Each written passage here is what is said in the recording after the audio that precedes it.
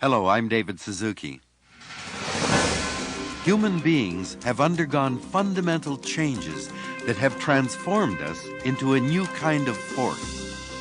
Never before, in the 4 billion-year history of life on Earth, has a single species been able to alter the geological, biological, and physical features of the planet.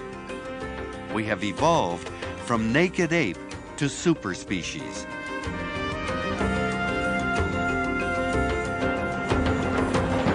From naked ape to superspecies, a special 8-part series on human culture and its impact on the natural world.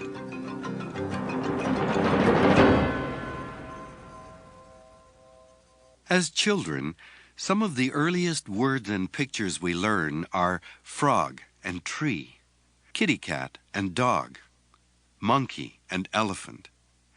We know our world is filled with other creatures, and we learn to love them.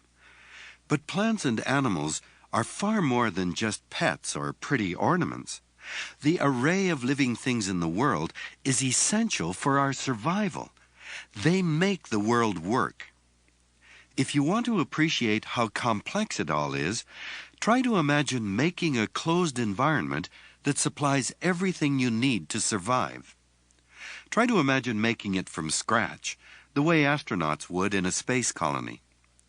Gretchen Daly thinks about these things. She's an ecologist at Stanford University. Imagine that a year from now, a spaceship's going to arrive in your backyard and take you off to the moon.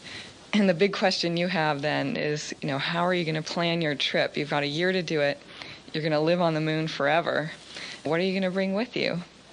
Maybe your thoughts would turn, mine probably would, first to my favorite music or my best friends and family that I'd want to persuade to bring with me, my pets, or who knows what.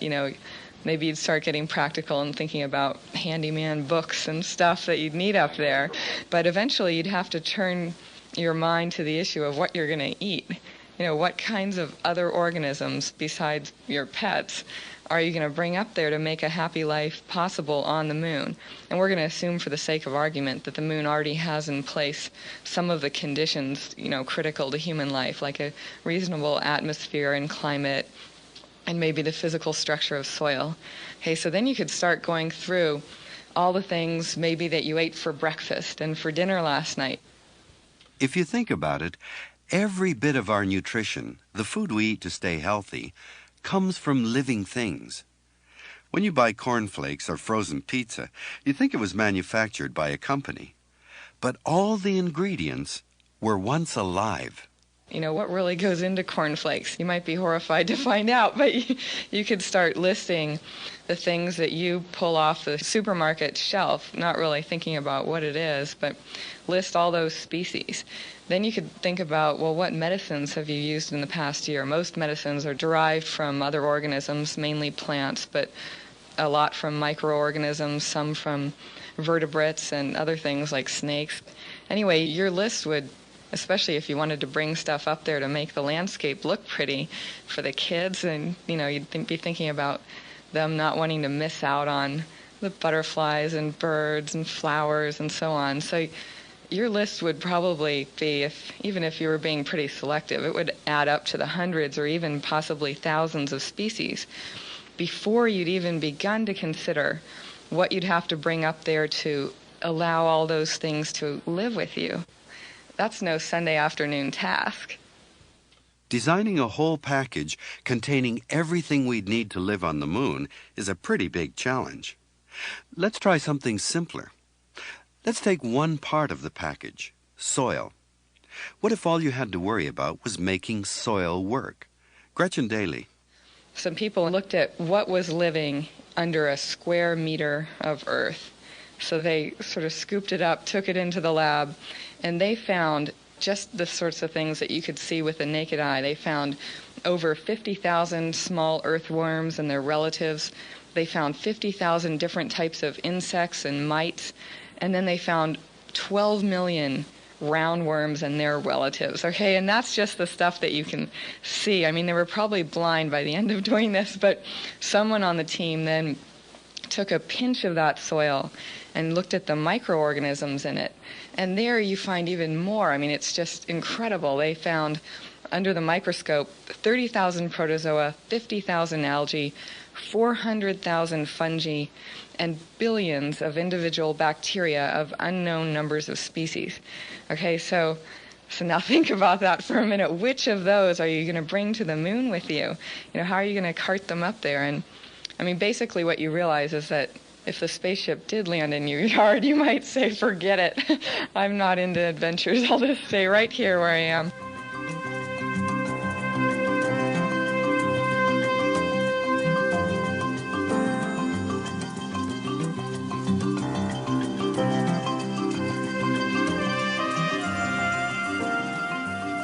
We love the idea of exploring space because it's an unknown frontier.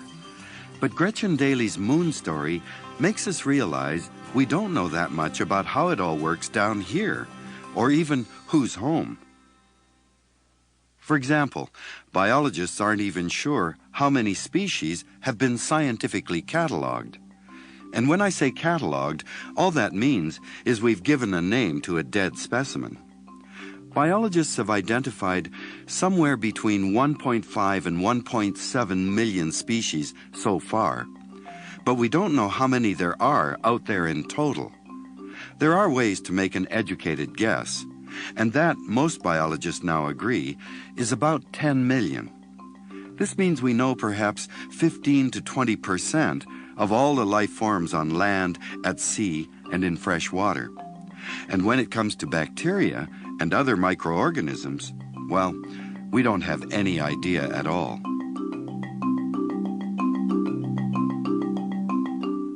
If there's anybody who knows what we don't know, it's Edward O. Wilson. He's a professor of ecology at Harvard University, and he's written many books, including 2 Pulitzer Prize winners. E.O. Wilson once told me he calculated that more money is spent in bars in New York City in 2 weeks than is spent around the world in a whole year surveying plants and animals. No wonder we know so little about them. We've only had a word to describe all this abundance of life since the mid-1980s. The word is biodiversity. Biodiversity is the short word for biological diversity. And actually it means something everyone is familiar with. It means the creation, literally. It means the diversity of all forms of life on Earth. And that includes the variety of natural ecosystems, from the open ocean to marsh to rainforest. It means the variety of plants and animals and microorganisms, the species that make up those ecosystems. And finally, it means the variety in the genes that prescribe the characteristics of those organisms. And beyond that, it is a precious bequest that nature has given to us. Those species, millions of species that are out there, are on the average, depending on the group of organisms, whether, say, trees or butterflies, 500,000 to 10 million years old. And they've taken that time to become exquisitely well adapted to the environment, fitting together to create these ecosystems on which our very existence depends. The concept of biodiversity doesn't just mean all the different creatures that live on this planet. It includes the work they do together to create the life cycles on which we all depend. They make air, water, and soil, and cleanse all our wastes. For example, green plants turn sunlight into energy, which they provide to the rest of us when we eat them. Microorganisms in the soil filter our water. Biologists term these processes ecosystem services. We can't live without the rest of life, but that feeling isn't entirely mutual. E.O. Wilson. To get perspective on the interdependence of different life forms on Earth, I like to use this example.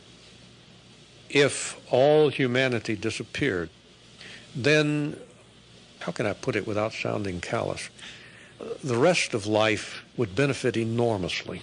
The forests would grow back, the whole earth would green up again, the oceans would teem, and so on. Of course, there would be no truly intelligent creature around to enjoy it. If, on the other hand, let's take an example of one of the most abundant animals on the land, in addition to humanity, take the ants. If the ants were all to disappear, the results would be close to catastrophic, because the ants turn a very large part of our soil. They turn as much soil as earthworms in the North Temperate Zone, and they turn much more of the soil than earthworms and most other creatures in the tropics. They are the major predators of other insects and keep the cycle going that way. They are the chief scavengers of small animals, removing over 90% of small dead creatures, and so on and on. If they were to all disappear, there would be major extinctions of other species and probably even partial collapse of some ecosystems. So biodiversity would suffer.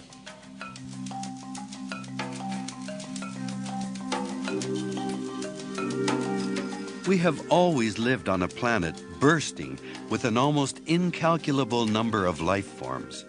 For most of human existence, it seemed impossible that we could ever have any effect on such things as the skies, the mountains, and the seas. Our wealth was not only incalculable, it kept renewing itself. But now we can poison the skies, level mountains, and fish the seas bare. In this century, human beings have exploded in numbers, consumption, and technological muscle power. And this has put enormous pressure on other species, driving many of them out of existence. But the fact is, 99% of all of the species that have ever existed went extinct before we humans even got here. So extinction is natural. Why worry? E.O. Wilson. The idea that extinction is natural, that evolution will replace the species that are lost, and so has it ever been since the beginning of life. Humanity is just the latest agent of extinction. If we're really part of nature, we ought to accept that. This is what I call one of the great forms of denial about the environment. It overlooks the fact that those 99% of species that became extinct are spread out over 3 billion years. You know, there's this turnover. The average life of a species, and this is what should matter to humanity, is on the order of 1 million years. And we are drastically shortening that lifetime for species. And since it takes a long time, thousands to millions of years, to create as fully developed a species as the ones around us, then we are doing the equivalent of drawing down hard on our bank account. We are destroying species at a far faster rate. We estimate somewhere between 100 times and 1,000 times faster than species could be created, even if we left the natural environment alone. And you know, you can't be drawing down, say conservatively, on your bank account at 100 times the rate you're putting new money in without growing broke very fast. Our biological bank account is based on energy from the sun. Plants capture sunlight and convert it into sugars, which are used for energy by all the rest of life up and down the food chain. Every living thing needs energy to perpetuate itself. The ability of all species to reproduce and grow is our biological capital. Growth and reproduction, beyond what's needed to keep a species going, is our biological interest. We can use our interest, catching fish or cutting down trees, without endangering a species. But we run into trouble when we start dipping into our capital. Stuart Pimm is an eminent conservation biologist from the University of Tennessee. He's one of the scientists who's been paying attention to our biological spending habits. Let me give you a brief tour of what we're doing to the planet. If you take away the frozen bits of the planet, the area of the planet is about 130 million square kilometers. Of that, we take up about 15 million square kilometers for our agriculture. And almost all of that agriculture is cut into areas that were once forest. We have to also add into the calculation the amount of woodlands that we consume for fuel, which is a very large fraction. We also log large portions of the planet. We also graze parts of the planet. About something like 60 million square kilometers of the planet, about half of the non-frozen area, is pasture land of one kind or another. If you begin to think of the scale of that, 15 million square kilometers for agriculture, 60 million for grazing of one kind or another, the amount of forests we use. So the answer is about half. About half of the biological interest of the planet we are already consuming. That's sort of the bad news, because we know from the projections of human population growth that our human population is likely to double. And if you think what you see now in terms of the loss of biodiversity is bad, imagine what it will be like in 30, 40 years' time when the world's population has doubled. But in fact, there's bad news and there's worse news. We, humanity, have highlighted the planet. We have taken the best bits. The forests of Europe, of Japan, of North America are the bits that are just right. Not too hot, not too cold, not too wet, not too dry. What we are doing now is, having taken the best bits of the planet, as our population expands, it is moving into the areas that are not so good. We're moving into the areas of the planet that are basically indigestible.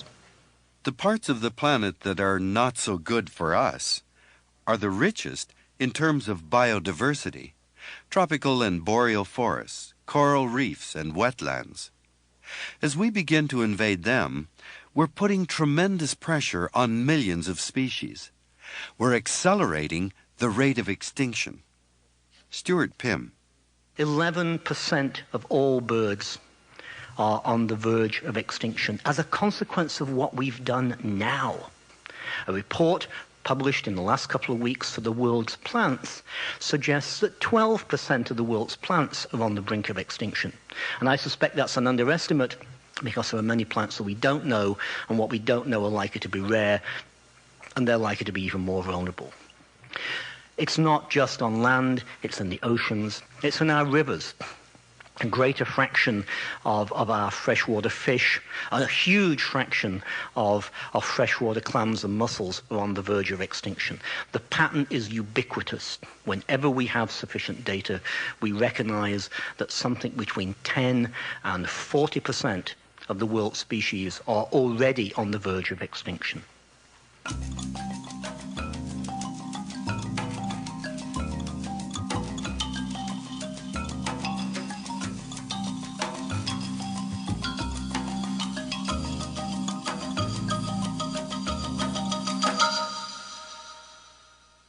There have been major episodes of extinction in the past. The fossil record tells us that 5 times so far, huge numbers of species suddenly disappeared. And some people think we're in the middle of a 6th. In each case in the past, new species evolved and made up for the ones that disappeared. The last big extinction spasm eliminated the dinosaurs, and that made way for the mammals and us. So what's the concern? E.O. Wilson.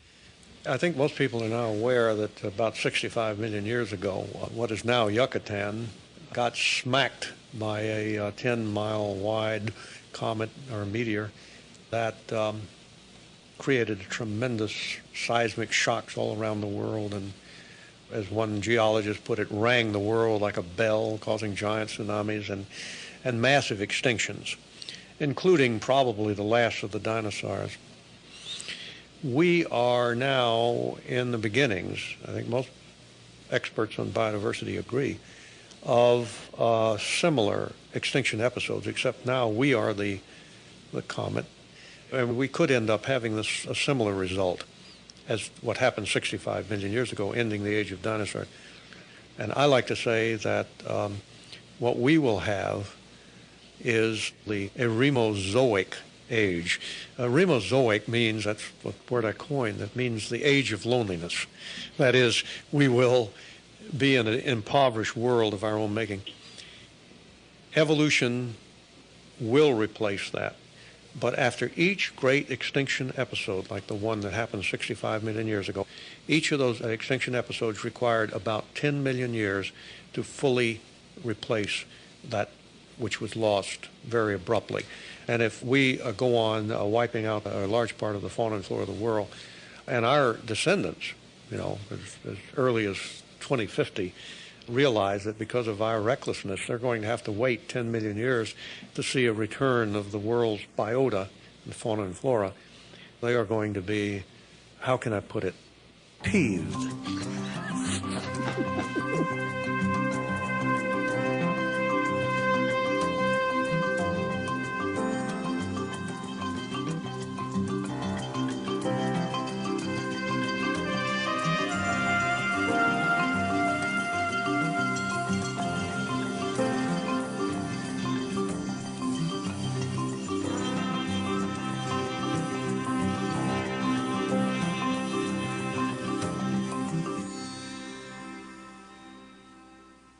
We are air-breathing landlubbers who live above ground, and that's how we view the world. But in fact, most of life on this planet is underwater or under our feet. Ecologists have long assumed that the capture of energy from sunlight, photosynthesis, is the driving force of ecosystems. But now, biologists have found that the process of decay, the breakdown of organic material, is the real regulator of ecosystems. That work is done by insects, worms, fungi, and microorganisms. Ori Laux is an ecologist at Miami University in southern Ohio. He's one of a vanishing breed. He doesn't just sit in a lab in front of a computer. He's actually out there mucking around in the dirt. He's studying the effects of pollution on forests along the Ohio River.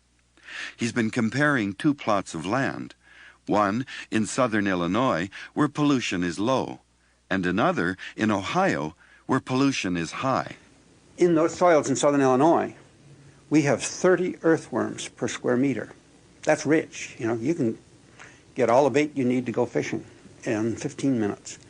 On the same soil, these soils were matched very identically, and they have the same kind of forest, white oak, black oak, and hickory on it. The same soils in southern Ohio have 1 earthworm per square meter, and it's a species that lives in dead wood. All of the earthworms that live in the soil are gone. This is an earth-shattering finding, because it's not just worms. It's all the other things in the soil as well. Almost half the biodiversity is gone from soils that are the richest on the North American continent. And you can see the effects. The trees are dying. Ori Laux. The death and decline in growth that we observe in that forest is attributable to the failure of function in the ecosystem, and that failure we believe is due to the loss of biological diversity. We've lost half of the numbers of individuals, and we've lost half of the species. And so we have to ask the question, at what point in species impoverishment did ecosystem function become so impaired that we destroyed the capacity of the trees to grow or to process litter? In other words, every aspect of that system, beginning from the soils and then spreading to the functioning of the larger species and to the birds that feed in the litter layer, every aspect is now dysfunctional.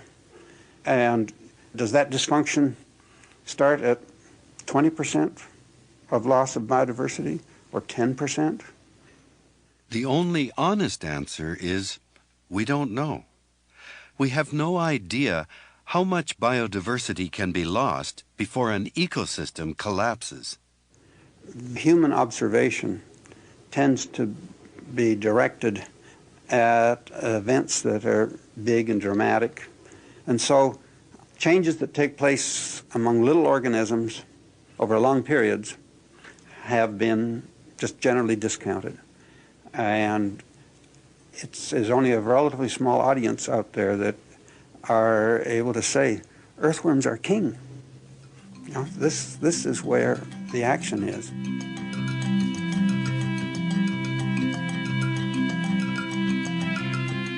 We already know we're exterminating elephants and rhinos and whales and other big species at catastrophic rates.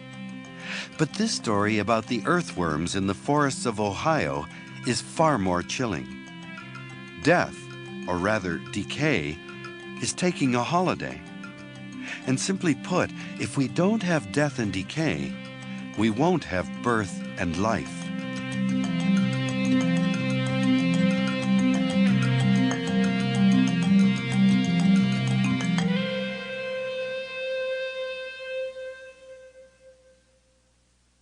In September of 1991, 8 people were sealed into a giant bubble in the middle of the Arizona desert.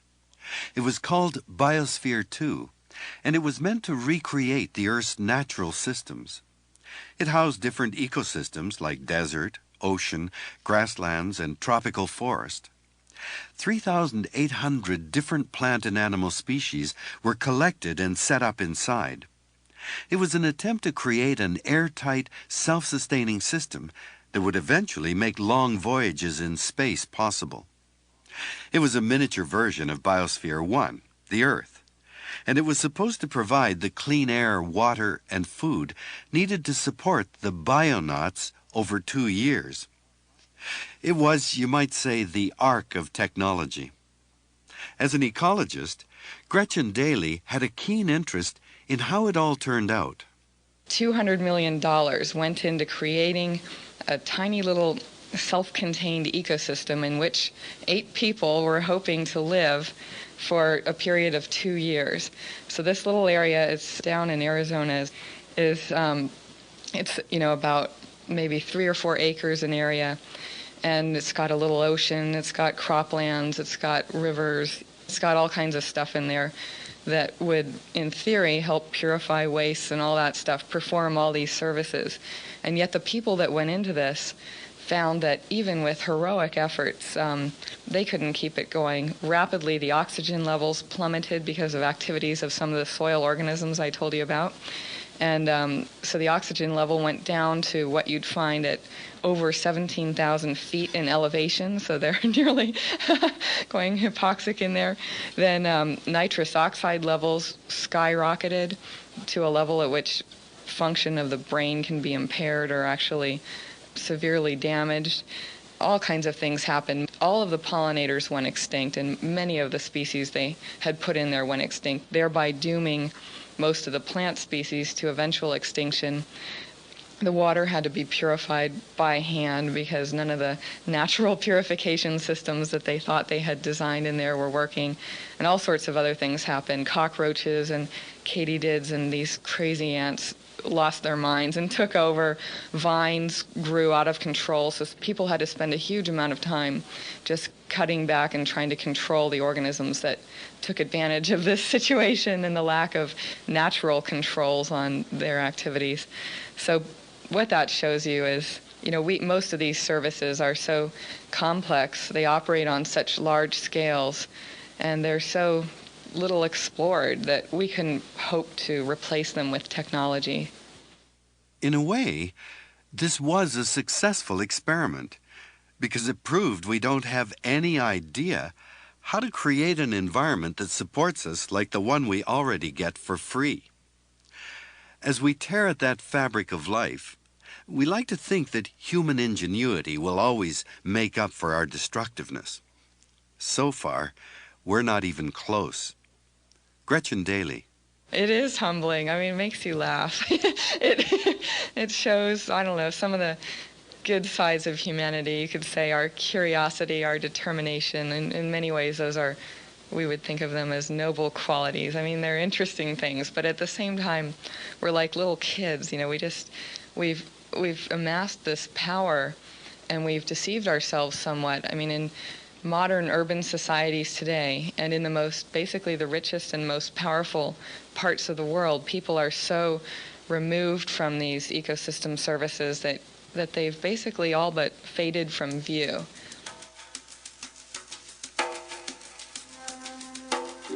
Biosphere 2 tells a story that's humbling. It ought to make us reassess a great deal of what we do. But in the last 200 years, science and technology have worked wonders. People used to die far younger.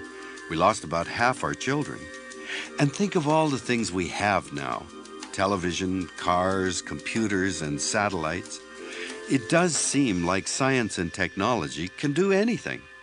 Why can't it save biodiversity as well? E.O. Wilson.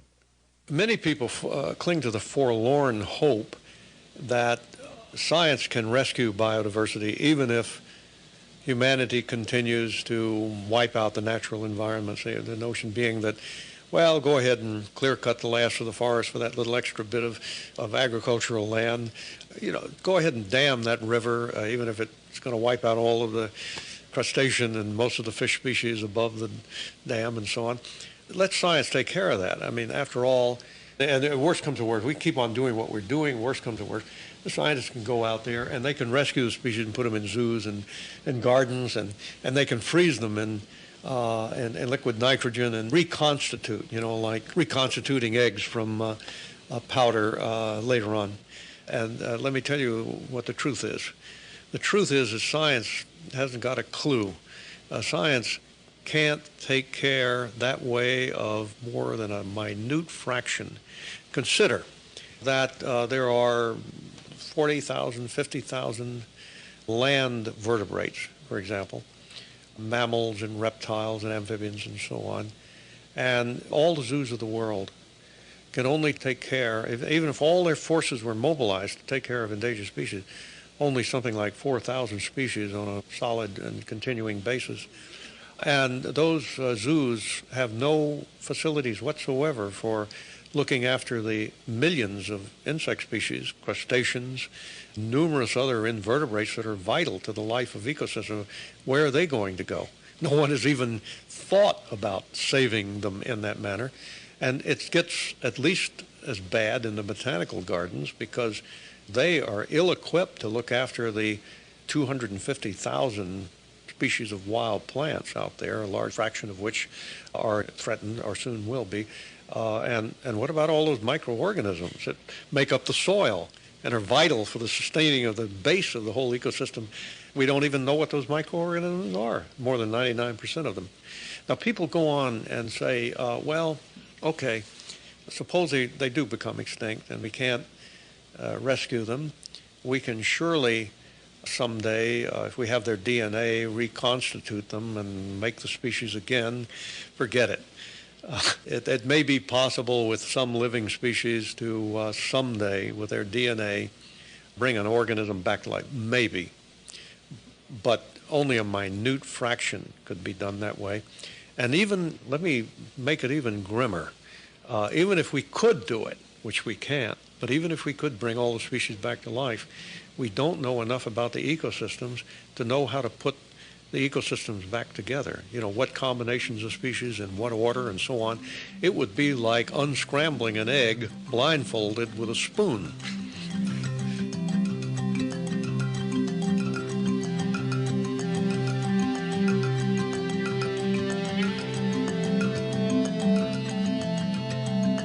If we think we can eliminate those natural ecosystems and substitute prosthetic devices to keep the planet in that delicately balanced, highly peculiar state on which humanity depends in its physiology for its life, then we are kidding ourselves.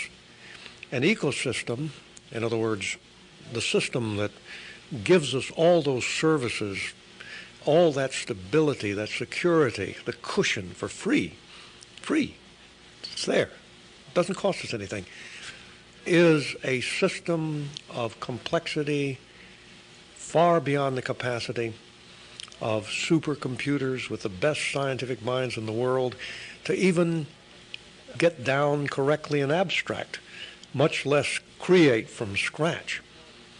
So for a few centuries, ladies and gentlemen, the wise thing for humanity to do is to settle down before it wrecks the planet and to save as much of our natural ecosystems and species as we can to carry us through the tough times coming in the 21st century.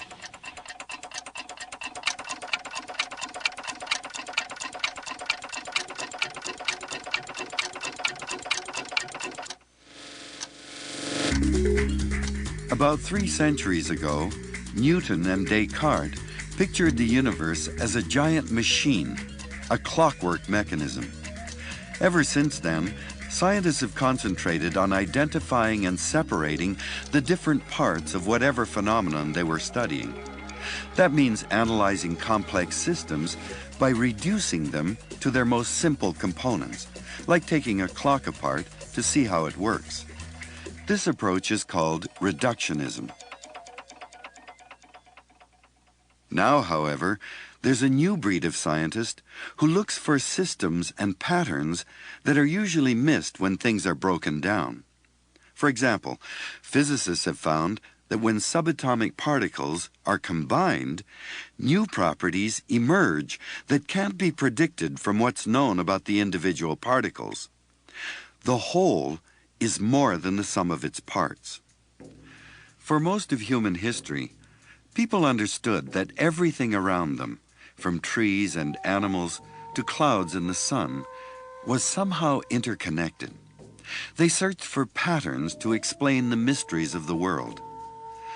Modern reductionism pushed aside these old ideas, but now they're coming back. Brian Swim is a mathematician and cosmologist. He believes that science is converging with ancient tradition. I think that the really thrilling opening for our culture, our planetary culture, is that the deepest discoveries of science have an amazing corroboration with the ancient spiritual insights of our wisdom traditions. Say, take the Buddhist world and the notion of emptiness. The emptiness is something that is full. It's a realm that generates all that is. Well, for 400 years of science, this made utterly no sense whatsoever. But now, in quantum physics, we realize that elementary particles emerge out of the vacuum. And then we actually measured it. And we now know, as an absolute scientific fact, that the basis of reality is emptiness. Now, we say vacuum, or we'll say the quantum vacuum, or zero-point energy. All of these are simply words that scientists have used to point to a very mysterious reality. It's a reality that doesn't consist of things. It is actually a reality that consists of power to give birth to everything. So our actual understanding now of the universe from its physical dimension corresponds very deeply with these ancient understandings in Buddhism and Hinduism concerned with emptiness. The most viable scientific hypothesis of the birth of the universe is that the universe emerges out of the vacuum. And this sounds very similar to traditional understanding of Atman Shunyata, or in the Christian tradition it would be the Godhead, or sometimes theologians would talk about the super essential darkness of God. Well, that's another way of referring to a realm that scientists are pointing to with the word quantum vacuum, or just vacuum. One of the most remarkable new theories to come out of recent scientific discoveries is that the Earth regulates its own systems. The atmosphere, the land, the oceans, and all the living things on Earth somehow interact to keep conditions stable over long periods of time. Brian Swim. One easy way of capturing this is simply to say the Earth is alive. Of course, the Earth is not alive the way a salamander is. It doesn't give birth to baby Earths. So the word live here is used in an analogous way. It's alive in the sense that it actually organizes itself so the complexity of its life forms might continue. One easy way of seeing this is that the life forms require a particular spectrum of temperature for the molecules to operate. And the Earth maintains itself in that range that enables life to come forth. And the reason we know that Earth is actually maintaining itself is that the output of the sun has changed drastically over billions of years. It was 25% less intense in the beginnings of life. And so life had to alter the clouds and so forth to trap the heat to keep the Earth at a particular temperature. I mean, it's another stunning realization, because you can't perceive the earth as self-regulating in our own local frame of reference.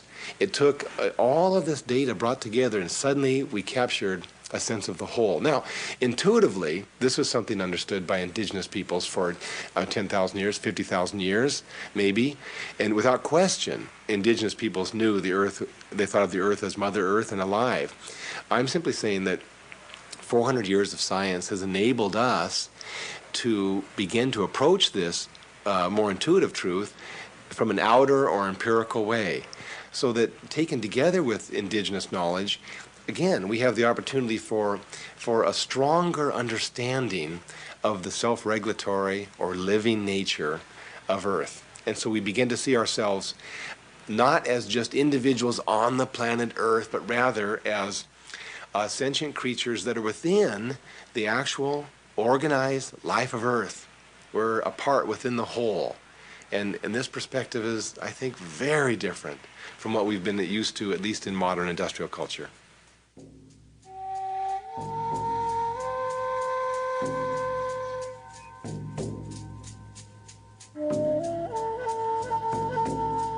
Brian Swim thinks the discoveries of quantum physics may finally give our wandering tribes a mythos to help us join back up with each other and with all the other creatures who share the planet with us. Where science helps here a little bit is that we now see that we are actually kin to every species. By looking at the molecules, by looking at the forms of metabolism, by looking at the genetics, we start to see that we share with every species. I mean, this recent discovery of a bacteria that deals with oxygen, it breathes, in a certain sense, oxygen. And so its way of dealing with the oxygen is with a molecule, a hemoglobin-like molecule. And so physicists examined the structure of this hemoglobin molecule. And then they looked at the hemoglobin molecule of a whale. Both of these capture oxygen. And when you put these two together on the computer screen, they're almost identical. And the reason they're almost identical is that they both have a common ancestor around 3 billion years ago. So that it's not that we're imposing a relationship upon the world. We say, well, we have to develop a bond with all creatures. It's that we are discovering, actually, at the level of consciousness, what's actually there in the very structure of the beings. The whale and the bacteria are cousins, and we're all cousins. And so I would say that the interrelatedness is there. So it's not a question of straining to feel concern for the creatures. It's rather the question of how do we activate an awareness of the deep bond that already exists. That's the challenge.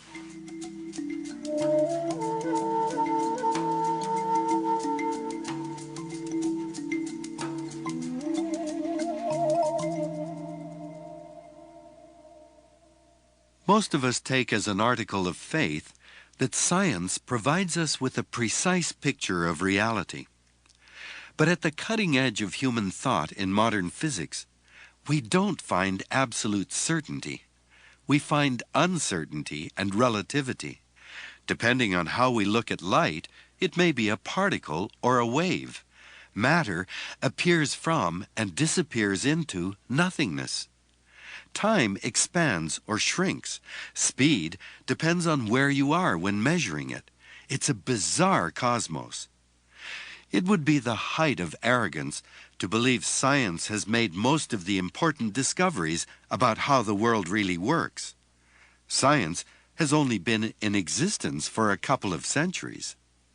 But for hundreds and thousands of years, our predecessors, indistinguishable from us physically or intellectually, were wondering about the cosmic unknown, the vast forces impinging on their lives. There were countless Einsteins and Curies among them, and their dreams and insights were handed down through their oral traditions all over the globe. Indigenous knowledge has been tested by the most critical condition of all, survival.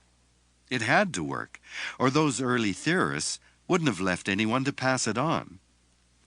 Seen in this way, we in the industrialized urban societies have much to gain from other perspectives.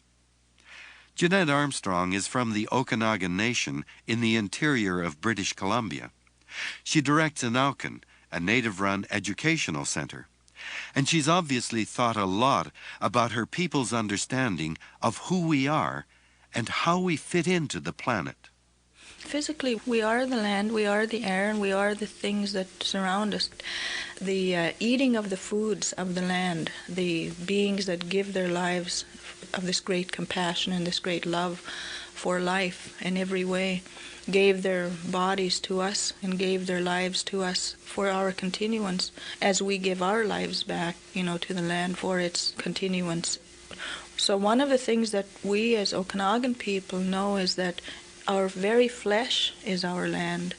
Our very breath that we take is our land. Everything that is about us is our land. And in seeing that and in knowing that, we understand that we have the same natural ability as the land to be whatever the land is. And so when we call on our spirits in the spirit world, that's how we talk to them, is that the most foundational word when we refer to everything is we only have one word, meaning everything, the land, the water, the birds, the insects, everything, including ourselves, we say Tamih. And that means everything, including us, has that life force in it. We're the same as everything else. Only our form changes because everything has to reveal itself in a different form so that this wonderful creation can be. Most of us live in the human-created and human-dominated environment of cities. Nature is something out there. Nature is a resource filled with commodities for us to exploit. As in the rest of the world, the ancient Okanagan landscape is being dismantled. Our old-growth forests are melting like snow. The creatures embedded in them, like the grizzlies, salmon, birds, and snakes, are vanishing too. Jeanette Armstrong's life has spanned the traditional world of her people and industrial society. I can go back to my memories with my grandmother and my grandfather and my different aunts and my brothers and sisters. I remember going out on the land with them. And going out onto the land was like being with members of the family in a way. And I never understood that until later when I started looking at what that meant. When my grandmother would say, grandmother, and name the lake, or grandfather and name the mountain, or these grandfather trees, and talk to the wildlife that way. I never used to see the differentiation between human beings and the life forms around us. And when those grandmothers or grandfather mountains or lakes or rivers or streams are destroyed, it's like your grandparents being hurt, For our people, no different than a family member leaving. And it's that connection at that level. And it's more than just an emotional regard for the land or emotional maybe love of the land because of its pictorial quality or its beauty. It's an actual relationship with our land in that way. And that relationship is generations long. It's not just an individual. And I can't see how life could be without that. And that, as I see, is the most fundamental different perspective.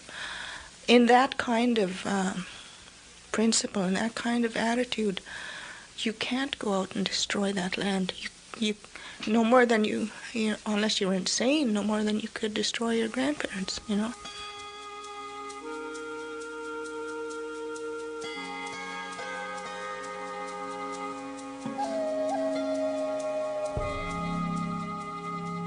I come from a very different world than Jeanette Armstrong. I'm a scientist by training, and as a scientist, I've also come to realize that we are inextricably bound up in the web of living things. We all share our DNA. We are all genetic relatives, created by the air, water, soil, and sunlight around us. When we look at the world this way, the environment is no longer something out there. It literally is inseparable from us. It is us.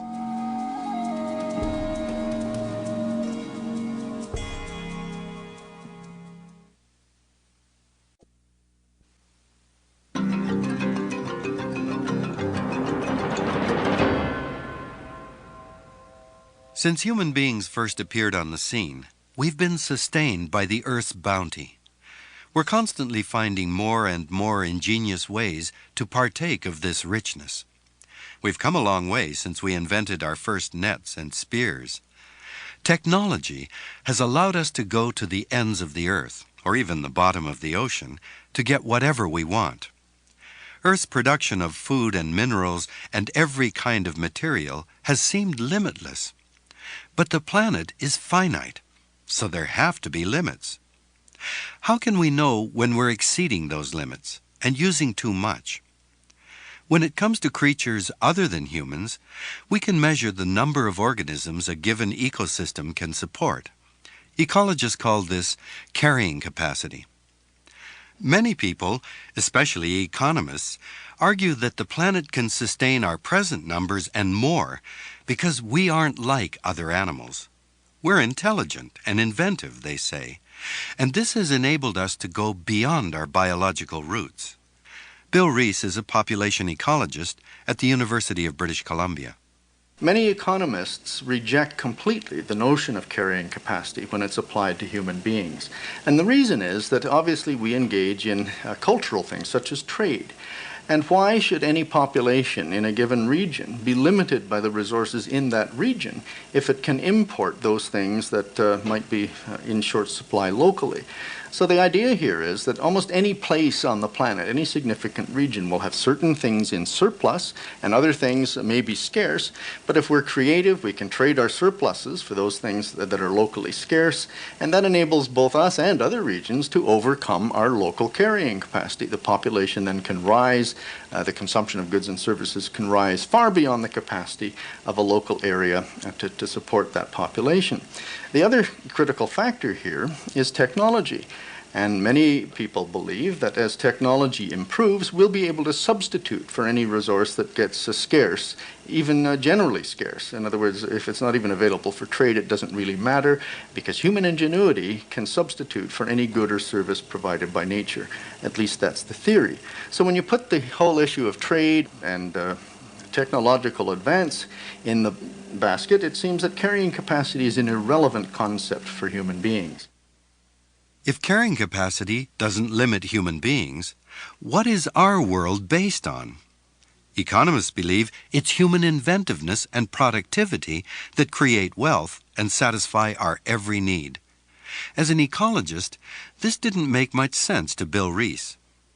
Well, I toyed with that idea for a long time because it seemed to me to violate something intrinsic or inherent about human beings, and that is that for all our technological wizardry, we're still real animals, we're still organisms dependent on physical processes and physical materials. The fact is that under any system of trading or under any level of technological development, each of us requires a certain productive area on the surface of the earth to maintain our current patterns of consumption.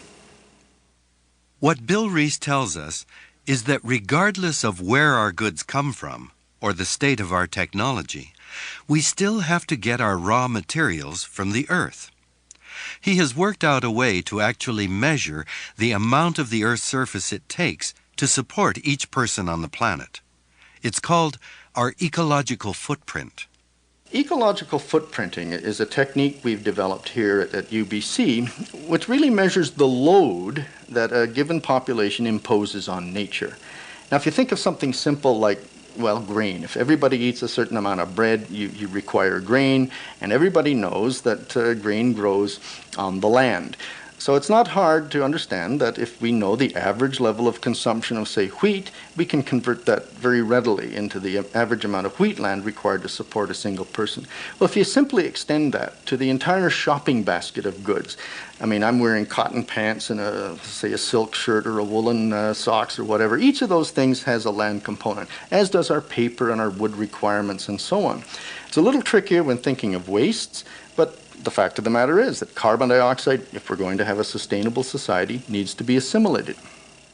Our wastes are dumped into the air or the water or on the land, so they're part of our ecological footprint too. Not just carbon dioxide from our car exhausts, but what we flush down our toilets and pour down the sink. When you add all of these things up, you come up with something called the ecological footprint, the actual amount of land producing goods and services in nature required to support a defined population.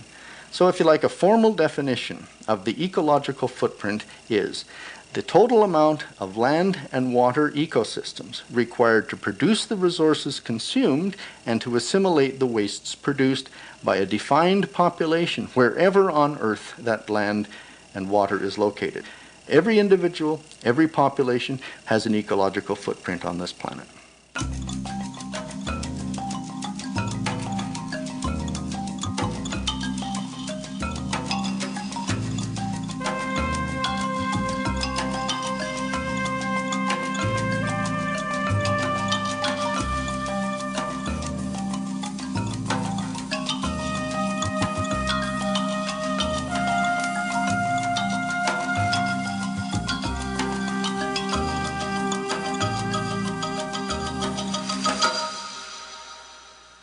Canadians are among the wealthiest people in the world. We have a lavish lifestyle. We drive big cars. We can eat fresh strawberries all year round. We have big houses full of stuff. It takes a lot of land to provide all this. We also need land to absorb the wastes we create, like carbon dioxide. That means we have a very big ecological footprint. Bill Reese has figured out just how big. Well, we estimate that the ecological footprint of an average Canadian, taking into account food requirements, fiber requirements, our wood requirements, paper requirements, and so on, plus just the assimilation of carbon dioxide, would bring us up to about 7 hectares per capita. So when I say the average Canadian needs 7 hectares of land overall, that brings us up to about 17 acres of biologically productive land of many, many different categories all over the surface of the Earth, dedicated exclusively to the support of every single Canadian given our current material standards. We Canadians are rich in resources. Lots of other places are less well endowed. What if everything was divvied up equally? Then, how much would each person on the planet be allowed? Bill Reese. Well, anybody can do the math. The reality is that there's about 6 billion, just under 6 billion people on the Earth right now. There are only about 8.9 billion hectares. And so if you divide the total amount of ecologically productive landscape by the human population, it means that if there were a fair world division here, we'd each get about 1.5 hectares of land. Similarly, if you actually look at the productive parts of the ocean, there's only 0.5 hectare per person, or just over an acre. So in total, what I call the fair Earth share per capita, given the present population, would be about 2 hectares of land and water, sufficiently productive to maintain a human being. So that means you and I, as average Canadians, require 3 to 4 times more than our fair share to keep us in the style to which we are accustomed. What would the consequences be of raising everyone on Earth to our standard of living? If we were somehow to become more equitable and bring every person on the planet up to Canadian material standards, then it's clear that we would need, if you wanted to be sustainable, a minimum of about 5 additional planet Earths to maintain that level of consumption safely. Now, people say, how can that be? Well, the reason is very simple. The average Canadian consumes vastly more than the average person elsewhere on the planet. In terms of energy consumption, we're fourfold consumers above everyone else. And if you compare us to the majority of the very poor, we are typically 10 to 40 times more extreme consumers than most people in the more impoverished countries such as India or Bangladesh. So if you increase by a factor of 10 the current levels of consumption of the 3/4 of the people who currently don't consume very much at all up to our levels, then in fact we've computed 4 or 5 planets would be required. Nature gives us trees and fish, metals and petroleum. But humans create cars, TVs, and jet planes. So we believe it's technology that generates wealth and our way of life. Surely technology, then, makes us less dependent on nature for what we need. Bill Reese. Now, David, it's really important to get people to understand here that many people just disregard these arguments out of hand. They say, don't worry about it. Human ingenuity will be sufficient to find substitutes for natural processes, substitutes for natural resources, and therefore concern over the future is ill-founded on ecological grounds.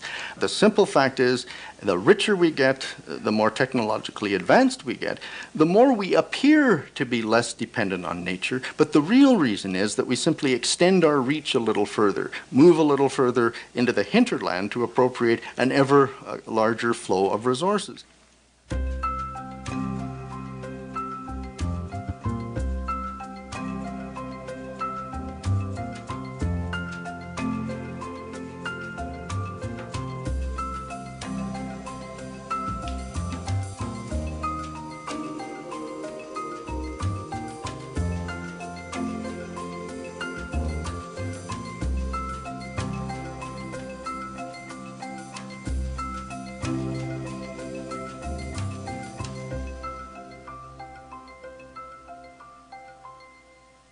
We are air-breathing landlubbers, so we have a natural bias that focuses on the land. Sylvia Earle is a marine biologist who has spent much of her life underwater. She's currently the explorer in residence for the National Geographic Society. She says people often ask her, why do we need the oceans?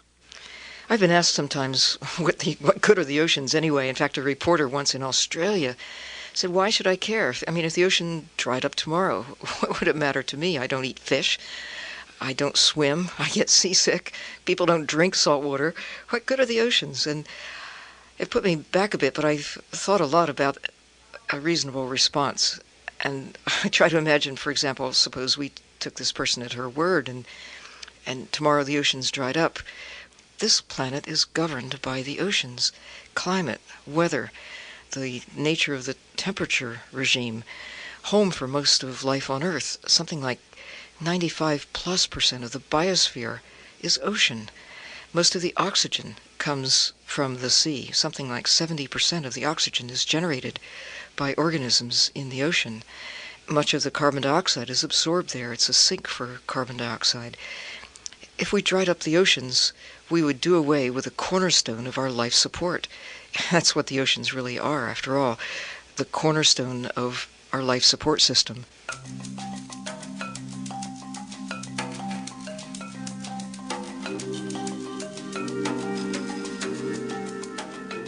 "71% of the planet is covered by oceans. They are alien territory, as mysterious to us as the moon. That has changed recently, thanks to new technologies.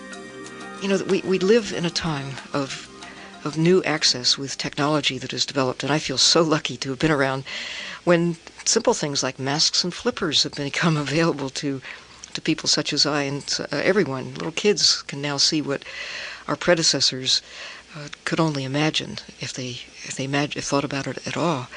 But more than that, submersibles have developed to the point where now you can go out and buy a ticket and take a ride into the ocean, at least down to 100 or 150 feet, or in some cases even deeper, and get a glimpse of what fish see day in, day out, night in, night out, and to understand that the ocean is changing. Fleets of new robotic devices have come about in our lifetime that provide access to depths that we previously haven't known about.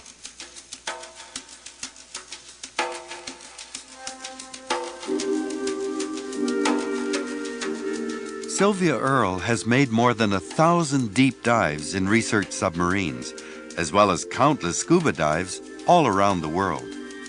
The technology that has allowed her to do this has also enabled us to take unprecedented volumes of fish and shellfish out of the oceans.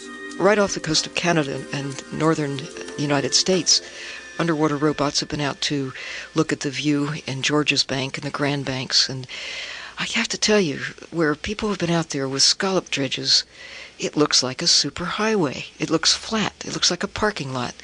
But this is like the bulldozer has just gone by. If you go in places where they haven't been scraping the seafloor, it looks hauntingly like a coral reef. There are sponges, there are corals, soft corals, that are beautiful with diverse life, crabs and shrimp and starfish and various kinds of fish, as well as, of course, the targeted species, the scallops, and in a few cases other creatures that are saved because they are yum yum delicious to eat, and so they're kept. But most of what is captured is thrown away. It's like going through the streets of Toronto and knocking down the buildings and trees and picking out a few pedestrians that you might like to munch on, or whatever it is that's your target. Most of the system is simply discarded. And that, unfortunately, is the way a lot of fishing is presently done. Even with all of our state-of-the-art equipment, we still are remarkably crude when it comes to capturing wildlife out of the oceans. For thousands of years, the oceans were bountiful for people living along their shores. Fish could be caught without reducing their numbers because their reproductive capacity was not diminished. That has all changed. We are mining the ocean's resources, not taking them sustainably. In the last few decades, we have begun to take devices really developed during World War II and apply them to wage war. You could call it that because it's like that, to wage war on creatures in the ocean, especially on fish, but other creatures as well. Devices to find what is out there in the ocean, acoustic devices, first developed to find enemy submarines, and now being applied to find populations that we don't see until we actually take giant nets, some nets large enough, literally, to engulf something as large as a dozen giant jets in a single swoop through the ocean. In one bite, you could take the equivalent of 12 747 aircraft, for example. The so-called bycatch is enormous, not just from what is taken in trawls that scrape the bottom of the seafloor, consuming the entire ecosystem in the quest for a handful of creatures, and everything else is thrown away. I refuse to use the word harvest because it's a misnomer when we talk about the ocean or talk about wildlife. We aren't harvesting the sea. We're simply doing what we did with buffalo and songbirds years ago, or wild ducks and geese. We are extracting them, and we are very good at doing so, finding them with acoustic means, then deploying nets down to take whatever is down there.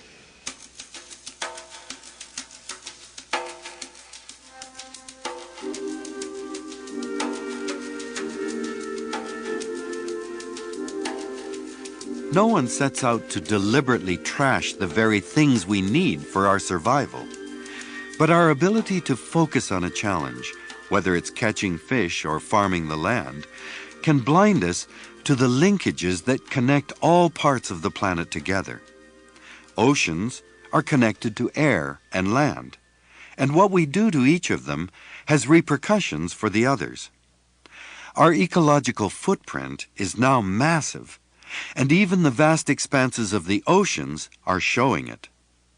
Taking care of the ocean starts at the tops of mountains, that what we do upstream affects everything downstream, that what we put on our backyards or our farms, or what we allow to go into the atmosphere, flows onto the land and ultimately into the sea. Ultimately, the sea is the sewer for the whole of civilization. Wherever on the planet we live, we are affecting the oceans of the world.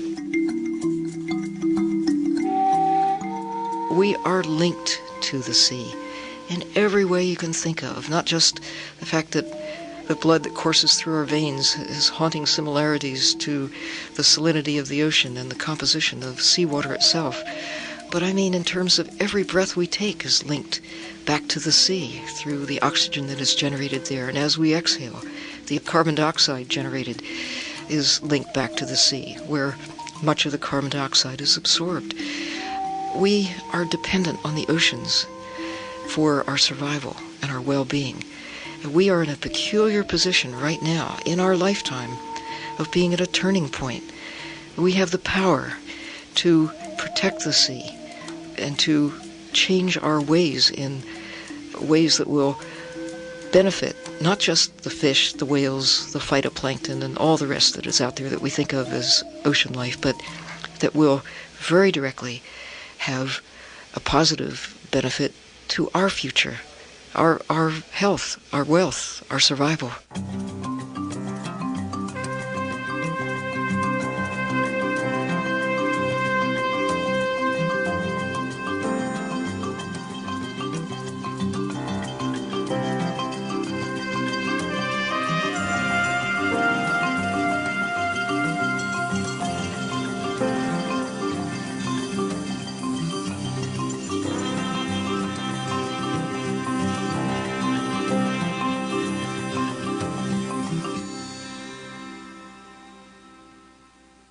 Imagine a time-lapse film of the Earth taken from space. Play back the last 10,000 years sped up so that a millennium passes by every minute.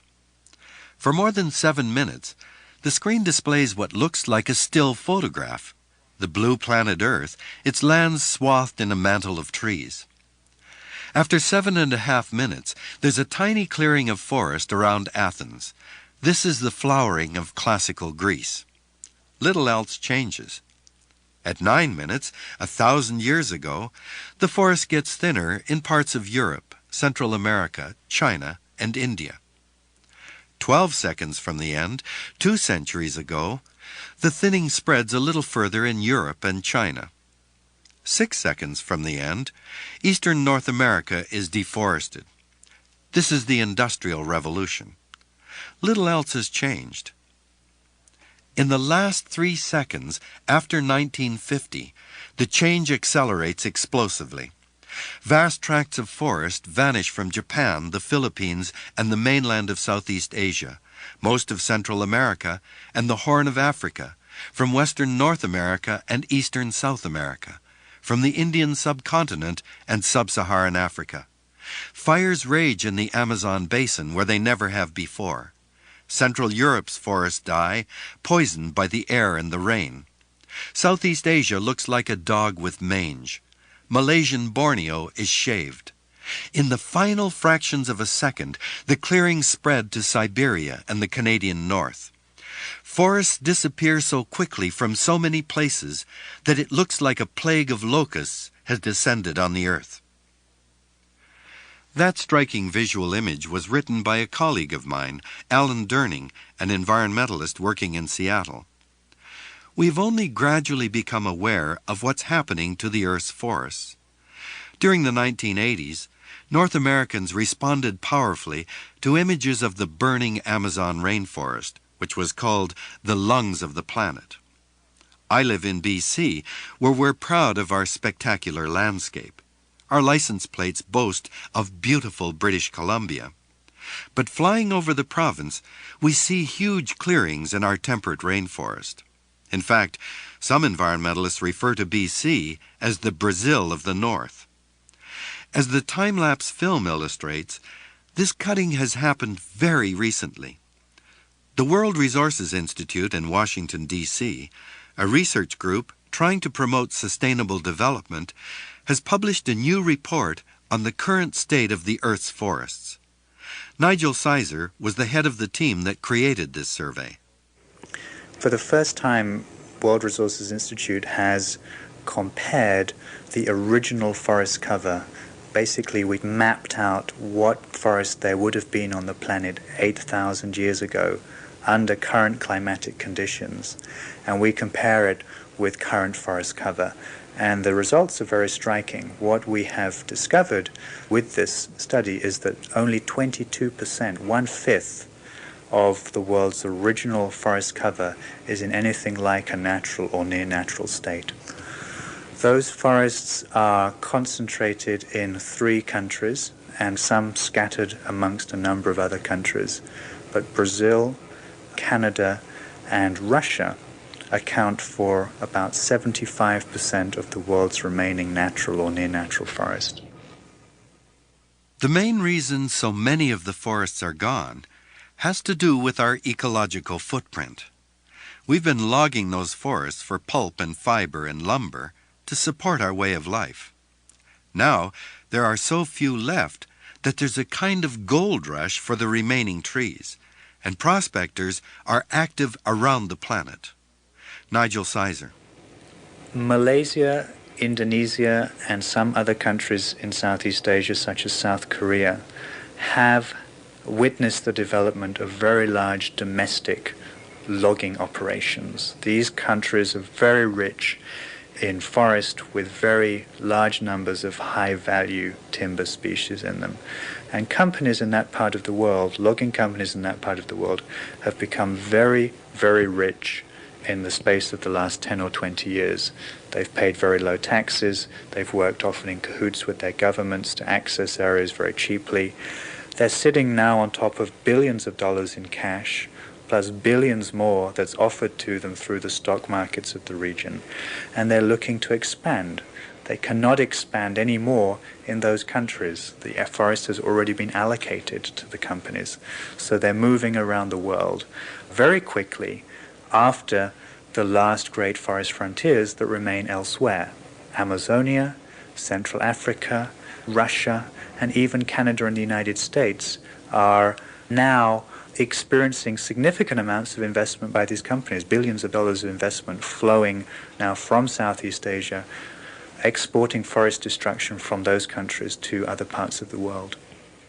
Canada is one of the few countries in the world with much of its original forest cover left. Just south of the Arctic tundra lies the boreal forest. It's not as lush as a tropical rainforest, but it's a vast and unique ecosystem.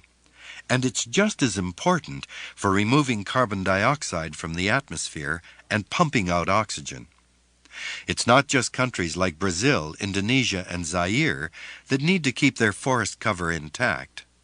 Canada does too. In Canada, the situation is strikingly similar to the situation in many developing countries, and that may surprise some Canadians. But as an international organization working around the world, we do see these parallels. We see a very tight connection between the political system and politicians and campaign financing and the operations and interests of the large pulp and paper and timber companies in that country. We see very limited public access to objective information about the state of Canada's forests. We collect global statistics on forests. Canada is one of the countries with the poorest national statistics on the state of their forests, which is very striking when you consider that the forest industry is one of the largest industries in Canada, and that this is a country with the expertise, the ability, and the resources to collect better statistics than just about anywhere else. This is a striking situation, and I don't think it's a coincidence. In our work mapping out global forest condition, the country where we received the most conflicting information and the most concerted pressure to ensure that we reflected this or that point of view was Canada, more than Brazil, more than Indonesia, more than Russia. I think that says a lot.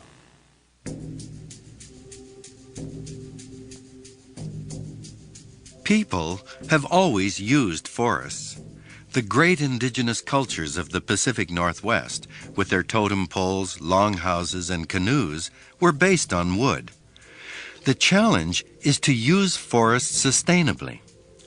Modern industrial forestry is on a different scale and is not sustainable. Our remaining ancient forests harbor tens of thousands of years of evolutionary secrets.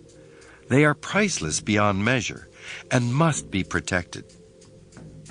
The big challenge is now to restore natural forest ecosystems, and that is perfectly possible.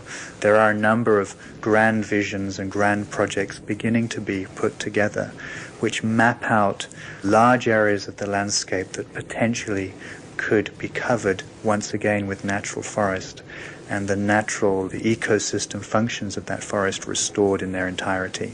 These are 50, 100, 200-year projects, but perfectly within the realm of human capability.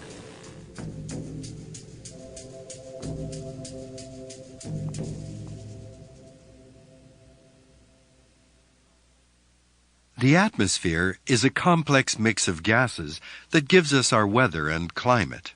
It's like an immense blanket that envelops the world and has maintained a temperature conducive to life. Very recently, that started to change. Stephen Schneider is a climatologist. He spent 20 years at the National Center for Atmospheric Research in Boulder, Colorado, and is currently a professor at Stanford. Is the climate of the planet changing? Well, the words global warming have become almost a battle cry for various factions in the world who, quote, believe or don't believe, who think it's serious or not serious.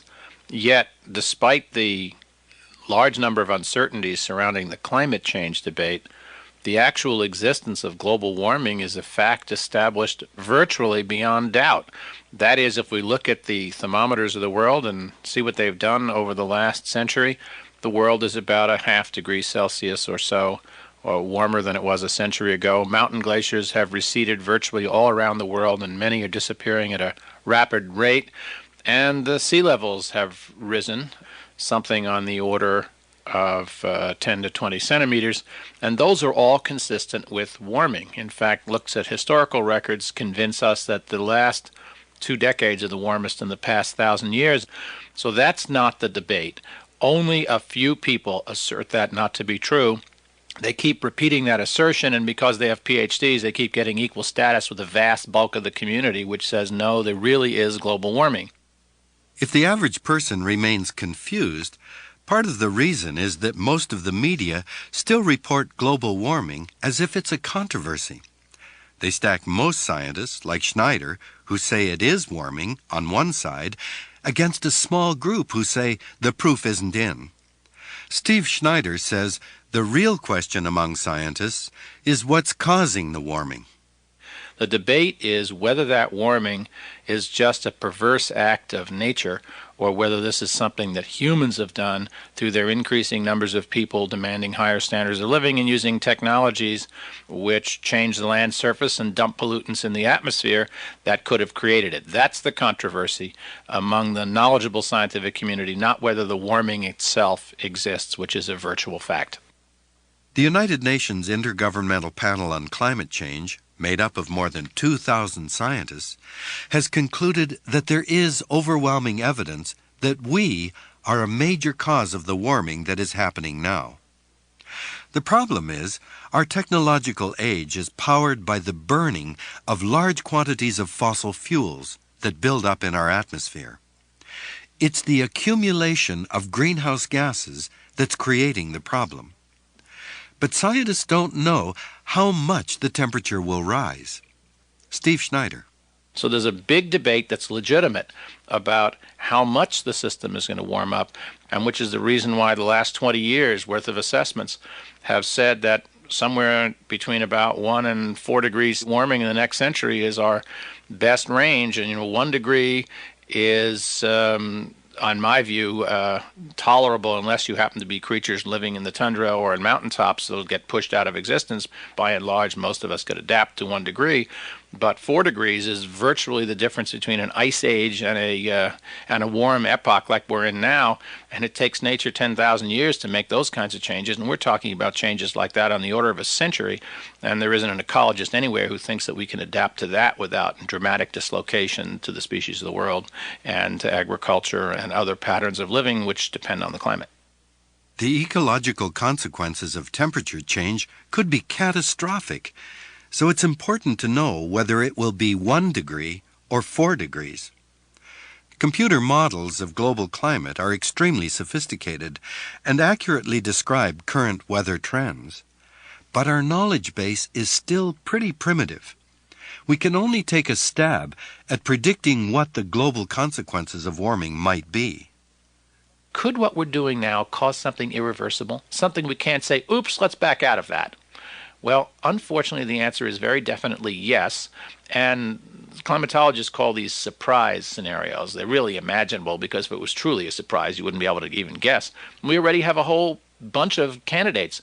If you change climate rapidly enough, and we're not smart enough to know what enough is yet, we think that we're getting toward that limit, but we're not really sure. It's a coin flip, basically. You could reorient the Gulf Stream, which could see the irony of the world warming up and Europe freezing down. Well, that would be a very, very catastrophic scenario for the planet, let alone, for Europe. Other irreversible events could be the beginning of the destruction of the West Antarctic ice sheet, which could raise sea level by many meters. Now, it will take hundreds of years for that scenario to play itself out. But once it starts, we can say, oops, changed our mind, don't need this, invented a new technology. Too late. It started, and you can't stop it. We can't afford to say, oops, too late. Scientists and engineers know there are all kinds of ways to significantly reduce our fossil fuel use. If we would only make the commitment and start to do it, it would reduce the dangers of climate change and shrink our ecological footprint as well. There's still time, but if we delay, the damage will be permanent. Steve Schneider. If we don't start slowing it down now and buy ourselves time to find out where these irreversibilities and where these surprises are, then we may very well be risking them without any capacity to do anything about it, no matter how much money we spend on it in the future. The bottom line is that we're performing an experiment, but this experiment is not in some ivory-covered hall in some university or a government lab. This is an experiment out there on the trees and the insects and us, and I've called this Laboratory Earth. And when we're performing an experiment on us and we don't really know the consequences, I think that good judgment and prudence calls for slowing it down until we know what we're doing.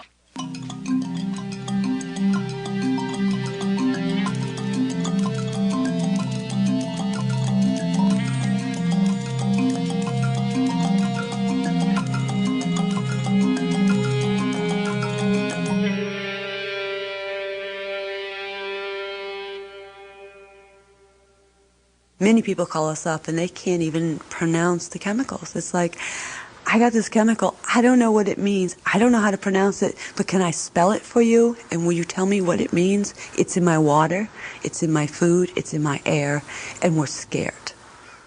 Lois Gibbs is an environmental activist.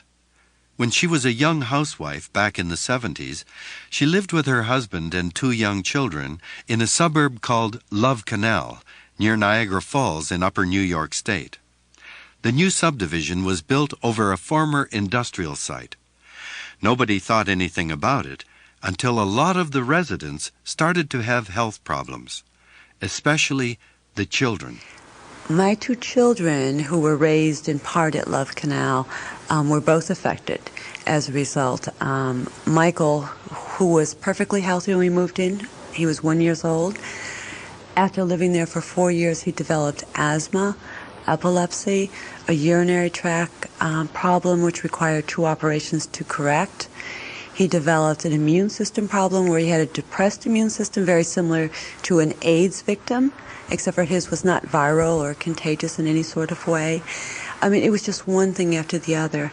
Melissa, who was conceived and carried at Love Canal, developed a rare blood disease where her body thought her platelets, that's what clots your blood, was a foreign object, and so her body started to destroy its platelets, and she was hemorrhaging internally. And she had a very high risk, and still has a very high risk, of leukemia as a result of that disease. Lois Gibbs was very frightened and at a loss to understand her children's health problems. Nothing in her background prepared her for this. I had a high school education, a C average. My goal in life was to be a homemaker. I didn't study algebra or chemistry because I didn't need that to bake a better cake, to change a diaper, to clean my house. So when I first found out about Love Canal, I actually read in the newspaper. For many years, I was asking my pediatrician, why is Michael so sick? I'm healthy, my husband's healthy, my family has a history of health. And he kept saying he didn't know. And then I read in this newspaper that says all these chemicals are at Love Canal. And the newspaper also talked about diseases and symptoms that come from exposure, mostly workplace exposure to these chemicals. And I'm reading this newspaper and I see epilepsy, asthma, depressed immune system, blood disorders, leukemia, and I'm checking off my kids' problems, and it was like, whoa, this is really scary. But it was not in Lois's nature to make a fuss. Like most of us, she assumed someone in charge would know what to do. And at first, I wasn't about to go out and do anything about it. I figured if I was scared, other people were scared. And so if I waited, soon somebody would come knock on my door who was much smarter and much more skilled than me and say, we want to do something about this problem.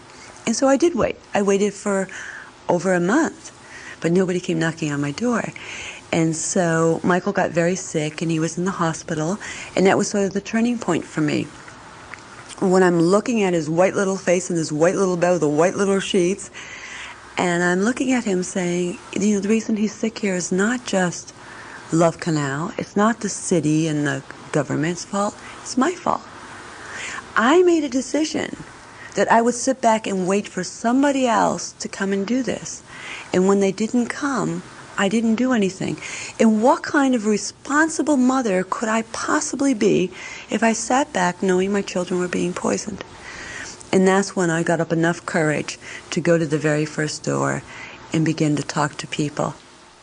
Lois Gibbs got the neighbors together. They compared their health problems and they started to organize. They made it their business to find out just what it was that was making them ill. They discovered that their homes and playgrounds were built over 20,000 tons of mixed chemicals, mostly solvents and pesticides, buried there by a chemical company. It was a toxic brew. Many families got sick at Love Canal. We had statistics that showed that 56% of the children born were born with birth defects, ranging from 3 ears to extra rows of teeth, extra fingers, extra toes, or mentally retarded. We found that the women at Love Canal gave birth statistically higher to low birth weight babies than in other communities. We had more miscarriages in stillborn children than other communities, and central nervous system problems, and so on. Lois Gibbs was transformed into an environmental activist. She rallied her neighbors to protest the actions of the chemical company and demand that the government do something. After years of fighting, they won. They received enough money to move away from Love Canal. I was trying to figure out, after we were all bought out at Love Canal, what am I going to do? And, do I want to go back and be a homemaker, and exactly what's my future? And I received this phone call for this woman in Texas, Brownsville, Texas. She said her 7-year-old son had brain cancer, and there were many children in her neighborhood with brain cancer, that he was going to die, that he probably only has 6 to 8 weeks left. And after he passed on, she wanted to do something about it. She didn't want his death to be in vain. And could I help her figure out what to do? And that was a turning point for me, because it was like, there are many people out there who are not doing this because of professional growth, but they're doing it because their children are dying. And somebody somewhere knew that that community was being poisoned. And somebody somewhere gave a permit, which is a license to kill as far as I'm concerned, for that little boy. And somebody has to be stopped. And the only way we can stop them is to take what I learned at Love Canal from a community's creativity and empowerment, and build a national group of moms and dads and factory workers and farmers and ranchers, and bring them together to say, this has got to stop. We can no longer allow children to be sacrificed for profit. The tragedy at Love Canal was a wake-up call about our industrial wastes. Now we know how much harm they can do to us and to all living things. We know there are big costs involved in cleanups, but the cost of not cleaning them up is bigger.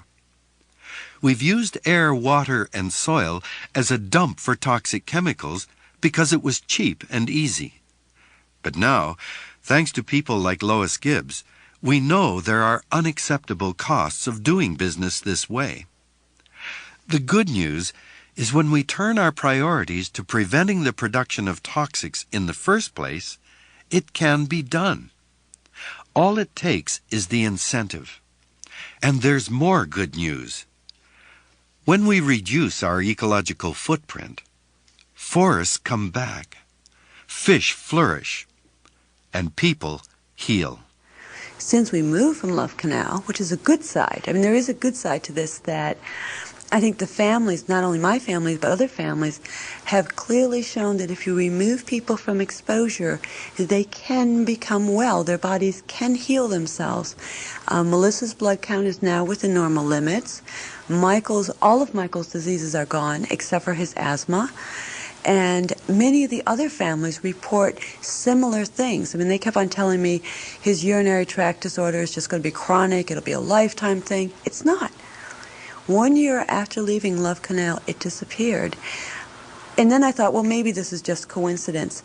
But when you look at the hematology clinic results for Melissa's blood, you actually could see the levels of platelets increasing over time.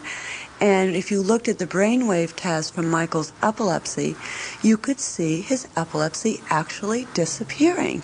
And so it isn't coincidence, and the body is an amazing instrument. And if we can remove ourselves from these chemicals, we can heal.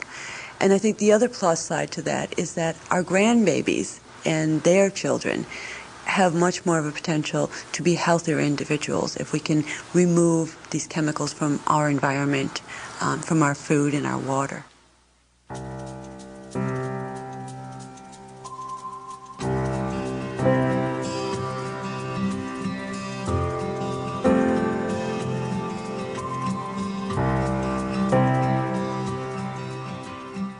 Nature is resilient, but the ecological footprint analysis informs us that the party is over. We've improved our standard of living by ignoring the ecological costs, and now it's caught up to us. Bill Reese. We've spent 30 years now creating a market economy and extending it to the rest of the world, in which the primary belief is that human welfare springs from increased production and consumption, or if you like, increased income. Now, that model is pervasive, and it's growing, and it's extended everywhere.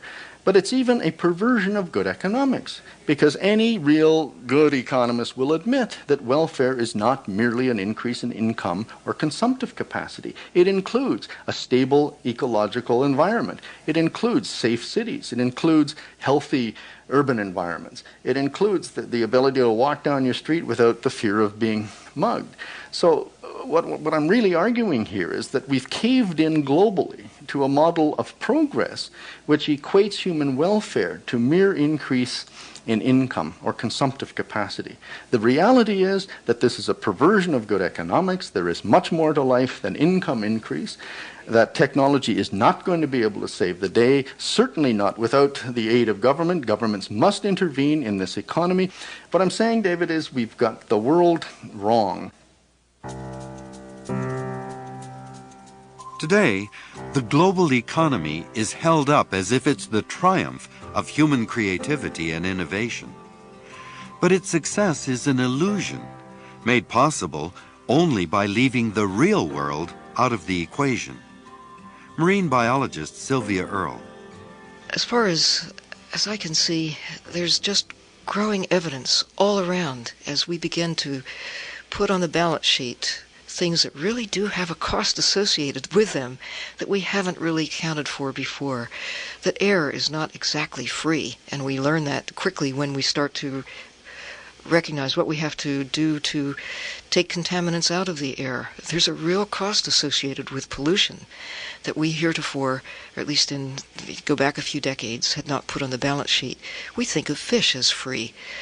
Fish are not free. Air is not free. Clean water is not free. There's a real cost to our health. There's a real cost to our future. But even beyond that, when you think about the sound economy, has to be rooted in a sound environment. These are not elements of our society that are in opposition. It's all part of a whole. Our entire economy is reliant on the existence of the environment. Tim Wirth has summed it up by saying, the economy is a wholly owned subsidiary of the environment. We all go back to the environment as the basis of our life.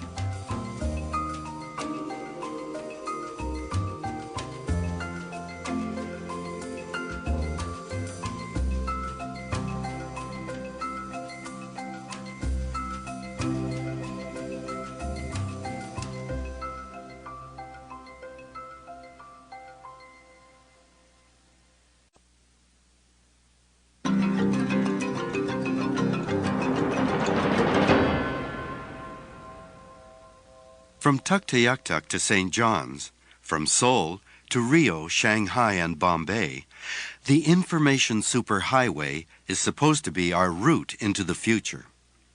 We know computers and the 500-channel universe are about entertainment and money, but they're also about civil society and human rights. The heart of democracy is an informed public. Armed with information, people are able to chart their way into the future. That's what we believe. And the revolution in information, we are told, will empower people everywhere. He served loyally for 8 years. Bush said he's ready to do more to protect the nation's land, air, and water. 1988, in a sense, is the year that the Earth spoke back. Our land, water, and soil support a remarkable range of human activities, but they can only take so much. And we must remember to treat them not as given, but as a gift. I'm an environmentalist. One of the reasons that the environment was a big topic on television and all the other media 10 years ago was that information about the trouble it was in had reached a large number of people. And that information, as we expected, turned into civic and political action. This concern for the quality of our air, water, and food built steadily ever since 1962, when Rachel Carson published her pioneering book, Silent Spring. 30 years later, in 1992, the largest gathering of heads of state ever in human history met in Rio for the Earth Summit. Brian Mulrooney and an unprecedented collection of more than 110 other world leaders lined up at the microphone today at the Earth Summit in Rio. Sustainable development became a rallying cry as politicians and business leaders promised to take a new path. The nations gathered here today have the human genius to create a world free from deprivation and secure from degradation. Henceforth, they said, the environment would be weighed in every political, social, and economic decision. Peace and development and the protection of a very fragile and challenged human environment. Yet 2 weeks after Rio, the group of 7 industrialized nations met in Munich, and not a word came up about the environment. They talked about the new global economy to be fueled by the information revolution. And ever since, media pundits have pronounced the economy as our main priority, while the environment is said to have fallen off the list of major problems. So what has happened since? Have the problems discussed at the Rio Summit gone away? Did our informed interest and demands for action start us all on a road to recovery, or could it be that having enormous amounts of information doesn't always mean that we're really informed?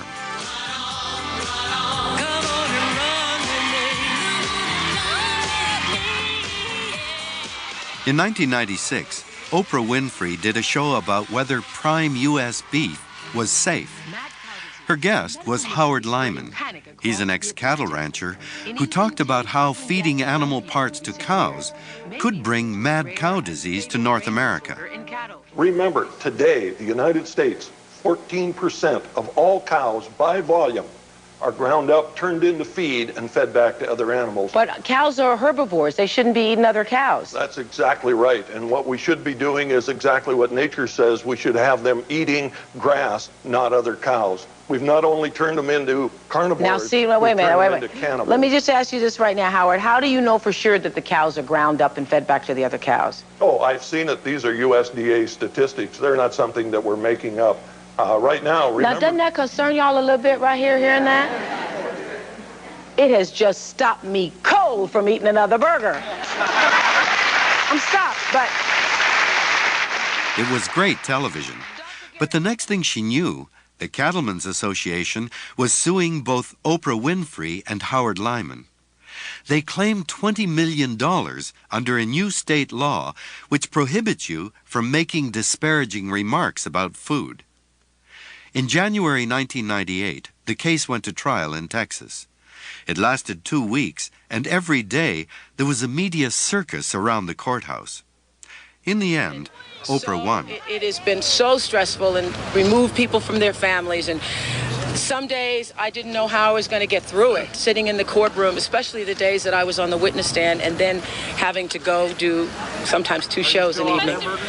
And I'm still off hamburgers.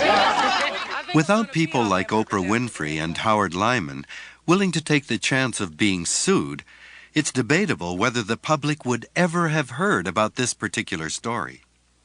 It's really important that we know what's going on around us. It's the basis, in a free society, for being able to form opinions about issues and act on them. In fact, it's an axiom that the entire concept of a democratic government is impossible without a free press. The accepted wisdom is that the more kinds of media we have, the better for society.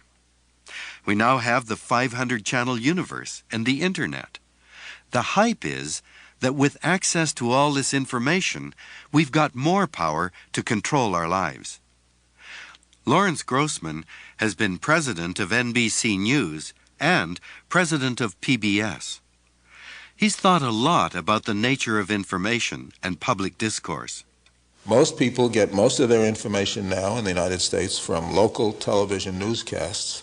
And local television newscasts, as every study has shown, are filled with nothing but crime and happy talk and sports and weather and very little else. So that while there's a great opportunity for an informed public to act in their own interest, there are real questions as to whether we're really getting an informed public. And while everybody talks about this great new age as the information age, what we're really seeing is not the information age coming upon us as much as the entertainment age. Does this mean that people are no longer interested in important public issues? Or are they not getting the information they need? There's a great tendency to blame the people. Why aren't they interested in things that affect their own lives? And at the same time, we're not doing anything about encouraging that interest, stimulating that interest, or providing what's necessary to make sure that they get well informed. And the one thing we know about in a democracy is that we cannot just leave it to chance. And it's certainly unwise to leave it to a media that is so totally dominated by entertainment, amusement, diversion, and the need for profits.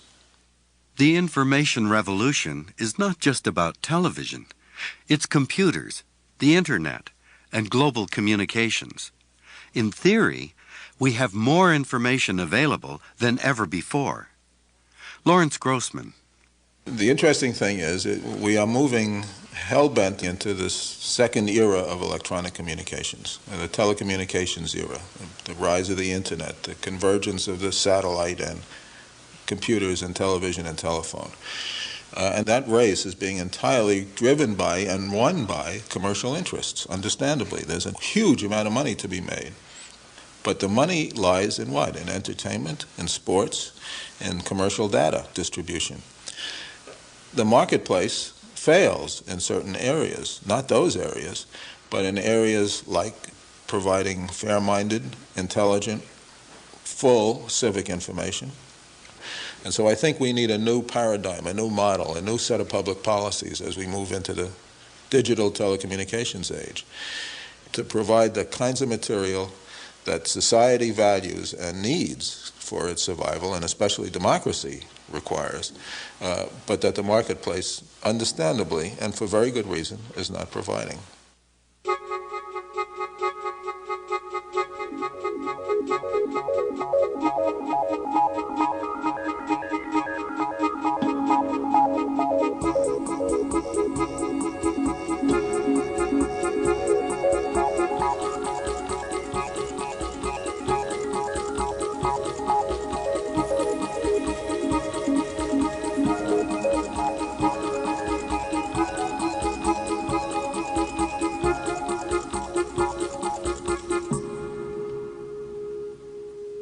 Neil Postman is an eminent media analyst.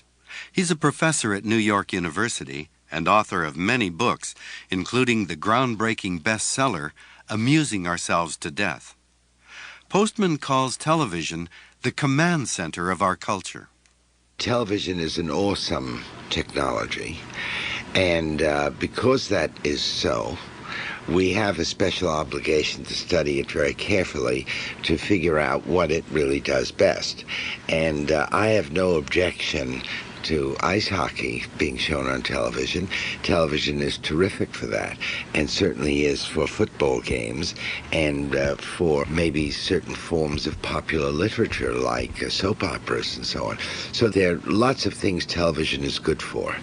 What it is not good for, complex discourse about politics, about education, about religion, about news, and so on. And the problem here in the States with television is that television has become the command center of the culture, almost the equivalent of the church in the medieval world. For anything to matter, then it had to come through the church. And in America today, for anything to matter, it's got to be on television. We go to television for everything. Our news, our commerce, our politics, our religion, our education, and so on. Now, it's at that point that I become the naysayer. I say this is not a medium that can present to us in forms that are intelligible and serious the ideas that every culture needs to have. People watch television, and that has to be said over and over again, the verb there. People watch it, and what they like to watch are fast-moving, exciting, exotic images. And that's what television is mainly good for. So it begins to become dangerous when people look to television for their serious ideas and information about the world.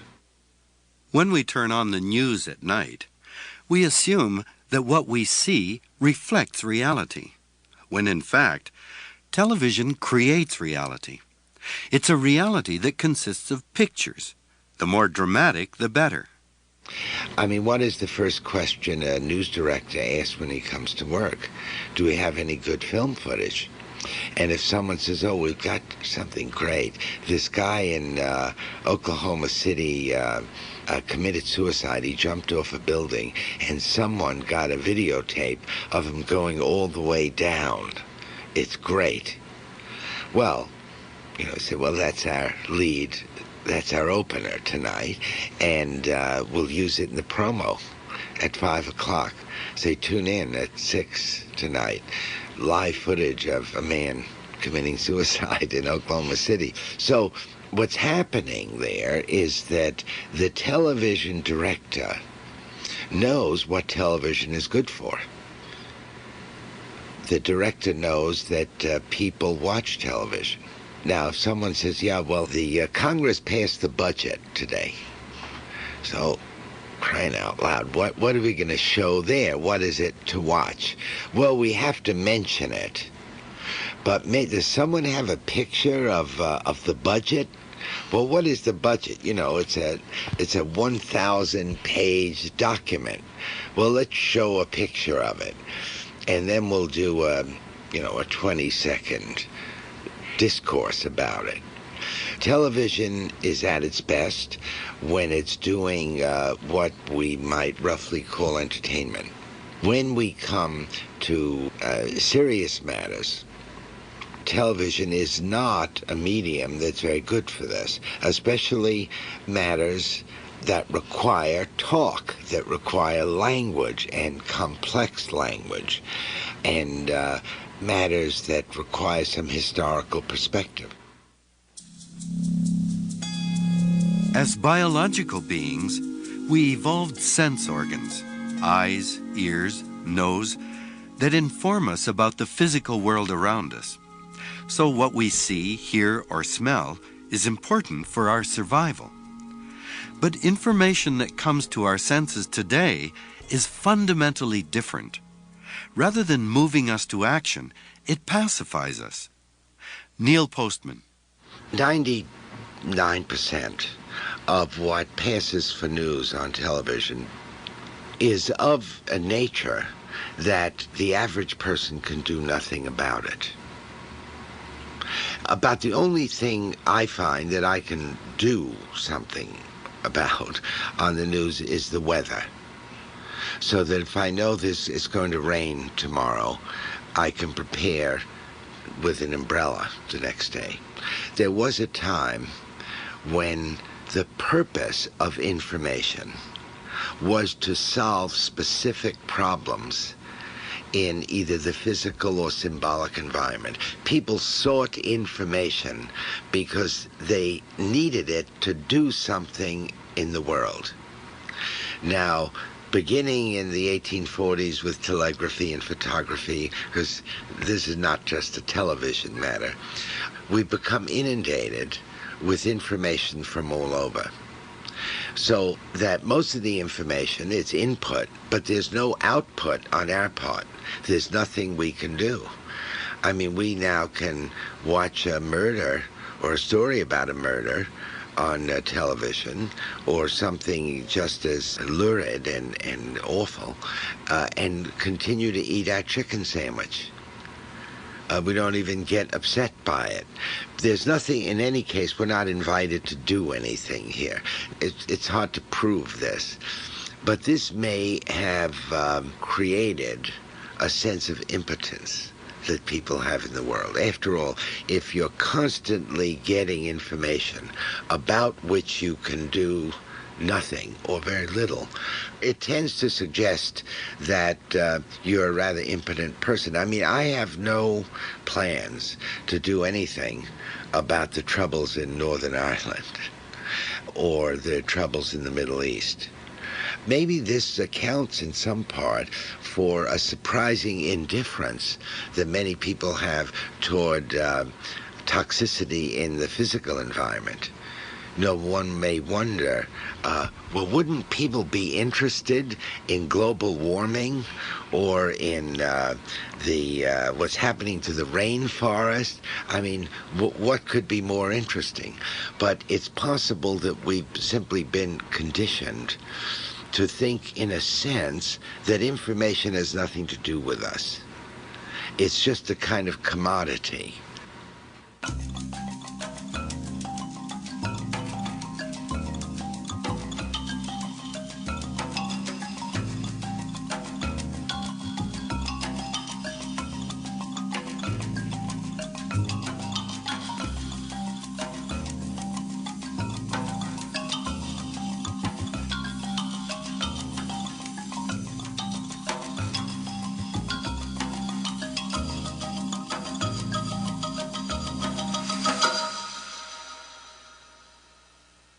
The media, newspapers, books, radio, television, the net, flood us with information.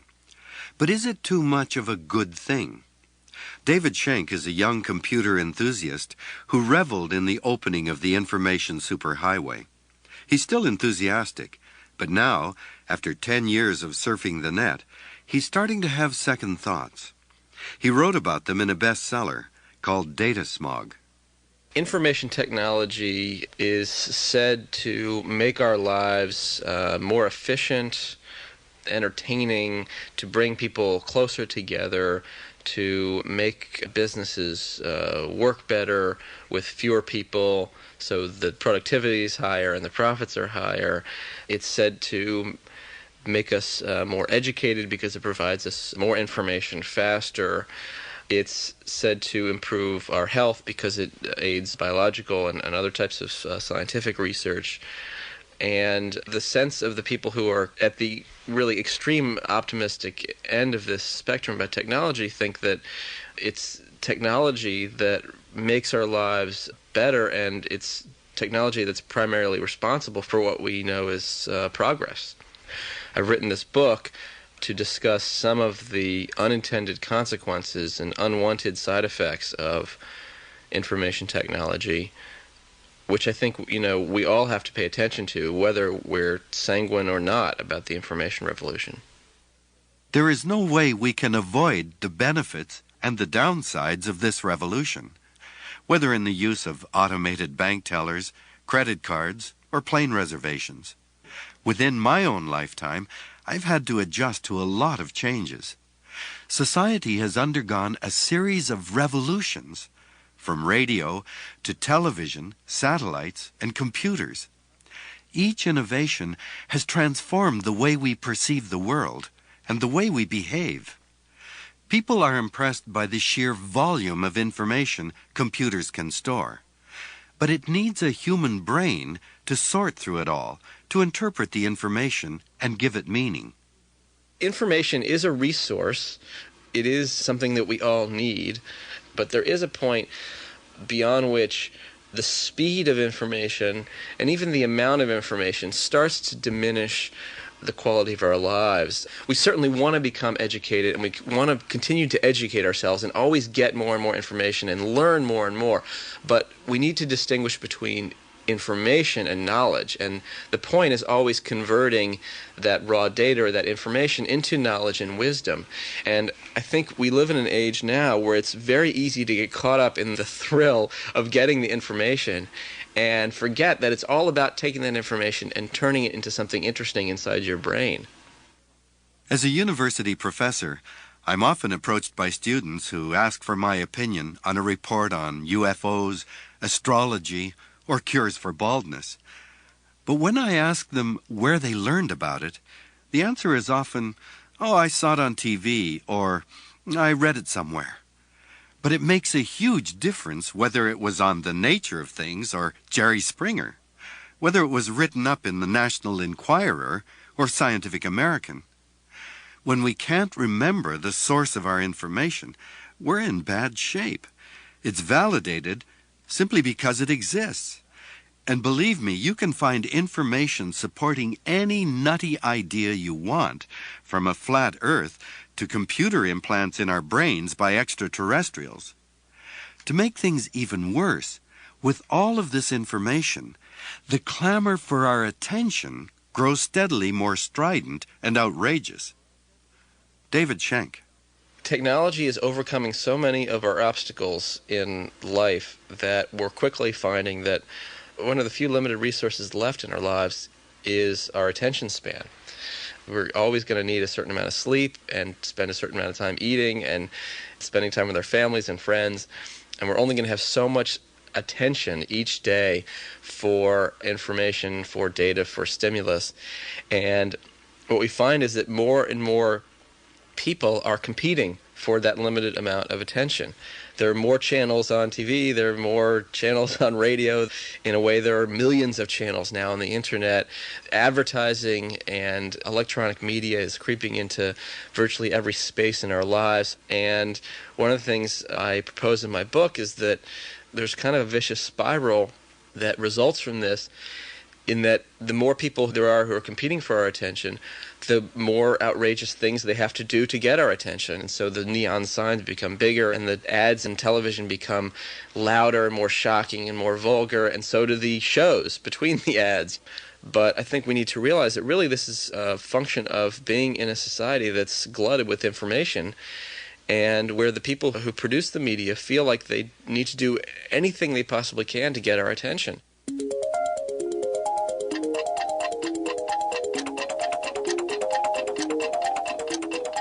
When I still worked in the lab as a full-time scientist, I'd wake up in the morning thinking about some idea and research, then go to work and think and read and talk only about that idea, then go back to the lab at night to keep working on it, and this would go on for days and weeks.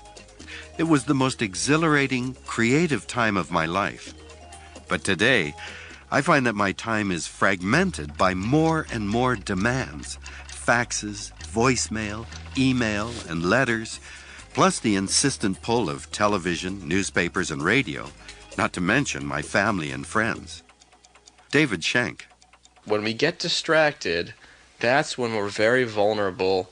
Not only do our lives start to lose some of the quality, we can't concentrate as well, and we don't communicate as well, and so forth. We have a general kind of feeling of angst or, anxiety, malaise, just from being distracted.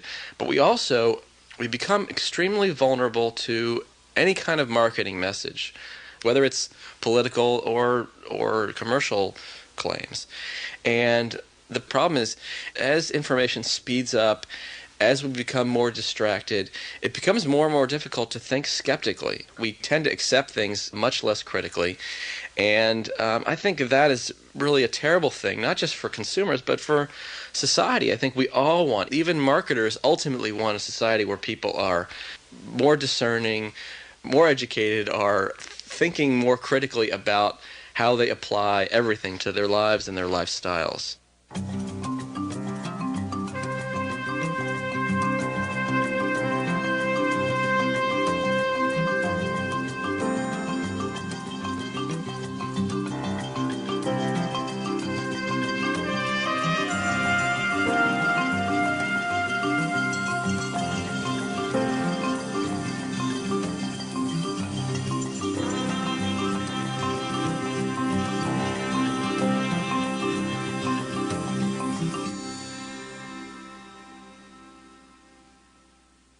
We live in a world of information and communication. Yet it's increasingly difficult to mobilize public concern and action. For years, environmentalists were enormously successful at getting their message out. It may be more than a coincidence that the environment dropped out of sight at the same time that television exploded into a multi-channel universe. But whatever the reason, serious stories about the environment have become more scarce. Elizabeth May is a longtime environmental activist. She's currently the executive director of the Sierra Club of Canada. The evening news is predictably plane train crashes or murders or political scandal shenanigans, but it's not about 30,000 children died today because they lack clean drinking water, because that happens every day, so it's not news. It's not about the retreat of glaciers because the climate is changing so dramatically and fundamentally that we no longer can predict anything. And when you watch the way climate change has dominated the news, it's never treated as climate change dominating the news. There's floods in China, there's fires burning out of control in Florida, there seem to be, people dying in a massive heat wave in Texas, but generally speaking, those stories aren't treated as one compelling story of human behavior is changing the climate in the world we live in. For a long time, physiologists have known about an interesting phenomenon about our nerves. When a nerve is stimulated, it gives a response. But if it's repeatedly stimulated, the response gradually dies down and then stops. This is called habituation. You notice it if a bell goes off. You may be alarmed at first, but very soon, if the ringing continues, you hardly notice it. In many ways, that's our response to the stories that do come out about the environment. Many problems, like global warming, are what I call slow-motion catastrophes. We don't see blood and people dying right away, so after a while, people, including those in the media, become habituated to the warnings.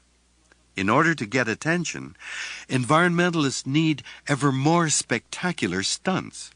Saboteurs struck twice during the weekend at 2 Icelandic whaling boats and Iceland's only whaling processing plant. The ships were scuttled while tied up in the port of Reykjavik.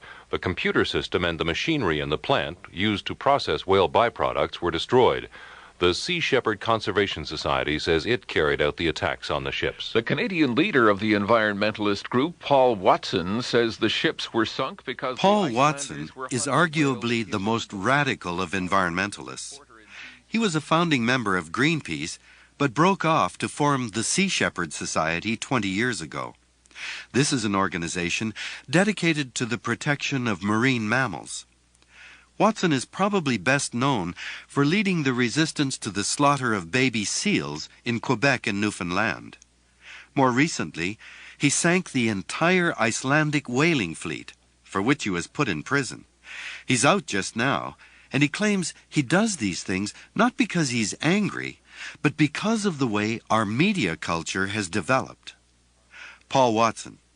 Last week I was speaking with the foreign editor for the Los Angeles Times because they had a public relations puff piece on the whaling industry showing how people weren't protesting whaling anymore and maybe people were accepting the fact that whaling was going to be resurrected. And I called him up and I said, that's absolutely ridiculous. People aren't supportive of whaling. And his answer to me, I think, was really very telling about how the media views these things. He says, well, you'll just have to go out and sink another whaling boat, won't you? In other words, that's the only thing they're going to pay attention to. People wonder why we sink whaling boats? Well, he answered the question. Because they're not going to give you the time of day if you're there trying to talk about something based on giving people information and statistics or whatever. They're only interested in dramatics. Unfortunately, the media is only interested in 4 elements in every story, and that's sex, scandal, violence, and celebrity. No story is a story unless it has one of those elements. And if you have all 4 elements, you have a super story. Sometimes stories you can't seem to get rid of. And for this reason, you really have to understand what the media culture is all about. When I did a campaign against aerial shooting of wolves in British Columbia in 1984, we had a story that carried the headlines across Canada for 2 weeks, and the reason being is that we had a story with all 4 elements, the sex, scandal, violence, and celebrity.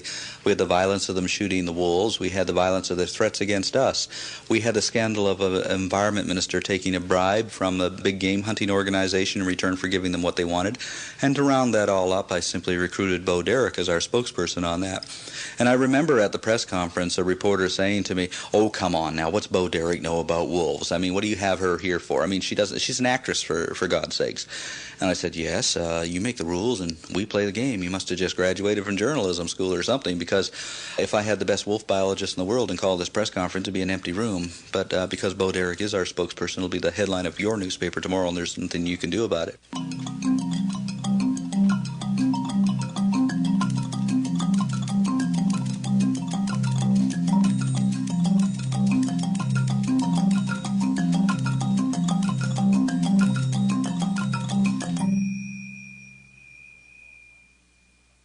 People like Paul Watson are still able to get their stories out.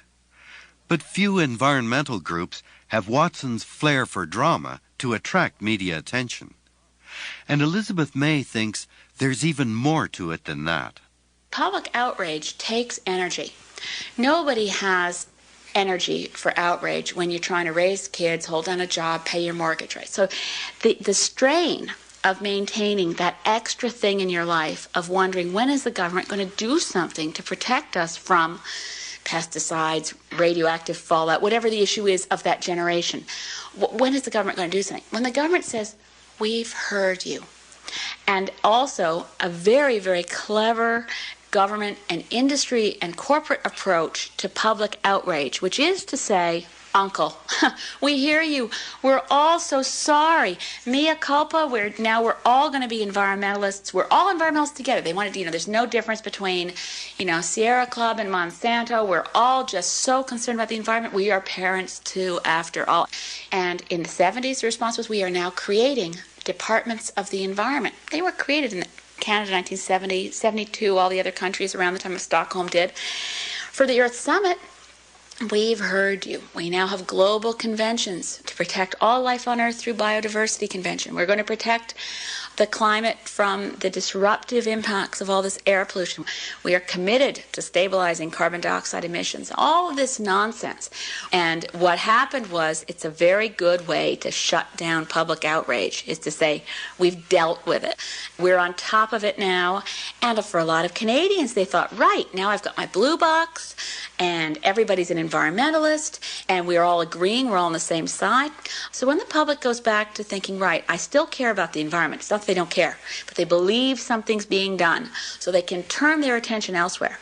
At the same time that happens, that wouldn't work if the media stayed on the case, saying, right, the government's committed to this, they say they've done a climate change convention, they're going to take action. Let's see what happens when the rubber hits the road. Let's watch what's going on here.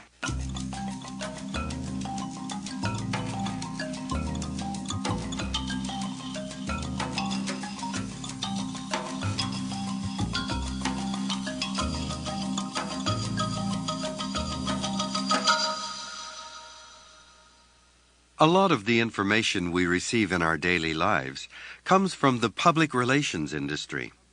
Their work is not just about selling cars and deodorants. PR firms construct corporate images. They also help their clients work out a response to environmental pressure. Josh Carliner is head of TRAC, the Transnational Resource and Action Center in San Francisco. He's also author of a recent book, The Corporate Planet. He thinks that these PR firms went into high gear when environmentalists started to threaten the way their clients do business. One of the things that the public relations industry has done is it's counseled its corporate clients on how to deal with the environmental movement. The environmental movement has put a tremendous amount of pressure on the corporate world. It has cost them billions of dollars. It's forced them to change some of what they produce and how they produce it. And the potential that the environmental movement has is to foster even more thoroughgoing change. So the public relations counselors of companies like Burson Marsteller or the other big ones, and there's a dozen or so of these big global public relations corporations, have counseled them to sit down at the table and make friends with the environmentalists and promote a joint approach to solving some of these problems. So starting in the 1980s, these corporations began to pour hundreds of thousands of dollars into the environmental movement. They started making donations to some of the big environmental organizations in the United States. And surprise, surprise, a lot of these groups not only took the money, but often became quite quiet on some of the issues involving these corporations. Some of them began to send representatives to sit on the boards of directors of these environmental groups. And so now you see often when there's a big environmental problem, the corporations and the government and the environmental groups will all sit down at a table together and try to work it out. It was called cooperation, not confrontation. And it seemed to augur a new age of harmony, with responsible corporations working out compromises with sophisticated and economically realistic environmentalists. For instance, there was this thing called the President's Council for Sustainable Development. Some of the big corporations like Georgia Pacific and Dow Chemical and Chevron Oil all sat on this President's Council with some of the big environmental groups like the National Wildlife Federation and the Natural Resource Defense Council and Sierra Club and others, along with government officials. And the 104th Congress comes about, led by Newt Gingrich, and all these same corporations that are sitting at the President's table talking about sustainable development are lobbying the halls of Congress to gut the environmental regulations of the United States. And when this happened, some of the environmental groups kind of woke up and said, well, maybe these guys aren't our friends after all. But this problem still exists. All over the world, the public relations strategy is to bring together stakeholders, corporations, environmental groups, government. They're supposed to work out compromises. Josh Carliner says it usually means environmentalists are co-opted to support industry agendas. And it's not just about co-option. It's about dividing and conquering. It's a strategy to basically go after the most mainstream groups, try to befriend them, buy them, co-opt them, and therefore marginalize some of the most progressive elements of the environmental movement, basically to divide and conquer the environmental movement and make the progressive groups look extreme, when in fact what the progressive groups are looking at are some of the root causes of the problems and the need for fundamental change to solve them. There's a deliberate attempt being made to undermine the credibility of environmental groups and to question their motives. It's called brownwashing. At the same time, public relations firms are being paid billions of dollars to portray corporations as responsible and environmentally sensitive. That's called greenwashing. In some cases, PR firms help industries set up organizations that sound environmental, but in fact support the corporate agenda. We're being flooded with green information. How's the average person supposed to know who to believe? I think the good news is that there's a very vibrant environmental movement out there. There's a lot of really good groups doing really good work, both at the grassroots and even at the national level as well. We just have to be as careful to select the groups we support as to understand the corporations that we don't want to support. In other words, we need to be skeptical of the corporate greenwash advertising that we see happening all around us all the time. And we also need to question who these environmental organizations are and use some criteria to choose to participate in or support those.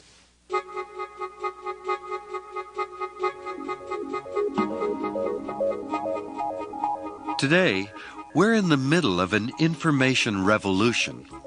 But along with useful information comes trivia, disinformation, and infoglut. We need information to make informed decisions about our lives. One of the places we've always looked to for that information is the past. But as information explodes around us, it distracts us and takes up every available moment. Todd Gitlin is a professor of culture, journalism, and sociology at New York University.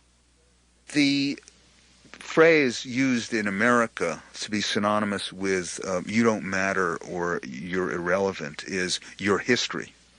What we have in the new technologies, and here I'm including not just television and cable and email and internet, but also video games and computer games, what we see in all these forms are the elaboration of the means by which to live in the present with a sense that whatever happened more than a week and a half ago is irrelevant. People have liked the idea of living in the present and the pleasures of living in the present. So that's not new. What is new is that people have the means, not just the desire, but the means to live in the present. And, the present is always leaping up at you, and it's so rich in a way. I mean, it's here, listen to me, buy me, watch me, communicate with me. And that fills up the present. You fill up the present that densely and that rewardingly, and necessarily you help the past recede, and the future seems impenetrable. Without a past or future, we have no context to make sense of all the information that's coming at us. Some people think that more information will help us be better citizens and lead to greater democracy. But a world of information with no rules or ethical boundaries is a chaotic, terrifying land where anything goes. This is one of the curious challenges to democracy that's posed for this, because democratic citizenry in classic theory had to be informed not simply horizontally, that is, by people chatting with each other in sharing their ignorance, but on the foundation of a certain educated appraisal of what information is valuable and what is not, and how to understand information and how to weigh it and so on. And this means that education is indispensable. Simply to have people, barking at each other across the web is nothing more than expediting the communication of rumor and badness, as in the child's game of telephone, where you sit in a circle and start a rumor, and by the time it gets around, you discover that it's very different than what you whispered in the first place. It's been garbled along the way. The question is, and this is, I think, a profound question for modern societies, what is the foundation of authority that conveys to people a sense of what it is worth knowing and how to evaluate what comes across? What's a legitimate authority? And I can't give you a generic answer. I can just say that it's the fundamental challenge to education.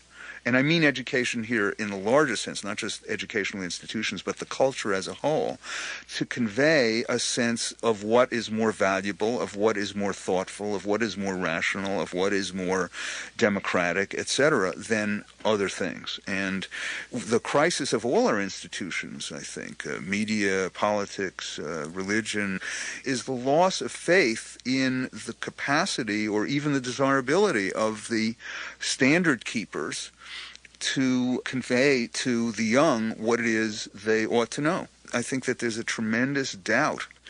The problem is we're operating with, in a certain way, a early 21st century understanding, but with 19th century or 18th century institutions.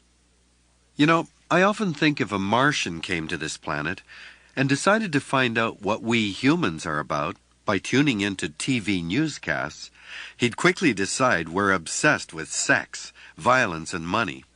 We're flooded with commercials and stories about celebrities. It wouldn't appear we're at all interested in important issues like justice, environmental protection, or peace. Todd Gitlin. What you say about the media is true in spades of the internet and all the other new technologies too. That is, our Martian would not get a very benign sense of the capacity of people to govern themselves by looking at what's floating around the internet on these subjects. But at the same time, there is a certain residue of sense of goodwill in the citizenry that has no vivid institutionalized form of public expression. I don't think that what the media elite think people ought to think about is necessarily what they do think about. We do not have institutions that are capable of mobilizing people's better judgment. In a sense, they're independently arrived at public opinion and turning that into an instrument of democratic self-government. So people are good at entertaining themselves with the new technologies, good at dazzling themselves, and yet I wouldn't be altogether bleak about it, because the truth is that although people don't know how to act upon what they know, there is, I think, a general awareness when people are in a serious mood. And this, I think, is true throughout the developed democracies. They do have a sense that the world is finite, that the resources are not inexhaustible, that wars and crimes against humanity are taking place, that nuclear weapons have not vanished from the planet. It's a curious mood now. I think in a certain sense there's a good deal of popular conventional wisdom which is on the mark, and yet the absence of political means with which to act upon, to mobilize that sentiment. I mean, people are not as foolish as they used to be. It was a radical idea, say, 30 years ago, that there were limits to the safety of dumping garbage into the atmosphere and dumping nuclear waste into the ground and so on. Well, today it's a commonplace that these are dangerous, and the debates are about what to do about it. But there's a lot less fat-headed complacency. What there isn't is a clear sense of how to act.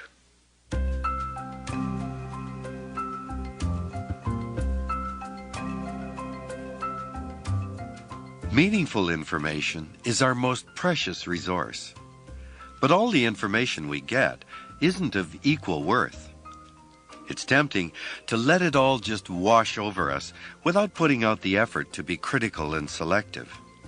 But that would mean giving up on taking actions that might help our children and grandchildren. Whenever I feel overwhelmed, I let other people inspire me. Paul Watson. A lot of my education came through the Native American community. I was a medic at Wounded Knee, and I learned one thing from the Lakota, and that is the way of the warrior. And that is, you don't do what you do because you're going to win or you're going to lose. You do what you do because it's the only thing you can do. It's the just thing, it's the right thing to do. And you can't be concerned about the consequences. You just have to focus on doing, not on the objective. And so I think that gives a great deal of strength to know that you're doing this, and to not be overwhelmed or depressed by everything around you, and just keep saying, I'm doing my best, that's all I possibly can do. But I'm not a person who gets depressed easily, and I'm very, very optimistic. Most people accuse us of being doomsday prophets and everything else, but I'm very optimistic. I believe that we will have our salvation one way or the other. It'll either be through voluntary choices, which we make to to make this a better planet and a better future, or else nature will make that decision for us by knocking us down and out of place before we can cause total damage. We'll take a lot with us, but the laws of ecology can only be violated for so long, and then Mother Nature backlashes. And the law of biodiversity, the law of interdependence, the law of finite resources, these are laws that must be obeyed or else suffer the consequences. And we've been living for hundreds of years now in total contempt of the very natural laws of ecology. And the possibility of losing biodiversity and therefore the ability of the environment to sustain us is very, very real.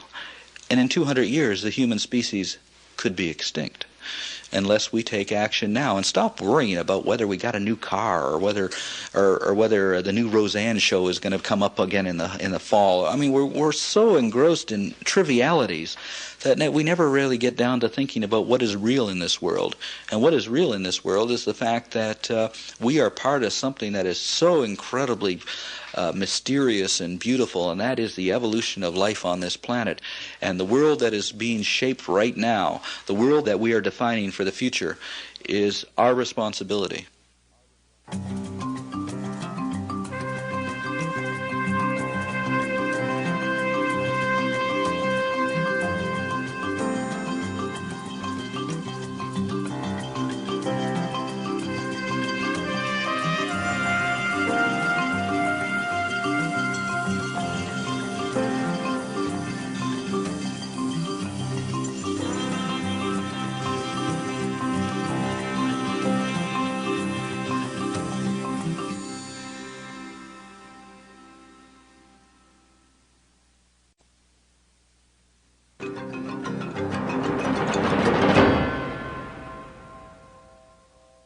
Genes are our destiny.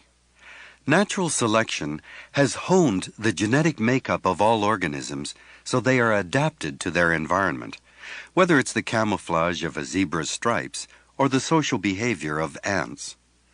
Long ago, we humans learned to breed animals and plants and select their offspring for traits that were desirable for us, like bigger kernels of corn and stronger and faster horses. It's a process of trial and error that has been going on all over the world for millennia. In the last 25 years, this has all changed. Now, we can completely bypass the mixing of genes through sexual reproduction. We can take genes from one species and insert them into any other species at will. This is the basis of biotechnology. Welcome to a world where new life forms created by human beings are limited only by our imagination and are already replicating among us. Scientists at Bath University have manipulated the DNA of a frog in order to grow just its headless body. The scientists agree the next step could be farming human organs and body parts for transplant. This glowing globe of orange jelly contains every gene needed to make a salmon, plus one extra, a gene for a giant. The so-called superfish owe their fast growth. The search for a better mousetrap may now be a thing of the past. The search these days is for a better mouse. The project we have taken flounder genes and put them into tomatoes. We've taken human genes and put them into salmon. We've taken the fluorescent genes from fireflies and put them into tobacco plants. It is very important to understand that we are crossing species boundary at will. There is no time in history that I'm aware of where flounders mated with tomatoes, where humans mated with mice, where salmon mated with chickens. This is a completely new arena. Transgenic technology is growing by leaps and bounds. Already, there's been a cross between a goat and a sheep called a geep, cows and pigs genetically altered to... It is now possible to bypass species boundaries completely and begin to reorganize life at the genetic level. Being able to isolate genes and cross any species boundary and create novel new forms of life that have never existed throughout the whole of evolution. We can place human genes into animals and animal genes in plants and plant genes into animals and create all sorts of new qualities and dispositions and traits and behaviors that we've never seen. A stunning scientific breakthrough. They've managed to grow cells in a laboratory dish that have the potential to become any kind of human cell at all. In today's issue of Science magazine, the group says it was able to make stem cells grow into muscle, cartilage, and neuron cells. The researchers say the discovery... This technology is truly revolutionary. There are amazing possibilities barely around the corner. Cures for cystic fibrosis, emphysema, and Parkinson's disease, growing organs for transplant, and making supercrops that are more nutritious, faster growing, and resistant to disease or pests. In the areas of health and food, today's bioengineers tell us the sky is the limit. Biotechnology confers the power to design new life forms to our human specifications and for our benefit. Scientists, geneticists like me, can now do things that simply never occur in nature. But critics say biotechnology is dangerous because it's unnatural. Val Giddings disagrees. He's a geneticist and an expert on genetic engineering. He's vice president of the Biotechnology Industry Organization, or BIO. It represents 700 biotech companies worldwide. Well, what's natural? Humans started exercising artificial selection over agricultural varieties, about 12,000 years ago. We can date it back to 10,000 years BC in Sumeria, okay? There has been very little natural in our diet since that time. The corn that we use today is dramatically altered by human intervention from its ancestral form. The same can be said of every single major food crop that we use in the world today. So much of this opposition seems to be based on the presupposition that biotechnology is ipso facto unnatural in some way, that corn or potatoes or tomatoes or wheat produced via traditional artificial selection by humans is not. And frankly, philosophically, I have a real hard time figuring out where that distinction actually comes in. Jeremy Rifkin is a Washington-based lawyer. He established the Foundation on Economic Trends, a think tank which examines the impact of technology on the way we live. His latest book is called The Biotechnology Century. He doesn't think there's anything natural about biotechnology. Many people have said to me, well, Jeremy, why are you alarmed? We have been domesticating and breeding and tampering and tinkering with nature since the dawn of the Neolithic Revolution in agriculture more than 10,000 years ago. Isn't this new technology just a more sophisticated version of the kind of breeding work we've always done? The answer is absolutely no. What we have here is a radical new technology that allows us to bypass species boundaries. We've always been able to bypass some species boundaries amongst creatures that are closely related. You can cross a donkey and a horse and get a mule, but you can't cross a donkey and a dandelion or a carrot or an apple and get a damn thing in nature. With this new recombinant DNA technology, the species is no longer the organizational unit. This whole experiment is the most dangerous intervention into the earth since the dawn of history. There's nothing comparable to this. Val Giddings of the Biotechnology Industry Organization. The most important fact to realize is, what we're talking about. We're talking about genes. What's a gene? A gene is a stretch of DNA. Let's take a gene out of a chimpanzee and look at that gene, separate from the chimpanzee in which it resides. Is there anything in that chimpanzee's gene that says, I am a chimpanzee gene? I belong in no other species but a chimpanzee. Any other place to find me would be in a natural location. If found elsewhere, please return me to my chimpanzee parent. No, there's nothing in a chimpanzee's DNA that says that. In point of actual fact, what we know from genetic analyses of chimpanzees and humans is that 98.6% of the nucleotide base sequences in chimpanzees are identical to those you find in humans. Why is this? Well, it's a function of our descent from a common ancestor. It illustrates the degree to which different species are related to one another. Okay, and that's the beauty of this part of genetics. You know, they're all related. There isn't any violation of the natural order, taking a gene from one place and putting it someplace else. It might have come from that place in the first place anyhow, and it's just going home. You know, there's a vast amount of genetic similarity at a very high degree between any organism and many, many, many other organisms. Everything's related to everything else. We're all united by descent from a common ancestor. It's true, of course, that all living things are related by our shared evolutionary history. Genes are made of DNA, and DNA is the same chemical substance in all living organisms.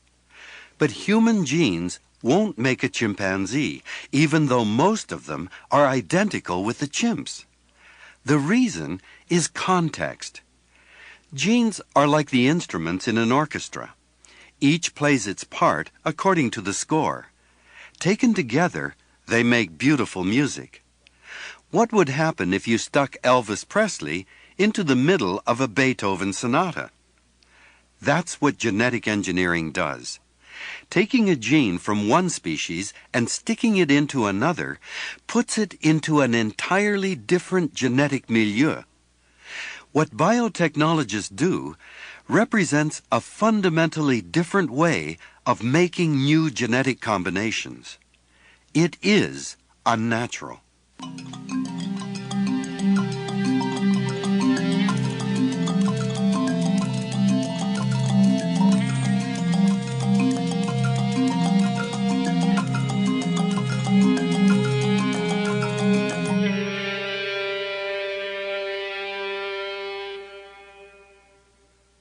The word engineering conjures up images of roads and bridges and buildings designed and constructed to precise specifications. But genetic engineering is based on trial and error rather than on precision. For instance, if I wanted to insert a gene from a fruit fly into a daffodil, I can't pluck out just that gene and set it down in its new home exactly where I want it to go. In fact, some geneticists actually use a kind of gun to shoot the genes into cells, and they never know exactly where they will end up. Christine von Weizsäcker is a molecular biologist. She's president of a German environmental group called EcoRopa. She thinks biotechnology is anything but precise, and that makes it dangerous. These genes, they are taken out with pincers, but they are thrown like sand on a piece of paper. You can't decide where the gene will end up. So let's say you have a favorite poem, and the genes of plants and animals and humans, they work together in such a consistent and forged way as a good poem. Now, if you say, I have a favorite poem, but one of the words that I really like is lacking from that poem, so you cut out the word from somewhere else and say, I want to insert it into that poem. Now, what genetic engineering allows you is to make 50 copies of the word, let's say love or wind or flower, 50 copies, and you throw them on the page of your favorite poem. Now, what are the chances that you really have a better poem? And it even may be that that piece of word obliterates one of the words that are essential to the poem, or that they come into a completely different context, like you wanted love included in the poem, and all of a sudden it reads, there is no love, because it's contextualized. So there is no control over the genetic context in the gene, nor over the environmental context. The power of genetics has been its focus on individual genes to learn about their structure and how they work. But genes interact, and we know very little about how they all work together. Brian Goodwin is a theoretical biologist at Schumacher College in Devon, England. Well, you see, this is where we get into the whole thinking behind genetic engineering, that what it depends upon is the assumption that the properties of organisms are entirely determined by their genes, and that by transferring single genes from one organism to another, you can transfer the particular characters that go with those genes, such as production of insulin or some form of antifreeze to protect the organism from cold weather, as in the case of the gene from the flounder into the strawberry. And the assumption is that whatever character you're interested in can simply be transferred by moving the gene. Now, the problem with that is that genes are defined by context. In other words, the property that a gene shows is dependent upon the genetic and the cellular context into which you put it. So that a gene in a mouse that produces a particular protein will have one effect in the mouse, but a gene producing the same protein in a human being will have a different effect. So as we move genes from one species to another, we will get unpredictable effects which simply could not be anticipated. Genetics allows us to predict the pattern of inheritance of genes and how they are expressed. But that's heredity within a species. Biotechnology is based on the assumption that the same rules apply even when we cross species boundaries. Brian Goodwin. Now, the problem is this is experimenting as you go along, because nobody has any confidence anymore that they can exactly predict the consequences. They just hope that they're only going to get small effects, the effects they want, and that they're not going to propagate through the organism in some complex way that results in really serious change in the other constituents of the organism that could be, damaging to human health or dangerous for ecological systems. Genetic engineering is the ultimate expression of reductionism.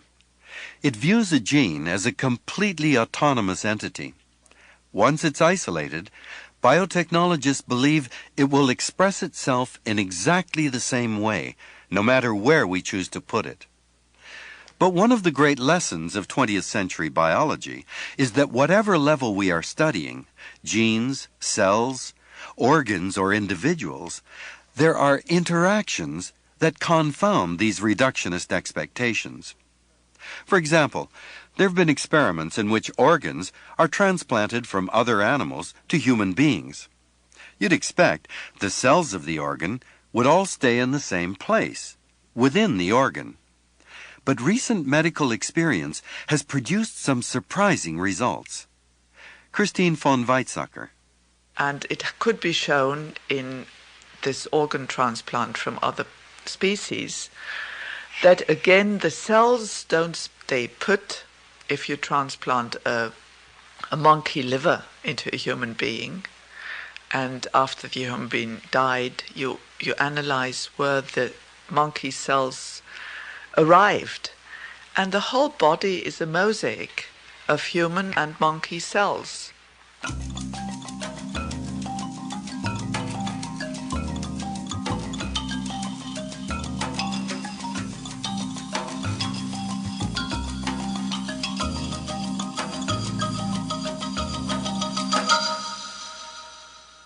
The heart of biotechnology is cutting and pasting DNA.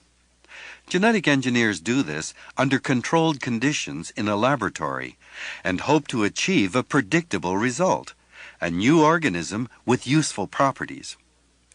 All organisms carry parasitic viruses. So when genetic engineers move genes from one organism to another, these hitchhikers often go along for the ride. Viruses can move from one species to another in the natural world, but it's very, very rare. When it happens, it can be catastrophic. Scientists in the United States say they've discovered the exact origin of the AIDS virus. Researchers from AIDS is most likely a virus that originated in chimpanzees and jumped to humans. Western Africa, first crossing from chimps to humans in that region. Mad cow disease occurred when sick sheep were ground up and fed to cattle. They caught the sheep disease, and we caught it from them. That's when feed containing the remains of infected sheep was banned. It was this feed which scientists believe caused mad cow disease. Genetic engineering increases the frequency with which viruses from one species are introduced into another. And we have good reason to worry about what the result might be. Christine von Weizsäcker. The most dangerous thing, and I'm sure it's dangerous and should be kept under high security, this is putting whole parts of the human genomes, mainly for mucous membranes and for the immune system, into other animals, closely related animals like pigs. The pig astrid has part of the human immune system.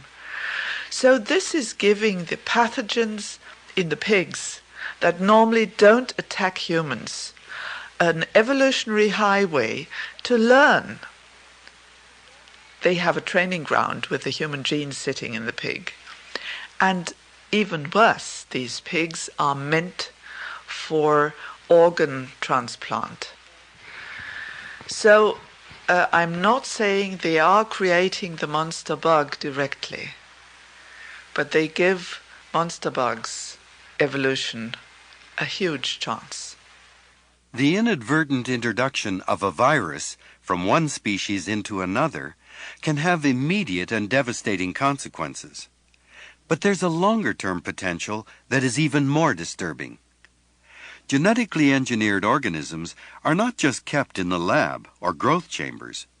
They are being released into the environment. Jeremy Rifkin.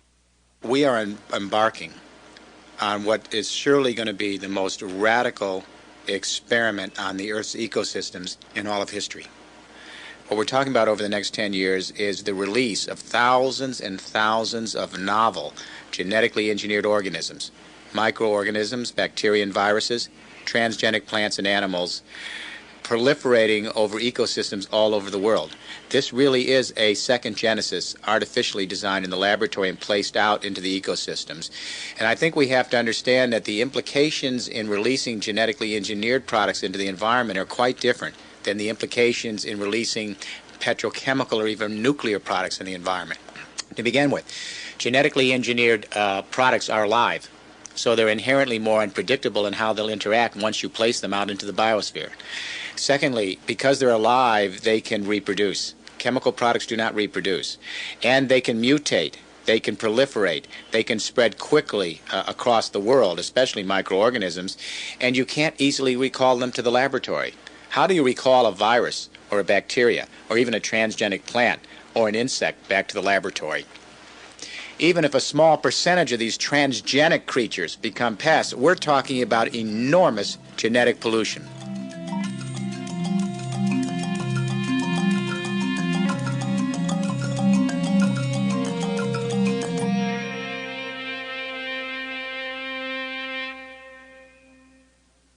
One of the highly touted designer products of biotechnology is agricultural crops engineered to fend off insect pests. These potato, soybean, and cotton plants actually kill the insects that try to eat them. They have a gene inserted into them from a bacterium called Bacillus thuringiensis, or BT. The gene in BT produces a natural insecticide, so the bacterium is used by organic farmers everywhere. BT crops are being marketed in many countries all over the world. They are expensive, but farmers are told they will save money because they will no longer have to spray several times a season with costly pesticides. BT cotton was introduced in Australia in 1997. Bob Phelps is the director of Genethics, an Australian environmental group. The crop went into the ground. The farmers were, from the outset, I think, rather wary, but they seem to have been taken in by the arguments of the company because they were asked by the company to pay $245 Australian per hectare as a licence fee.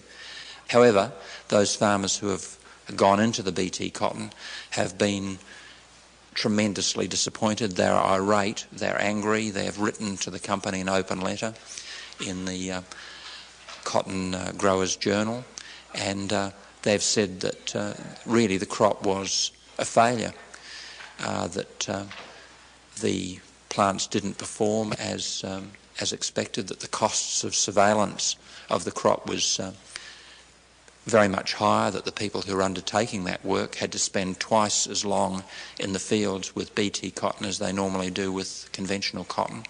It didn't kill the bugs. They still had to spray. They're still hooked on chemicals. The same chemicals, of course, marketed by the same companies that are now trying to sell them genetic engineering as a solution to their insect problems. The BT cotton in the Australian farmers' fields did not match its performance in the laboratories. American growers complain about the same problems and more: deformed cotton balls and reduced yields. It seems killing the bugs off is never as easy as we think it's going to be. After all, we have more pest problems now in agriculture than when we first started chemical spraying 60 years ago. We've never managed to eliminate an insect pest yet. They just keep developing new resistance. There are many other genetically engineered crops already on the market. All of them have their problems. Vandana Shiva is a physicist from India. She's written many books on the politics of food and on biotechnology. There's really a struggle going on between a view that imagines the whole world is a marketplace and a series of views, thousands of cultures who think that we are part of an earth family. It could be called the web of life. It could be called democracy of all beings. But once you recognize that you're in that democracy of life and you accept the fact that all beings have to live, then you shape a whole different set of alternatives and technologies. But if you assume you can push every troublesome bollworm to extinction, every troublesome beetle into extinction, then you shape the technologies that you think will make them extinct. But of course they're more hardy than us, they're more resilient than us, and as is being said more and more, it's the small beasts and the small organisms, the microorganisms are going to prove to be much more superior in this silly war we have declared on them. The best we can do is accommodate. The best we can do is give each other space. And through that giving of space, we create the sustainable systems that also look after our needs. I think that has to be the thinking of a 21st century enlightened human community that lives in a consciousness beyond war with other species.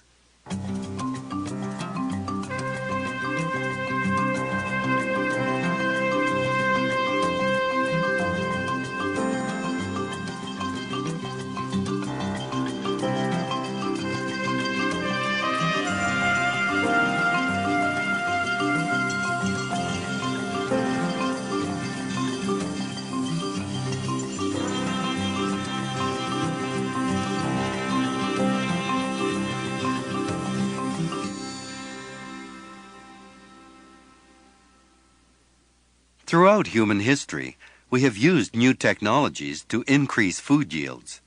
After World War II, a revolutionary new kind of farming was developed. It was based on the use of petrochemical fertilizers, herbicides, and pesticides. It also depended on large fields of single crops, monocultures, and heavy machinery. At first, the results seemed miraculous as yields were doubled and tripled. By the 1960s, it was hailed as the answer to world hunger. We called it the Green Revolution. But by the 1980s, those miracles had begun to evaporate. Particularly in the Third World, the increased yields were illusory, and everywhere they came with an enormous price tag: degraded farmland, resistant pests, far more toxins in the environment, and a staggering loss of biodiversity. Now, biotechnology proposes a new agricultural revolution. Dick Godown was the vice president in charge of food and agriculture for BIO, the Biotechnology Industry Organization.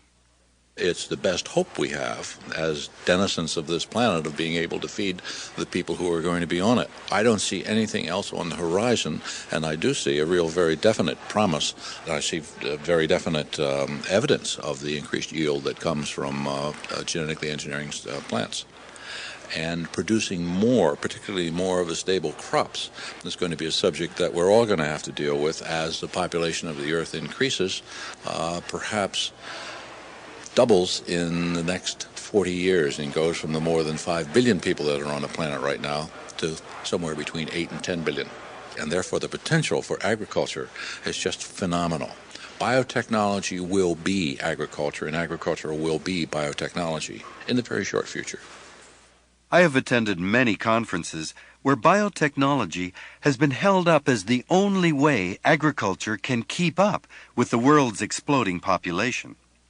But Christine von Weizsäcker believes technology is not a solution because it ignores the more complex political and social causes of hunger. It's crucial to analyze the causes of hunger. And the causes of hunger are mostly not a lack of technology, but it lies in the system of agriculture, it lies in the social systems. So land reform is a better remedy to hunger than most technologies are. Bearing all that in mind, I think the promises of people who never have done work on the structure of hunger and come and say, we solve your problems, we have the operation that will save your lives, is very naive. Vandana Shiva. It's increasingly coming back to the charity argument. Oh my God, if we don't help the third world, we need to support the hungry of the third world. People will starve. And that's, of course, at every level, a deception. First of all, the kinds of things they're producing don't feed the third world. Tomatoes don't feed the hungry, not even soybean. Soybean goes to feed the pigs and the cattle of the north. It's not the staple of third world people who are going hungry. Most of the research is not about increasing production. All the investments in agriculture are about increasing chemical sales and increasing monopoly control. It's not about yields. But there's another important reason why this would not solve the hunger problem. All this is taking place in the private domain by corporations that are not in the business of charity. They're in the business of selling. And they're producing food at even more capital-intensive levels than the industrial food system has so far been. Therefore, the food they will produce will be even more costly.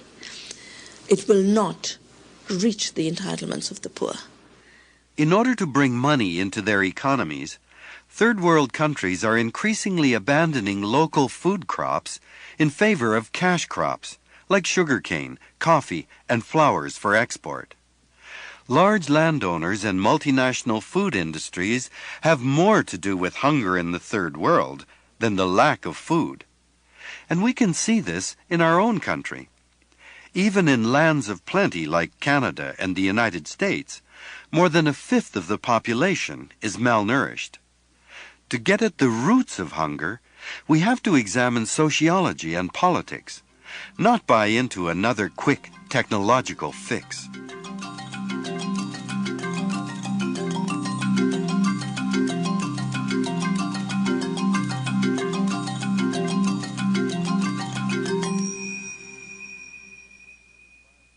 A few years ago, a German biotech company engineered a bacterium to get rid of rotting crop wastes on farms. The bacterium was a common soil microorganism called Klebsiella planticula. There was an unexpected bonus.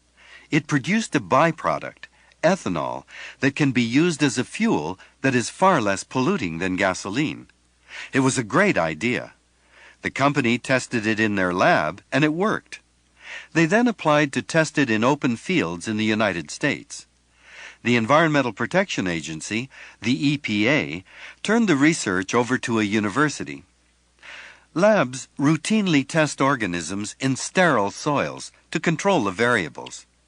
That's what the German company had done. In the U.S., a doctoral student was assigned to do the experiments. Beth Burrows has followed this story closely. She's the founder of the Edmonds Institute, an environmental think tank near Seattle, Washington. A young man who was doing his doctoral thesis at Oregon State University decided he said, gee, that doesn't seem like a real good research design, testing in sterile soils. I'm going to look at the effect in living soils. Because, living soils, and here's something most of us didn't know, living soils aren't dirt. And they're not just like a bunch of microorganisms. They're like a tiny little community. You know those little ant farms they used to give kids in the 50s? They're kind of like that a billion times over. So Michael looked, the student's name was Michael Holmes. He's now got his doctorate, by the way.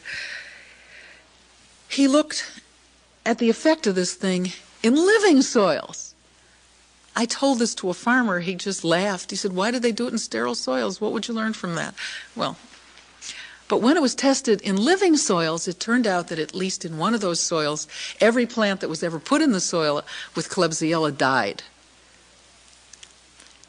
This is a bad happening. You don't want plants you're putting in soils to die. The question is, why did they die?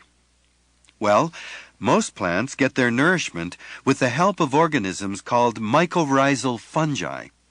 The fungi live just below the surface of the soil and help make nutrients available to the plant roots. When the genetically engineered Klebsiella was introduced into the living soils, it interfered with this process in a variety of ways, or killed the fungi outright. Beth Burrows. These are fungus in the soil that are absolutely necessary for every plant to take up nutrients. If there ain't no mycorrhizal fungi, there ain't no good eatin', and those plants never grow. And without plants, you don't get animals, and without animals, there's none of us either. So it's one of those sort of real small things that we didn't learn about, at least I didn't when I was in school, that's absolutely critical. So if we're now adding something into a soil that kills that, we're essentially cutting our own throats. And if we test in sterile soils, we'll never know because there's no mycorrhizal fungi in a sterile soil. It's so easy to be carried away by a wonderful idea, especially one that can make a lot of money. But it's also easy to forget that the living world is far more complex than we know. The thing to think about these microorganisms, especially Klebsiella, the one I'm talking about, is they're alive. And like you and I, they move around, they change, and they reproduce themselves. And even if they didn't move very far, and even if they weren't very reproductive, it would be scary. Because, a funny thing happens on farmers' fields. Birds land and put their feet on soil and pick up all kinds of things from the surface of the soil. And then they get up and they fly off. And they take what they touched with them, as do tractors, as do the feet of farmers, as do passers-by, as do cars, as do particles, just dirt particles that fly into the air. You can't contain it. So if I decide I'm going to have Klebsiella in my field, I've made a decision for my neighbor as well. And I might have made a decision for the guy in the next county. And if we get really good birds, I might have made a decision for all America. And I mean North America, and who knows, maybe even South America. You never know, because fields have mice. Things happen. Now, if that young man hadn't looked at non-sterile soils, Klebsiella might be on the market today as this wonderful ecological product that would turn crop waste into an energy source. The genetically engineered Klebsiella could have ended all plant life on this continent. The implications of this one single case are nothing short of terrifying. And there are literally thousands of independent biotech labs around the world industriously developing new living creatures for commercial exploitation, without adequate testing.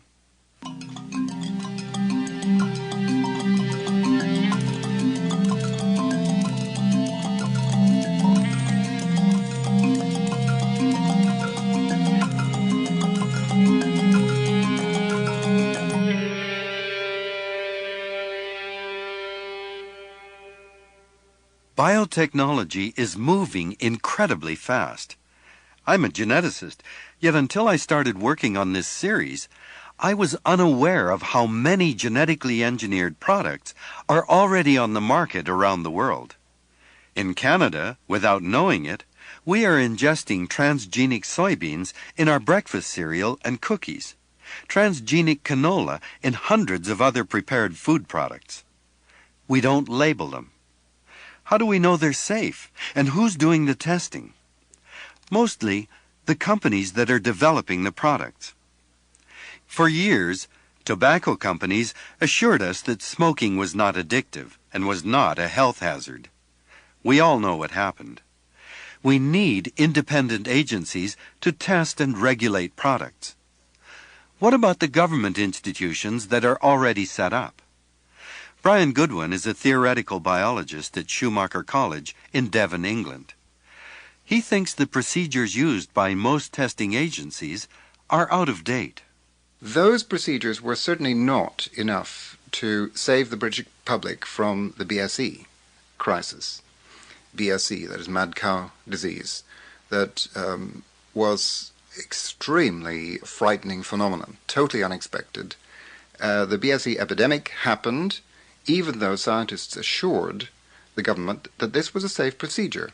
That is, feeding animal products, sheep brains and offal, to cattle, putting that material into cattle feed, they said was perfectly all right because of the reductionist principle that the materials of an organism can be reduced to their constituents, their smallest elements, amino acids or nucleotides or whatever it may be, and that therefore no deleterious consequences would arise from that. They were wrong. So it's a very haphazard process, this safety regulation. The government agencies think they're doing their best, but I think they're working in terms of the wrong principle. They're not using what's called the precautionary principle.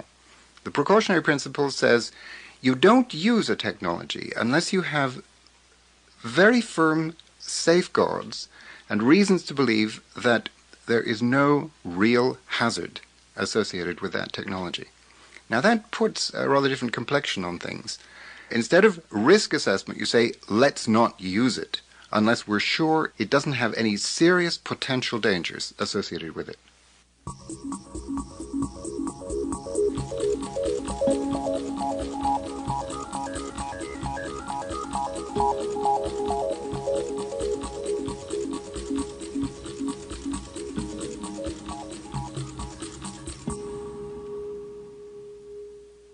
When I graduated in 1961, we thought we knew all about DNA, how genes work, and how to create mutations.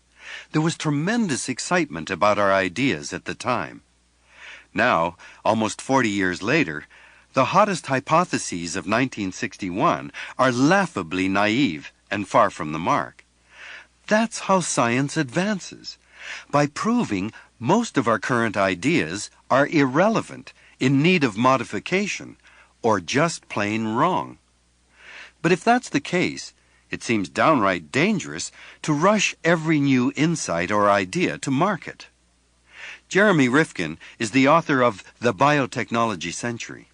The science is very primitive, yet the media exposure is very intense. So whenever a new discovery is made, there's an effort to exaggerate its implications, to hype its import. For one reason, it means more profits for the companies involved. We have to take a lot of this with a grain of salt. A lot of the claims being made on behalf of biotech are simply claims. And I'm often amused when the scientific establishment goes after critics saying that they have wildly exaggerated claims about this new technology and the problems that it will create. Well, I think the critics' justifiable alarm is much more moderate than the hyper claims on behalf of this technology by the companies involved in the research. If you were to believe them, this is the greatest discovery since the beginning of time and will be the answer to all of our problems. It'll cure every disease, it will feed the world, it will create the perfect life for next generation. Biotechnology companies have been enormously successful in getting their message across. Why? Beth Burrows. I think we're all really tired of disasters. And all we hear is disasters. And we believe it. I mean, I know I do, and I know my family does, my mom and dad do. And night after night, we hear about the end of the world. We watch it happening in other places, but in the North, we see it taking place by a kind of slow corrosion of the style of life, and food doesn't taste as good, air isn't as fresh. My God, we're buying bottled water. The clothes don't look as good. We're meaner to each other. We're all in a rush. We're working ourselves to death, and we're not earning as much money. We're creeping toward old age. My God, the baby boom. The baby boom is going to retire. Think of the massive, it's depressing, constant depressing array of things is happening. So along comes a technology that says it can fix it. We'll make the air clean, we'll grow all the food in the world, we'll give you new fibers, we'll have bigger animals, you're going to be young forever, we're not going to have any bad diseases, all children born will be perfect, and you won't have cellulite. This is fabulous. How could you not want this technology? It would be unintelligent not to want something like that. This is a bad scenario. You've got people wanting to hear good news, a technology offering only good news, it seems. You have a setting for real disaster here.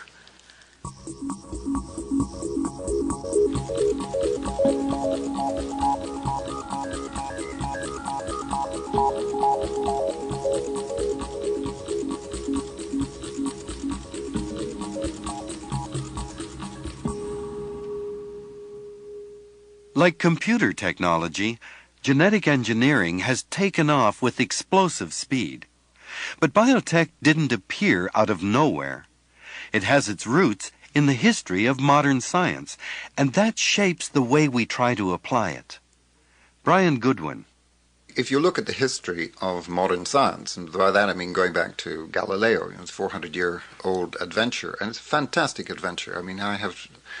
I love it. But I think we have to recognize its limitations, and one of its fundamental limitations is that it is a process of generating knowledge, reliable knowledge, for manipulation of nature. So we want to understand things so we can actually control them. And that whole mindset of control has a certain currency. It allows us to do all kinds of things, technologically speaking. But we're now at the absolute limits of that approach to the natural world through the eyes of manipulation and controlling things. It's that which I think has alienated us from the natural environment. We see it as something that's of functional value to us. It's not of intrinsic value within itself. But the sciences of complexity are now taking us beyond that worldview that nature can be controlled, and it's saying, no, nature is too complex to be controlled. In fact, if we're going to live in a complex world that we cannot control, we do really have to heal that pathology in our culture that splits us from nature by saying it's something we should control, and recognizing that nature has intrinsic values, and we will only have good quality of life when we return to a relationship that recognizes those intrinsic values. Biotechnology tries to improve on nature, to perfect it. But there is no such thing as perfection in a world that is constantly changing. Diversity and complexity were nature's way of adapting and surviving for 4 billion years. Vandana Shiva is a world-renowned expert on food and biotechnology, and author of a book called Monoculture of the Mind. When you look at biodiversity, you see the richness of life on this planet. It has to be someone who's blind, someone who's deaf, who cannot see that there is tremendous creativity out there, constant evolution, constant adaptation to the needs of the time. And the problem with the genetic engineering dream, that the assumption is nature's all wrong, nature in its diversity is all wrong, we'll create the one perfect crop. And constantly they come up against the fact that genes are not the ultimate building blocks of life, and the one perfect crop ultimately has to function in diverse nature, diverse ecological niches, diverse soils, diverse climates. Things happen in interaction with the environment, in interaction with the rest of the organism, and things will happen even after we have fooled ourselves into believing that we have engineered life. I am a geneticist by training. I'm proud that a book I originated and co-wrote with Tony Griffiths is now the most widely used genetics text in the world. My years in genetics were among the happiest in my life. During those years, I became aware that early in this century, when genetics was born, geneticists were making discovery after discovery of the fundamental principles of inheritance. It was an exciting time. But then, they began to make pronouncements about drunkenness, criminality, laziness, and racial differences in intelligence. They thought these qualities were inherited. The scientists had become so intoxicated by their discoveries that they confused their own beliefs and value judgments about what was good and bad, superior and inferior, with scientific truth. We now know they were wrong. And it led ultimately to the sterilization of people in mental institutions, prohibitions on interracial marriages, and immigration restrictions. In the end, it justified the imprisonment of Americans and Canadians of Japanese ancestry in World War II because they were untrustworthy, and legitimized the Holocaust in Nazi Germany. Geneticists aren't taught this history of their discipline. Now, armed with the powerful tools and techniques of molecular biology, geneticists are once again intoxicated by the powers they've acquired. Scientists today are toying with the very blueprints of life, with barely an inkling of the impacts they will have on the complex cells, organisms, and ecosystems of this planet. To do this wisely, we have to be gods. But we're not.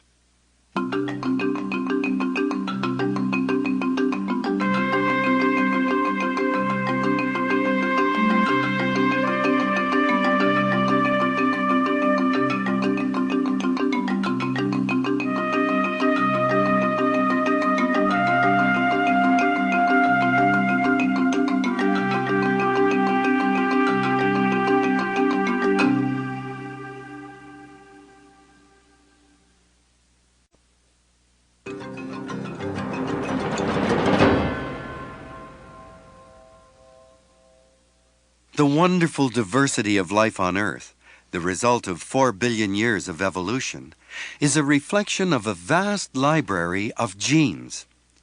Every species has its biological history encoded in its genetic blueprint.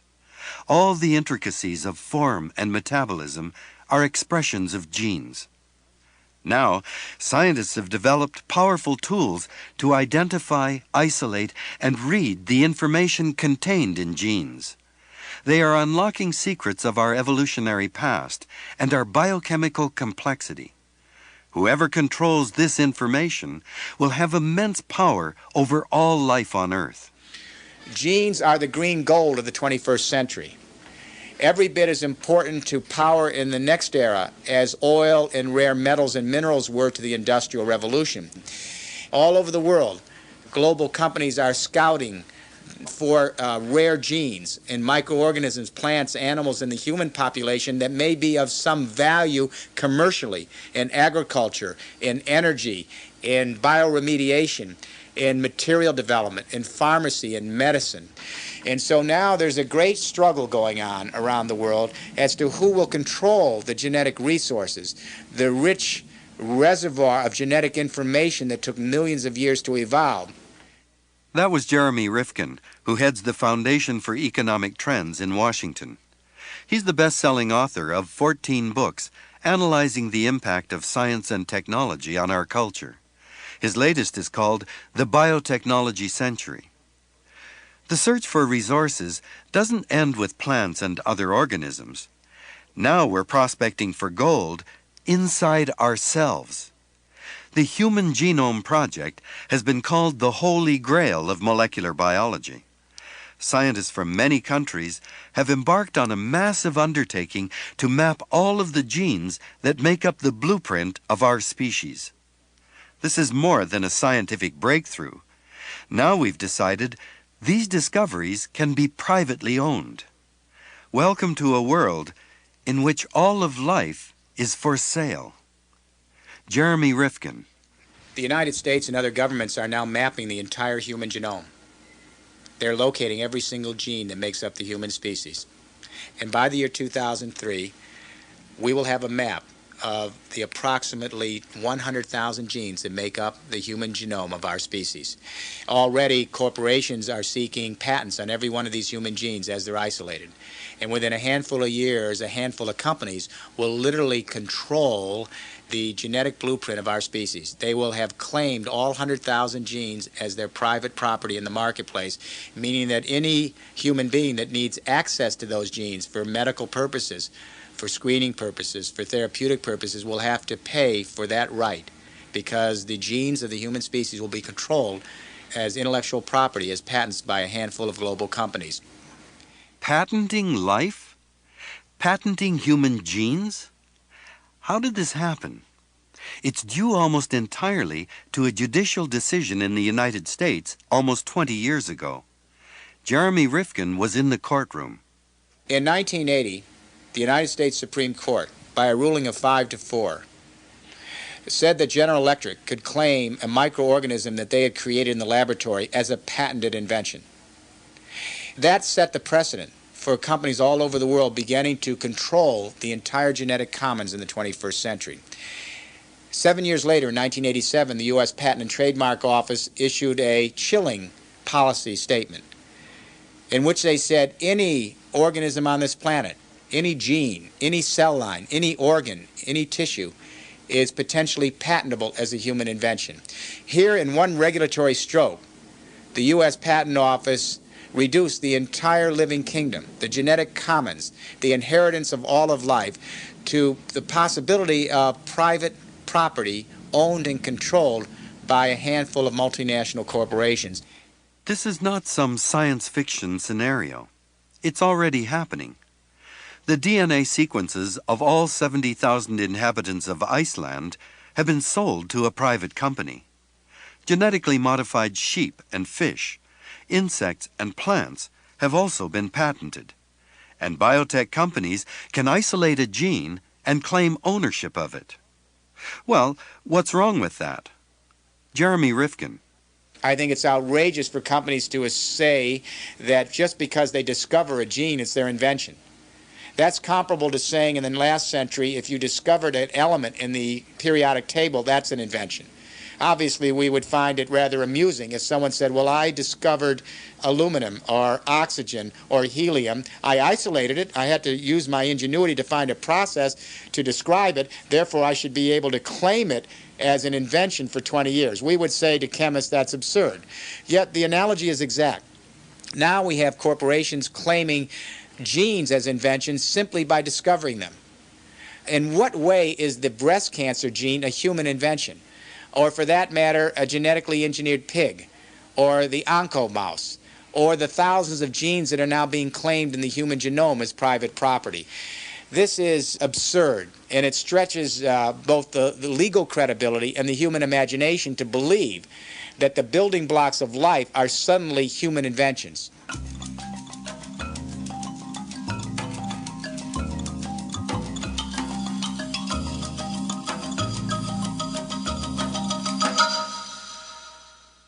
A whole new industry has grown up around gene engineering. It's called biotechnology. The biotech industry has good reasons for wanting to patent life. They splice genes together to make new organisms. They can patent these organisms to make new products from them. One of the biggest areas of development is pharmaceuticals. Dick Godown is a Washington lawyer and former vice president of BIO, the Biotechnology Industry Organization. It represents more than 700 companies worldwide. Patents are the lifeblood of biotechnology. Why? Because they are, in a very real sense, property. They demonstrate what is yours and not someone else's, and therefore they allow you to attract the venture capital and to attract the stockholders so that you have the investment, so that you can complete the work and bring the product to the patients. From laboratory to bedside now takes an average of between 7 and 12 years, and the cost is $500 million. That's why patents are important. From a commercial standpoint, patents enable a company to recover its investment and make a profit. Patents, it is believed, provide an incentive to creative activity. Dick Godown. A patent, I dare say, I think is one of the best social compacts that we've ever arrived at. In exchange for the exclusive right to use, produce, practice your invention for a period of years, and it has been 17 in the United States and now it's changed to 20. In exchange for that exclusive right, the inventor has to spread his invention on the public record for all others with an interest to be able to share his intellectual perspicacity, his advance, his spark, that magic that he's brought. And it has been a compact which has benefited mankind more than anything else that I can think of. In terms of sheer output, Craig Venter is one of the most productive biotechnologists in the world. He has developed new technologies that have accelerated the rate of decoding the genes for the Human Genome Project. He now runs his own genetic company, the Institute for Genomic Research in Maryland. His name appeared on the first application to patent human DNA. Craig Venter. Patents are very important in terms of developing new drugs. The genes for insulin were patented by Genentech and Eli Lilly, and that's why human insulin is now available as a drug around the world to treat diabetes. So millions of your listeners have human insulin to use as a drug because somebody patented the gene for insulin so it could be commercially produced. But the only reason it's available commercially as a drug is because a pharmaceutical company got a patent on the process to produce it and make it. And, you know, if it wasn't for the intellectual property protection, there would be no human insulin now available as a drug. I mean, it's as simple as that. If people don't like gene patenting, you know, they can send their drugs back to the pharmacy. Most people in the developed world can pay for expensive drugs like insulin. Diabetes is a common disease in the industrialized world, tied to diets high in sugar and a lack of exercise. But the diseases that destroy young lives by the millions, like schistosomiasis and dysentery, are largely abandoned by science. Their victims are poor, so there's little money to be made in finding a cure. Phil Bariano teaches engineering at the University of Washington. He helped found the Council for Responsible Genetics. Over the last 15 years, he's become an expert on the workings of this new industry. Why are biotech companies concentrating on first-world problems like diabetes and infertility? Who sits around and determines in the corporations the design criteria for what form of genetic engineering we're going to have? It's the money boys. It's follow the money. It's the guys who are dealing with the bottom line. The projects that are likely to make them the most money, given how they're positioned in the market, are the projects that are going to be developed, not the projects that correspond to some authentic ordering of human needs. Where have they gone out and polled the citizens of the world as to what their needs are that can be met by genetic engineering? They, of course, don't do that because that's not their purpose. Not only do private companies decide what areas will be most profitable, they step in and take advantage of all the work done in universities and government agencies with public funds. With the advent of patenting, the companies can demand the profits without investing in all the research. Phil Bariano.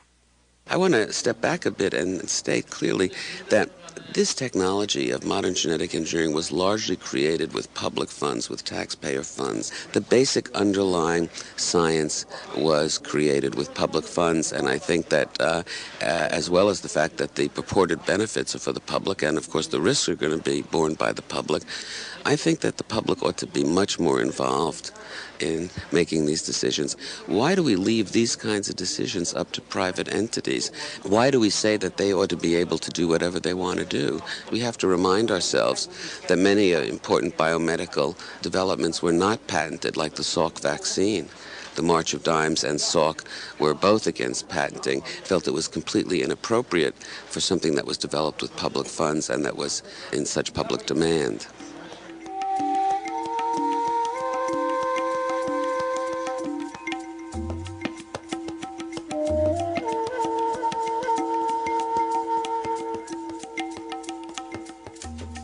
For thousands of years, the people of India revered a beautiful evergreen called the neem tree. They used its oils for insect repellent. They cooked its leaves to make medicines. They even used its twigs for toothbrushes. It belonged to everybody and was part of the whole culture. Not anymore. Biotechnology companies have genetically modified the neem and then patented oils and other components extracted from them. What was once free and available to everyone has become private property that has to be paid for. Genetic engineering provides a way for companies to claim rights over naturally occurring organisms. They fiddle with one gene, say they've invented something new, and patent it. Patents are a way of saying, "This is mine." They give exclusive legal control over what you may know, discover, or invent. This is called intellectual property. Chi Yok Ling is a lawyer with the Third World Network, an organization fighting for the environment and human rights. She keeps track of how biotech affects the lives of the people in developing countries. These companies are claiming that they have invented something. But if you look at agriculture, for example, the material within which they start their work do not come from thin air. They come from the fields, they come from international seed collections, which have been donated mostly by farmers and countries in the developing world. And what you do in genetic engineering is that little bit of genetic manipulation, which technically says that they have changed something, but it ignores the entire history of the cultivation, the nurturing, the breeding that has been done by generations of farmers. And so this last bit that the private company does with this new technology is the basis for them to claim ownership over an entire history of a seed, which also has tremendous social and community ownership in the broader sense of the word. The idea that life can be patented has now gone global. In 1995, the World Trade Organization passed sweeping new rules which have changed lives around the world. Under these rules, countries can't stop anyone from patenting living organisms within their territories. Chi Yok Ling. Until then, countries would have a national choice. So whether I protect a patent in my country, I would have to balance national policy, public interest, and the corporate interest, and then I'll pass national laws accordingly. So in many countries, like in India, they would exempt pharmaceutical products from patent protection because they felt for national health interest, public interest, we should make drugs cheaply available. Or food products, because of food security, we would not want to have patent laws that protect one company's seeds. But that has all changed because under the intellectual property rights at the international level, which all the countries have signed on to, we are obliged now to change our national laws. Most of the world's genetic resources are in the southern hemisphere. That's where the bulk of the world's biodiversity exists. But most of the biotech companies are in the industrialized nations of the north. This is why people in the third world sometimes call the patenting of life biopiracy. Vandana Shiva is a physicist. She's an expert on food issues in the third world. She says biopiracy is nothing more than a modern version of the old colonial regimes. In the 1920s, the British put a tax on salt making, as a way of financing their armies. And Gandhi went out and said, no, this has been given freely to us by nature. We make it with our intelligence. We need it for our survival. And we will not pay you the taxes you want because you have not created the salt. You have not made the salt. And we need it for survival. In a way, patents are 5,000-fold worse than the salt taxes of the British regime at that time. And it is like patenting air, because after all, it's the biodiversity and life forms that make our life possible. It's as vital to life as air itself. It's a condition of our life process. And when our life process and elements of our life process start to get patented, it is really the ultimate of organized greed. And it's generating not just an ethical crisis, but it is really threatening to generate a crisis of survival. In India, people are perhaps more aware of this than anywhere else. They're mobilizing to defend crops, foods, and medicines bred and shared by peasant farmers over thousands of years. Vandana Shiva runs an organization called Navanya, the national program for conservation of native seed varieties. In every village where we work, every farmer we work with takes a pledge that this is a legacy I have received from my ancestors, and I make a promise to myself that I will ensure that this legacy passes on to future generations, and I will protect it, I will defend it, and I will not allow it to be privatized. And through this, we are setting up these regions which we call patent-free zones, where the people basically believe and recognize that these are laws that are so immoral and so unjust that they don't have to be obeyed. And we've had declaration ceremonies of very, very touching kinds, where local village systems, the formal systems of governance, have actually adopted resolutions and said the seeds of this village will always be common. And of course, it's so clear to people that this can't be privatized. But the more we talk about it, the more prepared we are to not let it be privatized through coercion and force.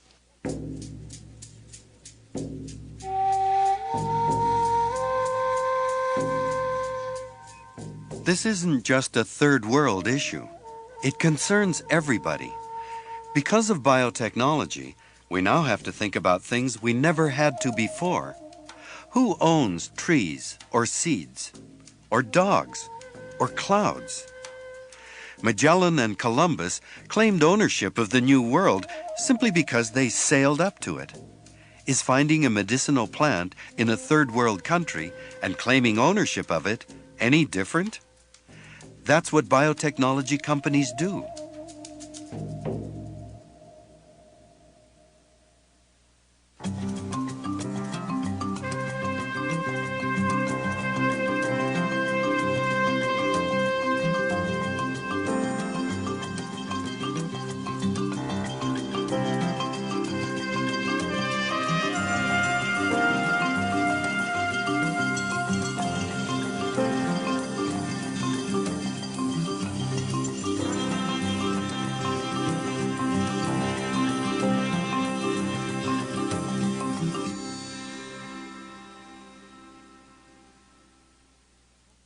In the 19th century, homesick Britons introduced rabbits to Australia.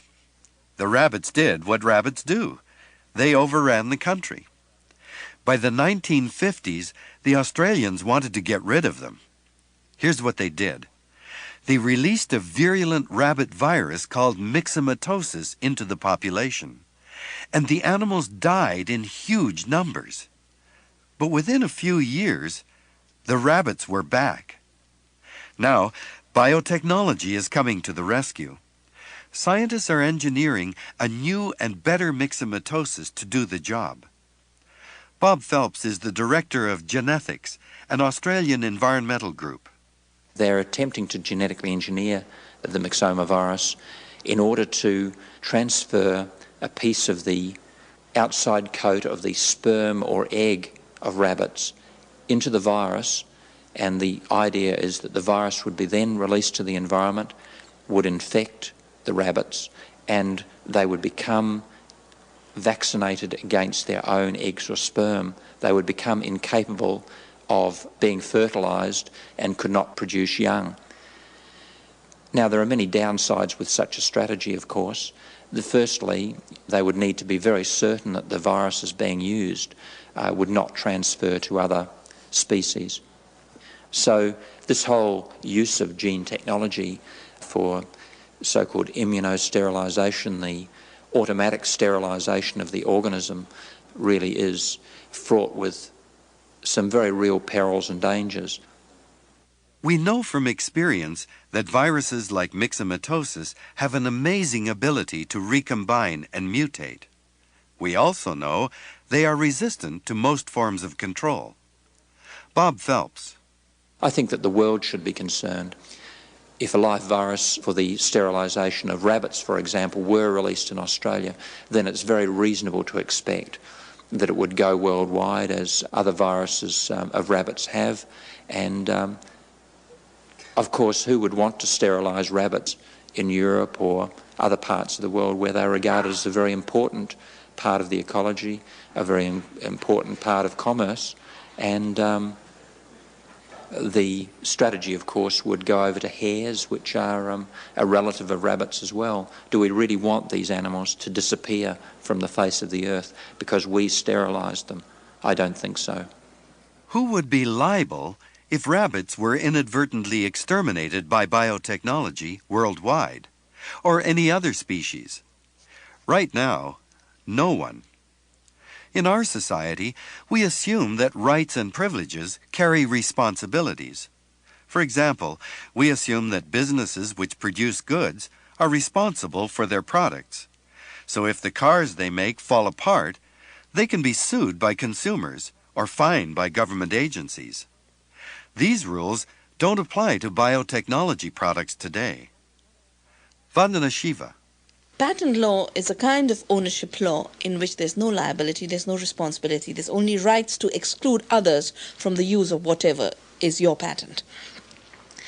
While the patent laws allow these companies to own living diversity and manipulate life forms as if it was their creation and of their making, there is no system to make them take the responsibility of what are the consequences of that introduction, manipulation, and release.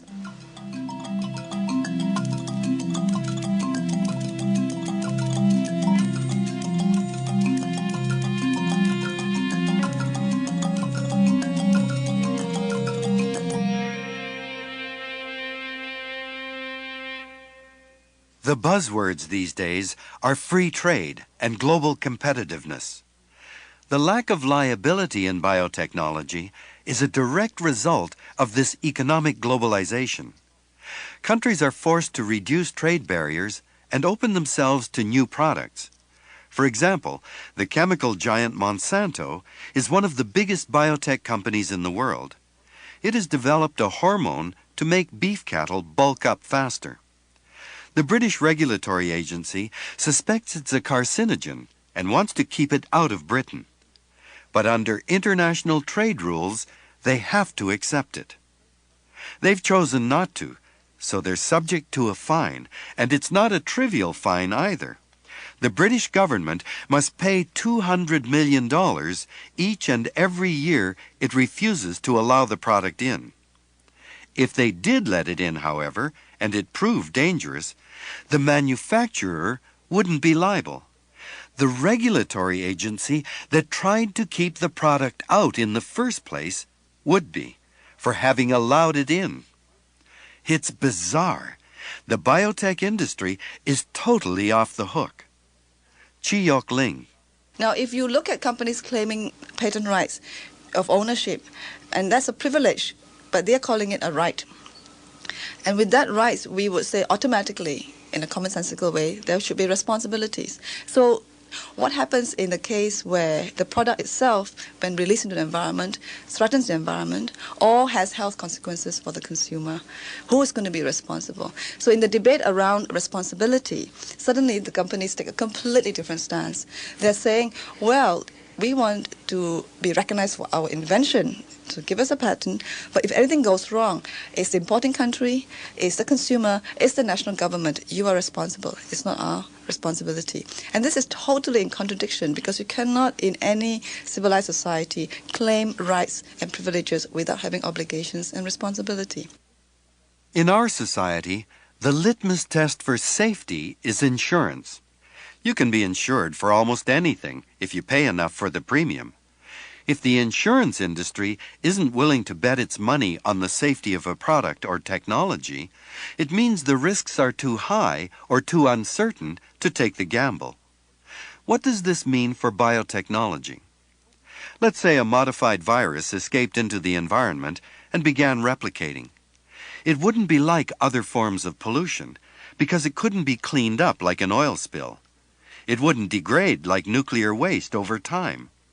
And how it would interact with other organisms is completely unpredictable. Brian Goodwin is a biologist at Schumacher College in Devon, England. He thinks a lot about the issue of biotechnology and responsibility.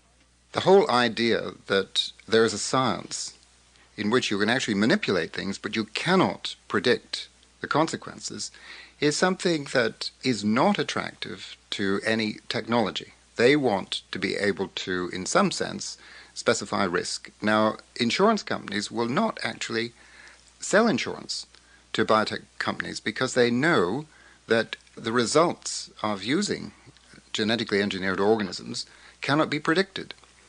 There is no satisfactory risk assessment procedure. And the fact that insurance companies won't undertake this just shows you that this is a very, very unreliable technology. We simply don't know enough about this. Jeremy Rifkin. What happens when the first organism creates a problem? And we're talking about a problem that could be serious. So then the question is, who will absorb the liability?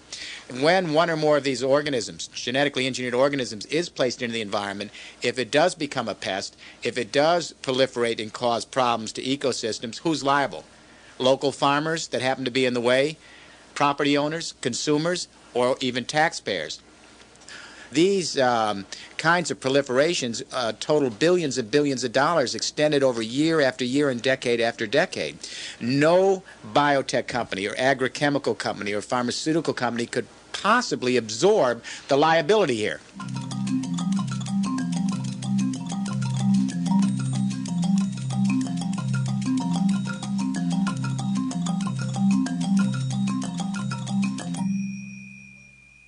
One of the main products of biotechnology is what the industry calls novel foods. Genes from different species are inserted into the animals and plants we eat for a variety of reasons, increasing yield or making them more resistant to pests. But no one knows what the long-term effects of consuming gene-engineered foods are.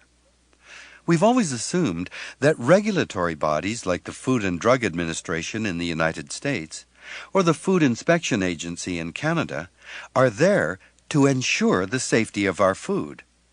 As citizens of a democratic society, we have the right to decide what we put into our bodies. But in order to do that, we have to know what's in the food. That means it has to be labeled. Genetically engineered foodstuffs are not labeled either in the United States or in Canada. Andy Kimbrell is a lawyer who runs the International Center for Technology Assessment in Washington, D.C. He's been pressuring the U.S. Food and Drug Administration to label genetically engineered food. So I think it's very, very important that people have the knowledge of what's in the food they're eating, that food be clearly labeled, and then people can make the decisions that they need to make. And certainly if the biotechnology industry feels that its food is as safe or its food may even be better than food currently out there, well, then they certainly have the money to advertise. But the public has the right to know. Even as we speak, there are over 24 foods out there that are not labeled and that are genetically engineered, and people have no idea what they're eating. Our health and well-being is directly related to the quality of our food.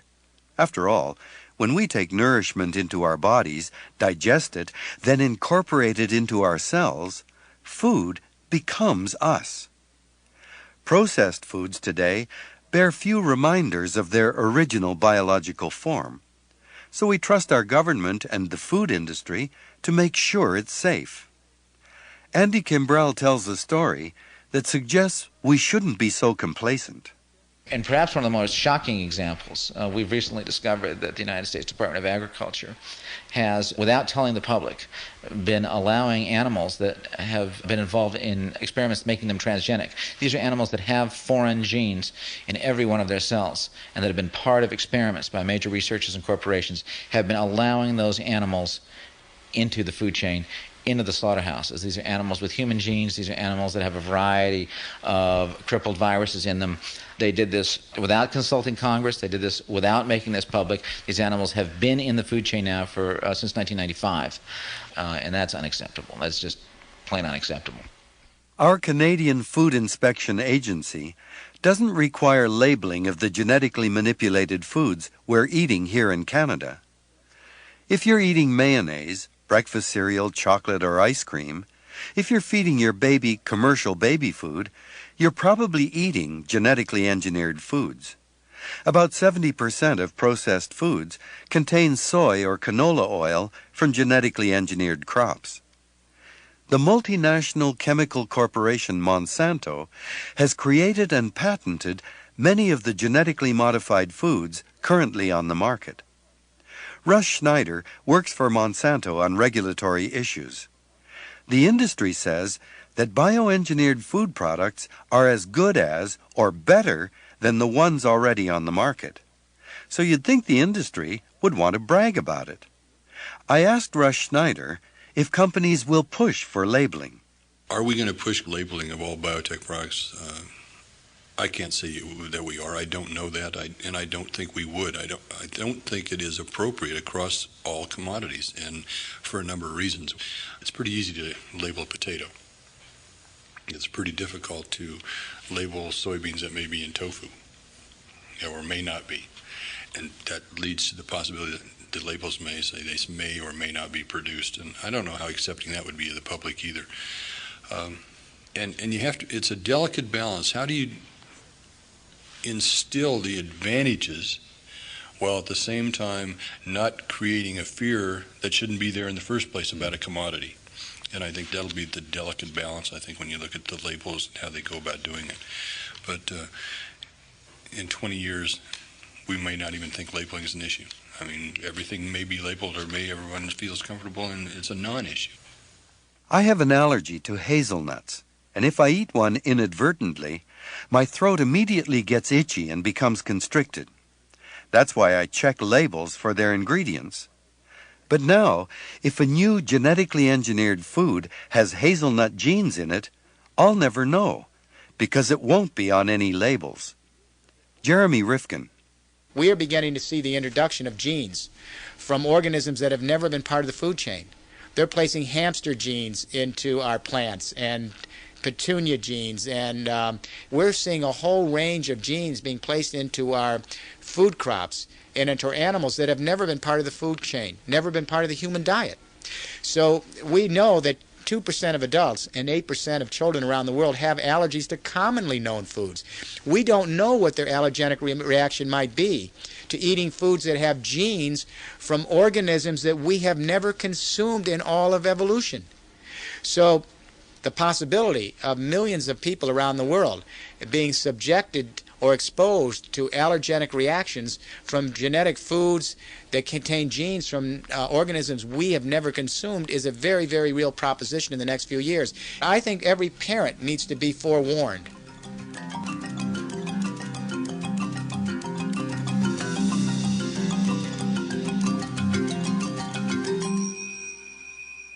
Here in North America, genetically manipulated foods haven't been a major issue. But in Europe, people are up in arms.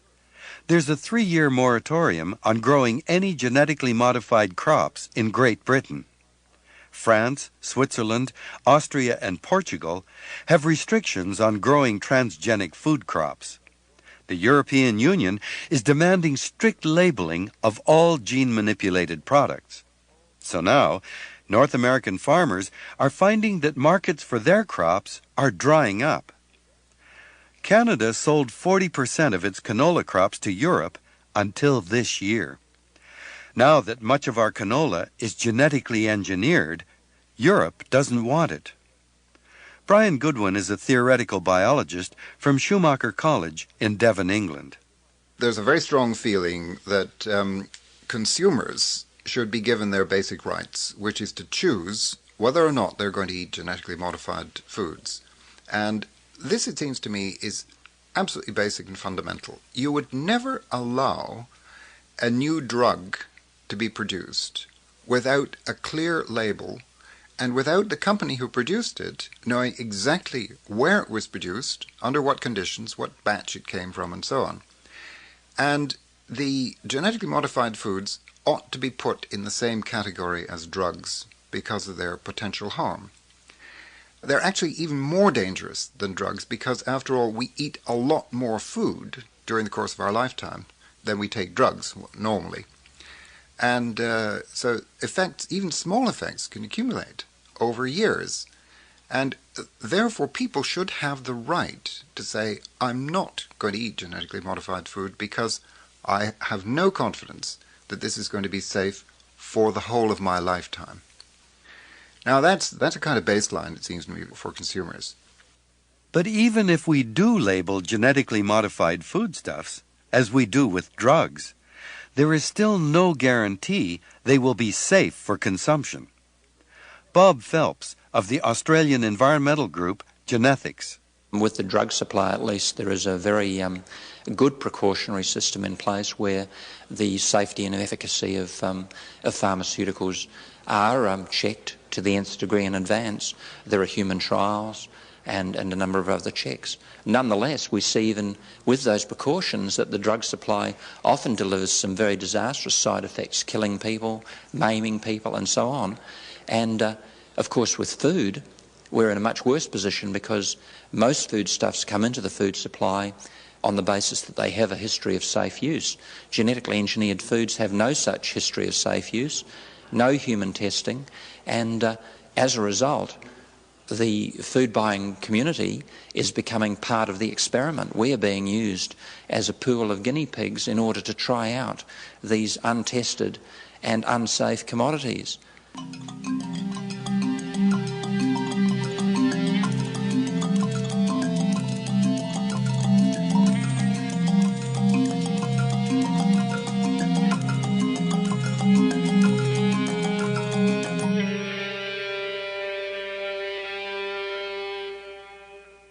Richard Stroman is an emeritus professor of molecular and cell biology at the University of California at Berkeley. He is a globally recognized leader in molecular biology. After an illustrious career spanning 35 years, he has a perspective on how the nature of science has changed. And believe me, from my personal experience, I can back up everything he says. He thinks that business is now driving the agenda for the study of genetics. When we take fundamental molecular and cell biology and then go ahead out and apply it through corporate structures for use, which is a fine idea, really, the problem is that in order for the application to be profitable, which it has to be in this culture, you've got to have your eye on magic bullets. You've got to be able to boil down some very complex behavior, let's say like a human disease, or some ability for corn to produce more protein per ear and beans to do the same thing. You've got to boil that down to a single entity that you can identify, isolate, and then put in a bottle or into a feed bag or whatever.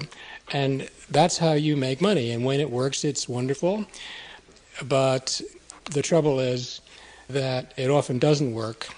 And when you put a biological entity out into the environment or into a human being, and you're not completely certain, and you can never be certain in this business, is my opinion, your ability to do damage is very high. And I think that's by and large what's happened. And the successes, I think, are very rare. But the hyperbola around those successes is, of course, enormous. An endearing quality of scientists is their enthusiasm for new ideas. But this ability to be carried away with an idea was what Mary Shelley wrote about in Frankenstein. Remember, Frankenstein was the doctor, not the monster. The doctor wanted to find the secret of life and create a new and better human being, but ended up creating a monster. Today, there's too much pressure on scientists to transform their ideas and theories into a profitable product. When you demand a quick product and a quick profit, you're more likely to end up with the monster. Academic scientists have thrown in their lot with corporations because it's much more difficult to get funding for research that doesn't promise an immediate short-term benefit. Richard Stroman. This insistence that everything be greeted with immediate usefulness is counterproductive beyond measure. We used to have a much more enlightened view. We used to give scientists money to work on problems that they were interested in. And we had some general idea, well, this sounds interesting, and maybe it won't be applicable right away, but that kind of thing. But we've gone over from that to a state. Every grant now has got to be accompanied by a lay statement in which it's made clear for congressmen and legislators in general that they can go to the voters with to show them how wonderful all this is. And every country has done this now in the Western world, in any case, in the post-industrial world. It's required scientists to show that their work is going to be useful in the world. So everybody is making claims that are extraordinary. They can't possibly be met. So the grants are written that way. There's a pot of gold at the end of the rainbow, and everybody's chasing that pot.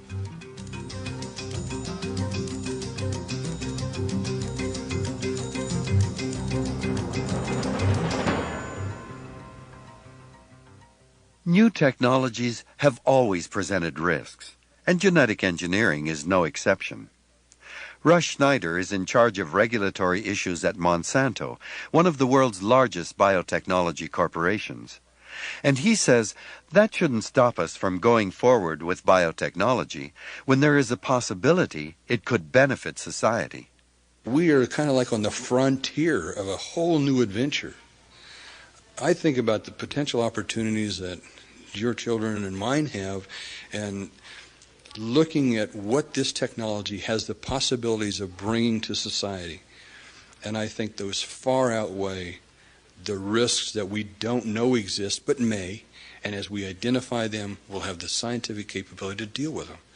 I just don't think we can afford to stop everything until we have answers to certain questions, because we don't even have an idea what those questions long term are going to be. If we are going to stop everything we do because there might be a risk, we may not have invented fire. I don't know. The scientist who created DDT won a Nobel Prize. It was an incredible way to kill insects, like malaria-carrying mosquitoes.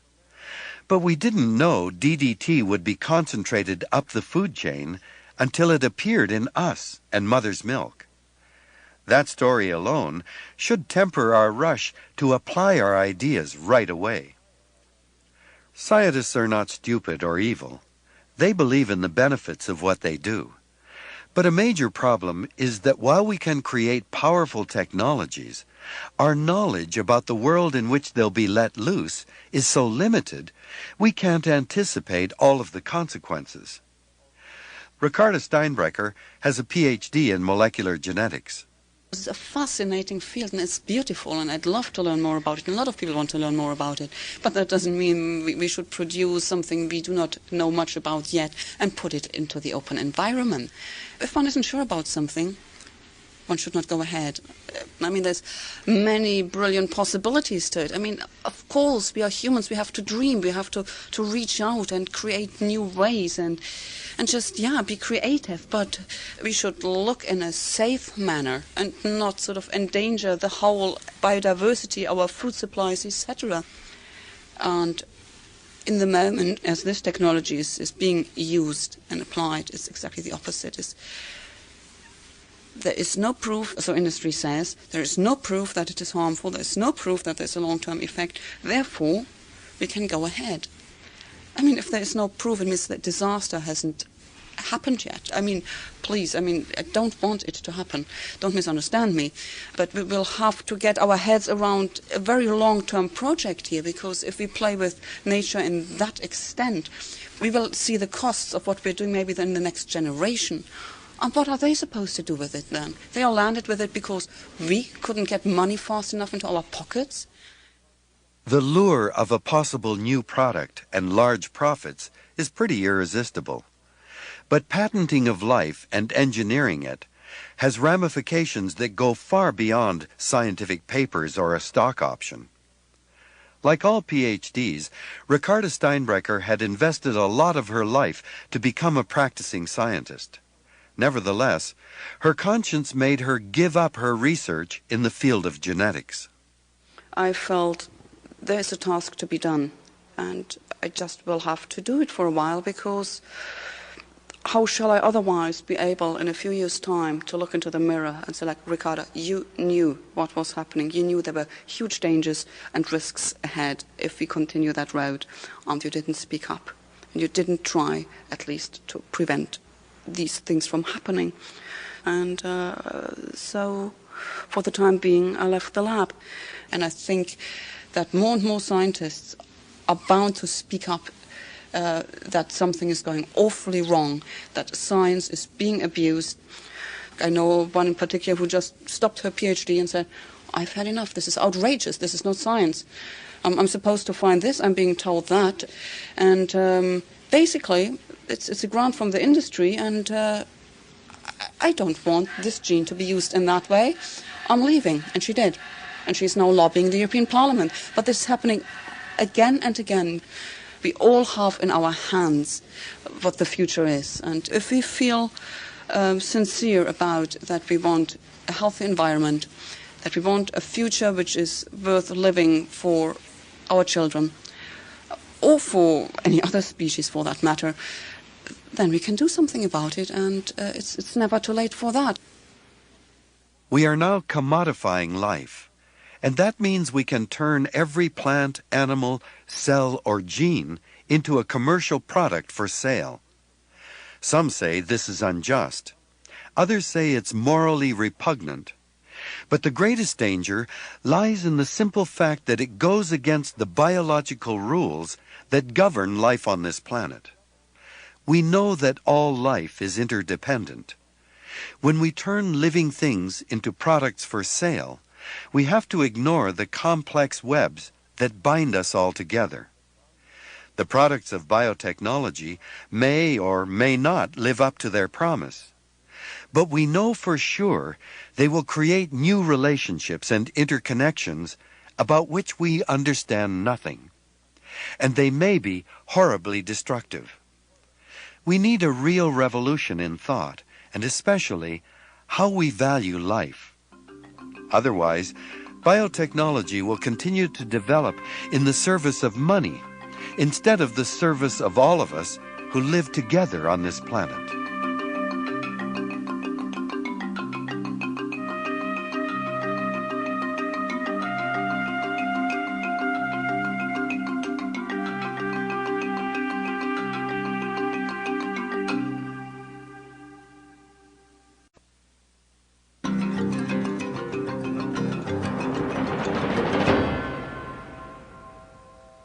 In my discussions about environmental issues, I often end up talking about economics.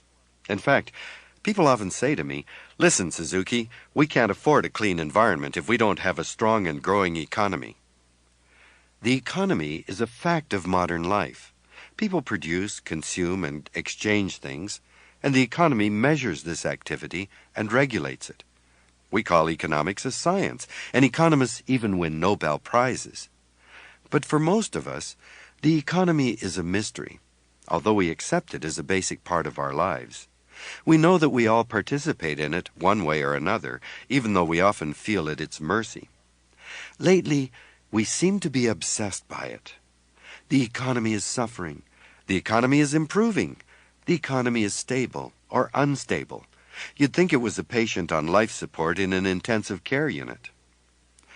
Hazel Henderson is a futurist and economic analyst who has been writing books about what's wrong with economics for the past 30 years. I caught up with her at a recent conference in Colorado. I want to start right from the beginning, assume, which is a good assumption, that I don't know anything about economics, and I'd like to start by saying, what is an economy? Well, an economy really is a fiction because you cannot separate what people do around production and consumption and exchange and all of that from the rest of human life. So it was always a mistake of the economic textbooks to do what the Buddhists say, reify this thing, and say that the economy is some kind of separate thing. Of course it's not some kind of separate thing. But that was a very convenient fiction because it allowed a lot of political control over a very key part of what human beings do together.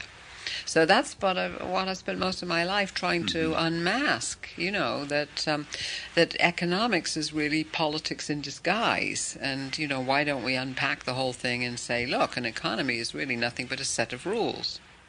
The rules are about the laws of supply and demand, the efficiency of a free market. Economics keeps track of the money we exchange for goods and services. But as a biologist, I've always felt that economics seems to pay no attention to the real world of nature. Nature does all kinds of things, like give us wood, medicines, and food, to say nothing of clean air, water, and energy. Hazel Henderson says there's another important part of our lives that isn't counted in the economic equation. She calls it the love economy. That's all the productive work that humans do that has no money value attached to it, like raising families and community work. To illustrate her ideas, Hazel Henderson likes to imagine the economy as a 3-layer cake with icing. Well, I was trying to describe, summing up in one drawing, what I was trying to do to reframe economics and bring in what I call the love economy, the 50% of all of the production and consumption and useful work, which is outside of the money economy, which therefore economists ignore. And of course, nature's productivity, which they also ignore. And I can remember drawing this 3-layer cake with icing on the top and showing it to my daughter, who was then about 10, you see, and I said, hey, Allie, do you understand what Mother's trying to do here? This is what I'm trying to say. And the economists only think about, what they call the private sector, which is the icing on the cake, and the public sector, which is, the next layer down, but they forget these 2 other layers at the bottom, the love economy and nature, which are holding the whole thing up. The real community life, which we realize now is the glue that holds everything together, this sharing and altruism and, and nature's productivity. And she said, oh, yeah, that's cool, Mom. Yeah, I understand what that is. The way Hazel Henderson describes the economy, even I can understand it, and I'm not as smart as a 10-year-old kid. Conventional economics has no way to account for the ozone layer, for example. It performs services for us, like shielding all life from DNA-damaging ultraviolet radiation. That's a part of nature's services, but that's not figured into conventional economics. I once tried to sit in on an economics course and was appalled when the professor said sharing, cooperating, and caring are emotional and irrational acts. He said acting in pure self-interest is rational, and that's why modern economics rests on the principle of self-interest. I mentioned this to Hazel Henderson. It's terrible. I mean, that's when I noticed that in the textbooks. I thought, my God, no wonder we're in such deep trouble. If the textbooks say that the only kind of rational behavior is maximizing self-interest in competition with all other comers, then that's a recipe for a society which is going to end up as a behavioral sink. And so once I picked up that whole idea, that they treated altruism and love and sharing and caring as irrational, I thought, well, my gosh, the only thing to do is to organize against this discipline and really defrock them. And so, that's why I'm so roundly hated in the economics profession.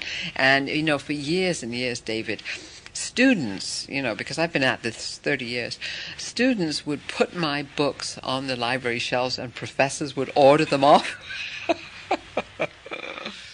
One of the things Hazel Henderson has written a lot about is how the environment has been left out of economics.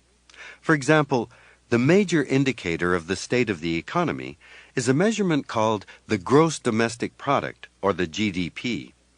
It's accepted as an indication of how well a country is doing. But is it really? Ralph Nader points out that every time there's a car accident and people are hurt, the GDP goes up. They need ambulances, doctors and nurses, hospital beds, car repairs. All of this involves an exchange of money and increases the GDP. After the Exxon Valdez oil spill, the U.S. GDP rose by $2 billion. Hazel Henderson is involved with an investment fund called the Calvert Group, which is trying to come up with a whole new set of criteria for measuring true economic and social well-being. I'm a contrarian, and whatever the herd is doing, I'm trying to do something else, And that's really the work I've been doing on Wall Street since, 1982 with the Calvert Social Investment Funds. And so what I'm doing with the Calvert Group is we have 12 aspects of quality of life. And this is just based on what voters all over the world in democracies say is important to them. Education, health, recreation, environment, culture, all of these other things, poverty gap. People don't like the idea the poverty gap gets wide. It's very uncomfortable for people. And of course, it creates a lot of crime, naturally. And that's one of the real problems with GNP is that it averages out income. So that, if you average out income per capita, you could have a society with 1 or 2 billionaires and everybody else homeless. And it would still look like it was great on the average, you see. This is how insane GNP is. So, we're looking at all of these different aspects of what voters say is quality of life. What Hazel Henderson is saying is that we lead very complex lives. We can't reduce the joy our children bring us, our hobbies, making a living, and our neighborhood safety down to a single number. We need a new measure. Well, the most important thing about it is it's not all lumped together and averaged, and economists are absolutely not in charge of it. And the one thing, if there's only one thing I want to leave people with in terms of talking about alternative indicators of wealth and progress, is don't let economists be in charge of them. Because many well-meaning economists now are trying to pull and tug the GNP and saying, well, we'll include this and we'll include that. And of course the GNP can be corrected, but my indicators are trying to show that the only way to do indicators of quality of life in a holistic way in complex societies is that they should be multidisciplinary. You can't have one discipline in charge.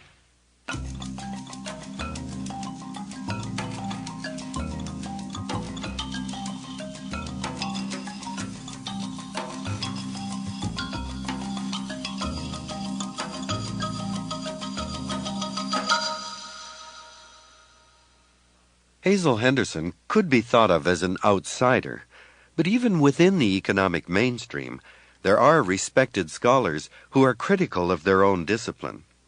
One of them is Herman Daly. He was a senior economist at the World Bank for 6 years. He now teaches at the University of Maryland School of Public Affairs. Almost a decade ago, Herman Daly wrote a book called For the Common Good with a theologian, John B. Cobb, Jr. It was an attempt to bring social, environmental, and spiritual values into the economic equation. He's part of a new discipline called ecological economics. I also asked him what an economy is. What is an economy?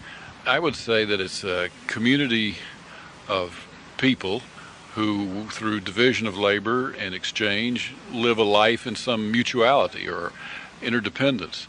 And they depend not only on each other, but they depend on the natural world, the natural community from which they extract materials and services and to which they have to return waste. So I would say there's 2 levels of community: the natural community that must be respected for the economy to be sustainable, and the human community in its mutual interdependence and division of labor. Those relations of justice and dependence have to be respected also. Herman Daly, like a growing number of economists, points out that nature sustains the economy.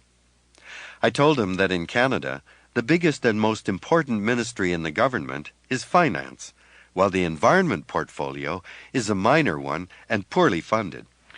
I saw the same thing when I worked at the World Bank. In many countries, the environmental ministry was very small. The Ministry of Finance was the number one. I think, in a way, that's reflective of our kind of basic paradigm in economics. Standard economics tends to see the total as being the macroeconomy. That's everything. That's the whole. And the environment is a part of that. It consists of, some firms that are engaged in forestry, fishing, and waste control and so on. But there's not the vision that the ecosystem is a containing envelope which contains and sustains the macroeconomy. That's what's missing, and that's why I think ecological economics is so important, because it starts its whole analysis from this vision of the economy as subsystem of the larger natural ecosystem. The problem is, we've got it backwards. It's not that the economy contains the environment, it's the other way around. The reality is, the environment includes everything, and the economy is a part of it. Everything we make comes from the earth.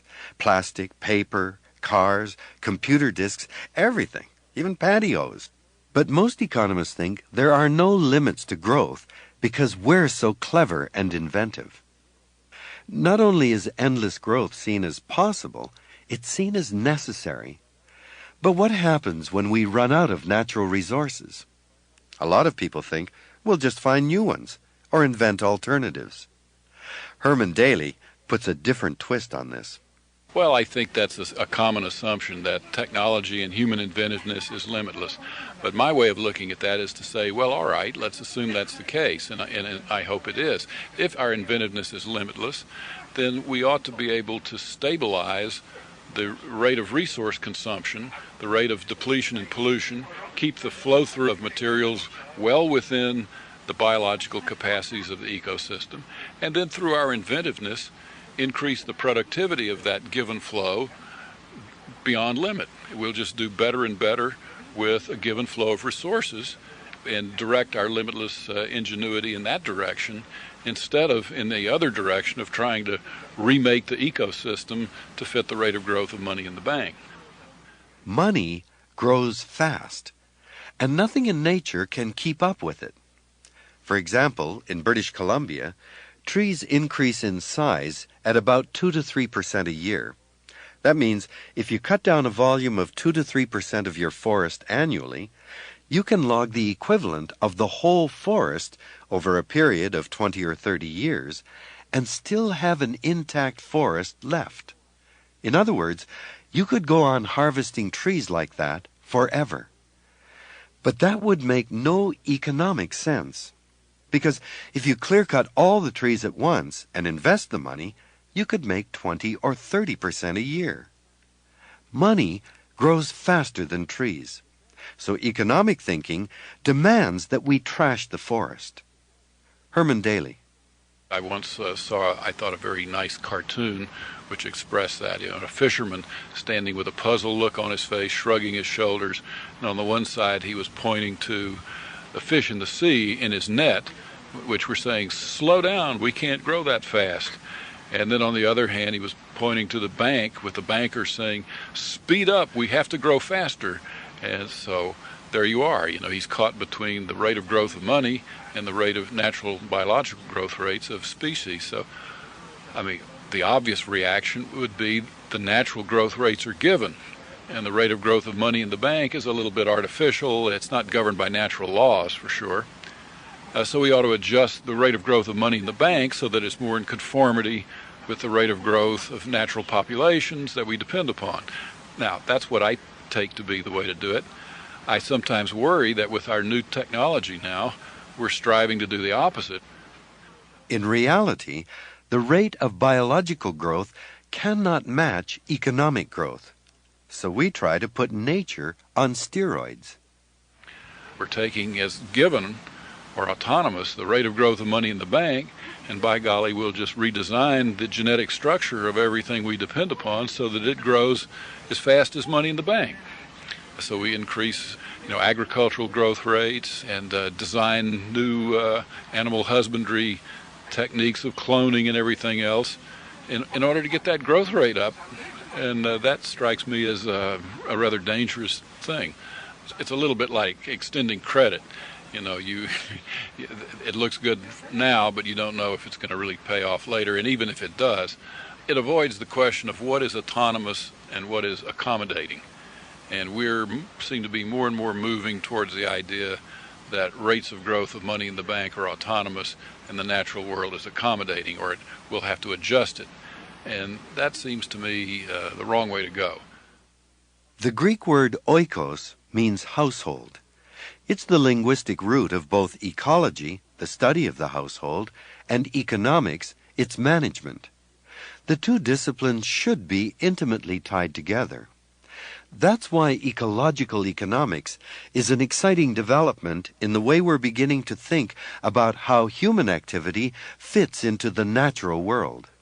Well, I think slowly it's beginning to have more of an impact. But it's provided a forum for people who want to get out of either standard economics, which is kind of, like let's pretend that nature doesn't exist, and also people who want to get out of standard ecology, which very often is let's pretend that man doesn't exist, and get the two together in a more realistic set of assumptions and look at the true macroeconomy, the real household, the total system, the ecosystem, and study the relations of that larger system to the smaller system that it supports. Clearly, the value of the total ecosystem is infinite. Well, however much we value our lives, we ought to impute that total value to what sustains our life. And so, in that sense, it's just beyond calculation.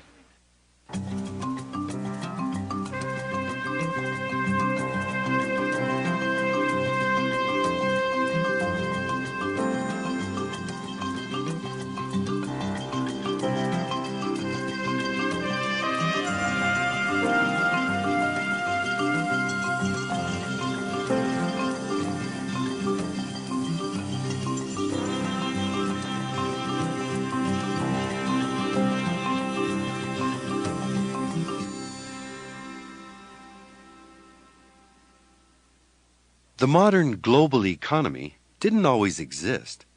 Remember that we came through a huge depression in the 1930s, and what got the economy going again was a war, World War II. At the end of that war, the American economy had become the dominant economy in the world. Fueled by genuine altruism and a lot of self-interest, the United States exported its largesse and American ideas about progress and development around the world.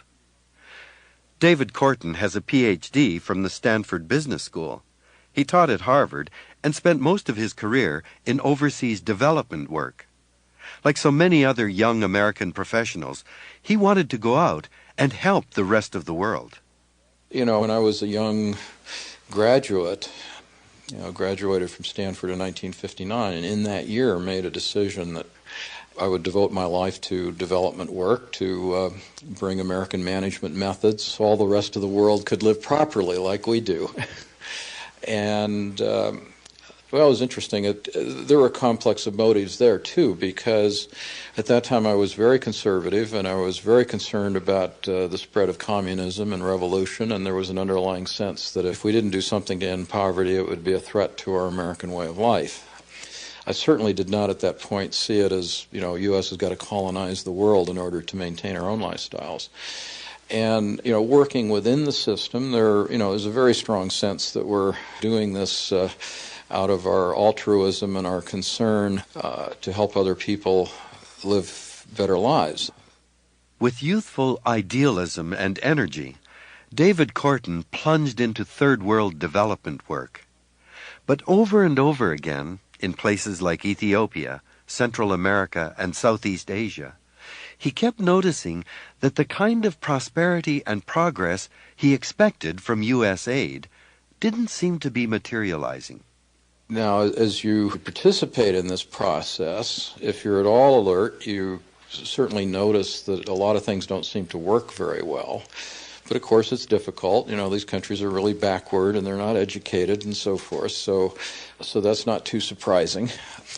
And of course, it must be working better someplace else, because if it was working this badly everywhere, then, somebody would surely notice it and do something about it. So I guess we just have to try a little harder here. The other piece of it is that some people do well. And, it's very easy to go to Asia, for example, and, you land in a big fancy modern airport and a big jumbo jet, and there's all sorts of duty-free shops, and you ride into town. There's a big superhighway and lots of limousines, and go stay in a five-star hotel, and there'll be a shopping mall next door and so forth. And things really are moving ahead. But then for a few of us, we then begin to see that, there's this facade, and some people are doing very well. And you begin to realize, in fact, the people who run the system, the people who own the corporations or run the corporations, the people with good jobs in government and so forth, the senior academics, they're all doing really well. And from their standpoint, the system is working. What David Korten began to notice was that the major beneficiaries of American aid were an elite minority within the developing countries. Large numbers of people remained mired in poverty, and the natural environment they depended on for their livelihood was being rapidly destroyed by industrial development.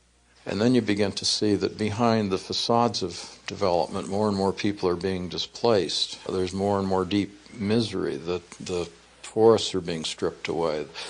You go out snorkeling in the tropical coral reefs, and the coral reefs aren't there anymore. It looks like a barren landscape under the water instead of just these rich gardens of coral and fish and this extraordinary life that we used to see when we'd go out along the coast.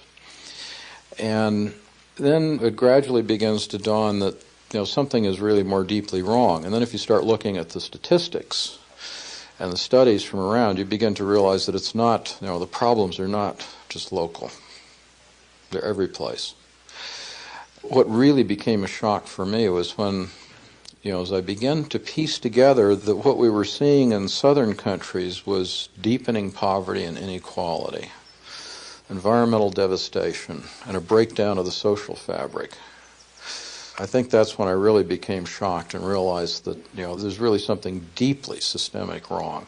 It's not just that we don't quite have the right fine-tuning on our concept of development, but that our whole concept of progress is wrong, and that most of our dominant institutions were creations of a mindset that focused purely on growth in production and the monetary value of the products produced by the economy.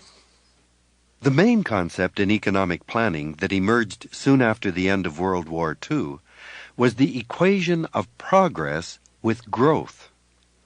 David Korten also noticed that all the problems in the developing world were also present in the developed world, but they were masked by our greater wealth.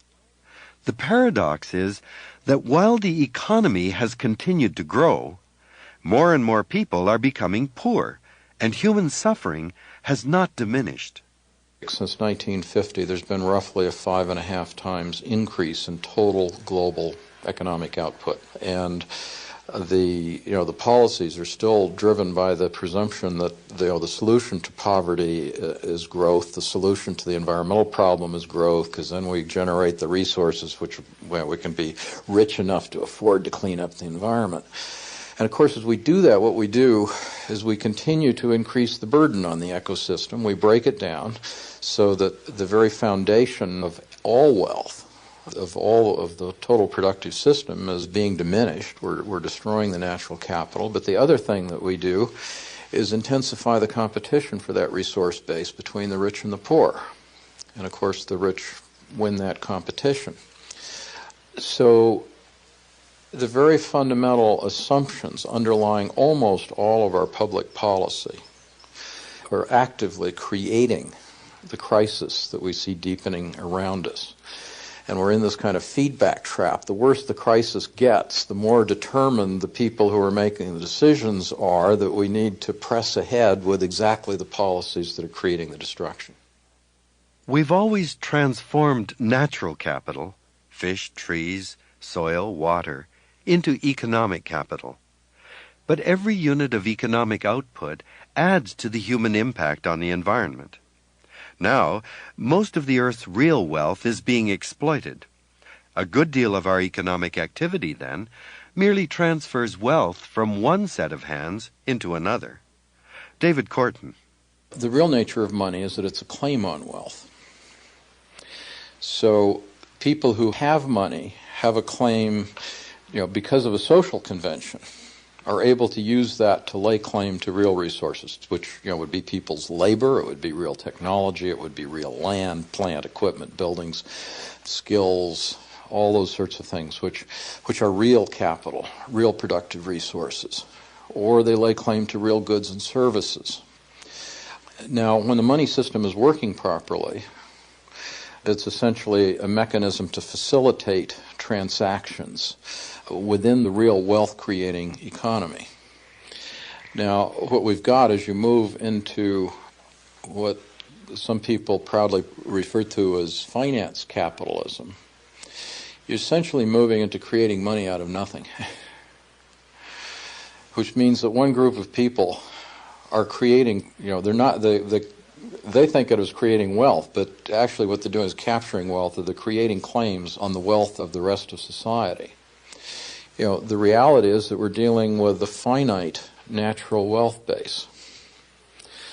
It is not a growing pie. It is a fixed pie in that regard. And so to keep expanding the wealth of the very wealthy, you basically have to push more and more people off of access to that basic source of sustenance. And that's pretty much the story of our time.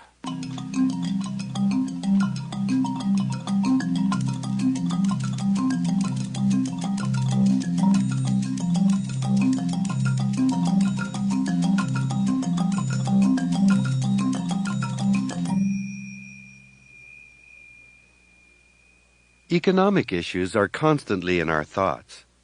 Governments are slashing social services, including medical care, welfare, and education. We've got to deal with the debt and deficit first, we're told, so the economy will grow and we can afford things like Social Security, better health care, and environmental protection. Alan Durning thinks there's plenty of money to pay for all this, but right now it's being misdirected. He wrote an important book for the World Watch Institute called How Much is Enough? Now, he's head of Northwest Environment Watch in Seattle.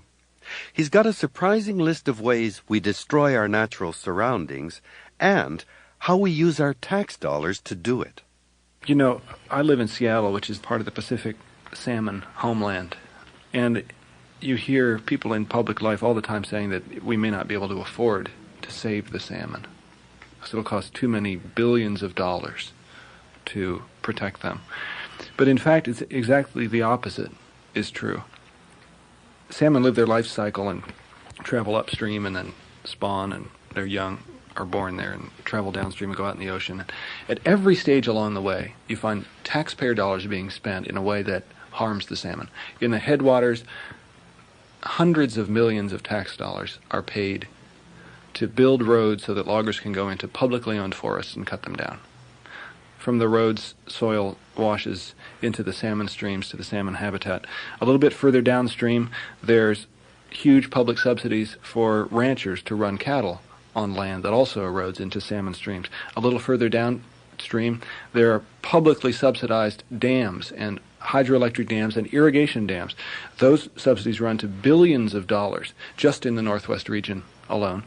A little further downstream, you come to the aluminum smelters that are using the subsidized electricity from the dams and emitting the pollution, emitting global warming chemicals into the atmosphere.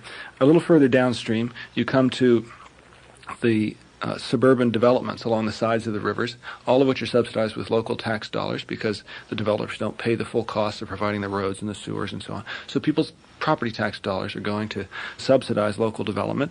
A little further downstream than that, you have the U.S. Army Corps of Engineers dredging out the channel of the rivers so that ocean-going ships can come in and out of the river and land there. And again, it's tax dollars, tens of millions of tax dollars, paying for the dredging of the river. And then, finally, you come to where the fish hatcheries are. Tens of millions of dollars of tax dollars going to provide fish hatcheries which are supposed to mitigate the effects of the loss of salmon upstream. But in fact, we now know that the fish hatcheries are weakening the genetic stock of the wild fish. Then, because of all of this upstream damage, all at our expense, the federal government has to put in disaster relief aid to fishing communities, welfare checks for unemployed fishermen, and then even more money to try to repair habitat or do research on how to help the fish survive. So it's not that we can't afford to save the fish, it's that we probably can't afford to keep on killing them. The salmon is a classic example of the misdirection of public money. But it's not the only one. We are literally paying billions of dollars in perverse subsidies to industries that cause social and environmental breakdown. Most of the resource extraction industries are fairly heavily subsidized, that mining industry, the oil and natural gas production industries, the timbering industries. To some extent agriculture, though the subsidies there are rather convoluted. But as significant are subsidies to urban real estate development, particularly suburban real estate development, subsidies to cars, to driving, typically about $100 a month per car in North America, ranging from the free parking that you're provided all over the city to the price of gasoline you pay that doesn't include the full medical cost of caring for all the people who are run over by automobiles. The roads that you drive on are subsidized. They're paid for not only out of gas taxes, but also out of local property taxes and sometimes income and sales taxes. Just about everything that you do in the car, you're paying part of the cost and somebody else is paying another chunk of it. It used to be that a lot of freight was moved around this continent on trains. Most of that freight is now being moved by truck. As a mode of transport, trains are much easier on the environment than trucks. But it's commonly assumed that trains just cost too much. They're not competitive because they have to be subsidized. But highways are subsidized too. Alan Durning. The huge subsidization of the highway infrastructure has resulted in a long shift away from rail and onto the roads for movement of freight. Now, in the United States at least, train companies own their own rail bed. The truckers don't own the road bed, right? It's paid for through tax dollars. It's subsidized, as I mentioned. And the rail system has a really hard time competing. So if we eliminated the subsidies to road transportation, that would all by itself shift some of the freight back onto rails and make it a much more viable venture economically. If we went even further, and this is, I think, the big thing that we can do as a matter of public policy, if we can shift the taxes off of people's wages and onto natural resource use, then we'll put a huge amount of momentum behind rail transportation, behind more efficient vehicles, behind more compact land use development. All of the environmental protection measures that we've been talking about since the 1970s, all of the ways that we can do 50 simple things or 1,000 simple things to help save the environment, all of it will be encouraged by our pocketbook. Whereas right now, we're taxed for working, for saving, for investing, and we're subsidized to pollute, to deplete natural resources, and to consume natural habitats. Champions of the free market tell us we can't afford to subsidize the poor and disadvantaged. But they're silent when it comes to welfare for major industries. Alan Durning. It's just this enormous irony that the so-called proponents of the free market are in fact supporting the exact opposite. They're supporting free markets for young teenage mothers by reducing the public welfare programs, right? Free market for those people. But for the big industrial players, well, that's something different. If it's worth enough to the economy to have the goods, then it certainly doesn't require a public subsidy. The subsidies reflect political power. They reflect organized constituencies which over decades have sufficiently ingratiated themselves to the lawmakers that they got subsidies written into the books. And now the public has yet to be sufficiently informed and organized to get the subsidies out of the books. That's all it is. Billions and billions of dollars out of government treasuries or in tax write-offs go to stimulate and encourage the pollution and resource depletion and habitat destruction that we're also concerned about. We're paying to have it destroyed. There's absolutely no economic theory that credentialed economists would swear to that says we need to subsidize environmental destruction in order to put dinner on the table.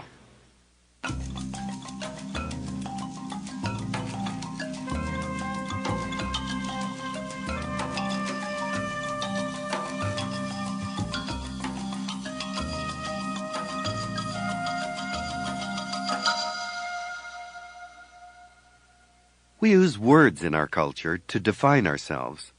We live under a capitalist system, within a free market economy that fosters democracy. These are all terms that have positive connotations at the moment. But sometimes our basic assumptions and definitions are what we have to question first. John Ralston Saul is an historian. His books about the current state of Western culture, Voltaire's Bastards and The Unconscious Civilization, are bestsellers. Saul says one of our biggest problems is equating our current economic system, capitalism, with our current political system, democracy. We're victims of an idea of how democracy works and how our society works in its relationship to economics and to capitalism. And essentially what you just hear all the time from perfectly well-meaning people, I mean, often people who think of themselves as being humanist, left of center, red towards whatever, they will just automatically accept what they would call probably the 19th century liberal approach, or laissez-faire, which is essentially laissez-faire approach, which is that in order to get democracy, you have to have a middle class. In order to get a middle class, you have to have prosperity. In order to get prosperity, you have to have economics leading the way. So you then end up with this definition by mistake of democracy, which is capitalism leads to a middle class, leads to democracy. And that idea, which is not only common, I mean, it absolutely dominates throughout the West today, in all age groups, most political groups, most political parties, is just garbage.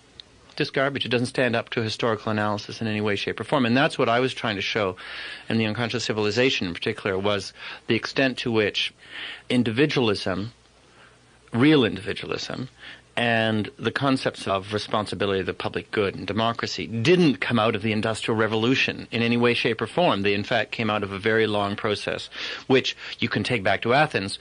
So I think having locked ourselves into that idea, that false idea, then we're in a particularly weak position to look at economics, capitalism, business sector, money-making, in a sort of cool way, because we feel that everything we do successfully is dependent on the success of the marketplace.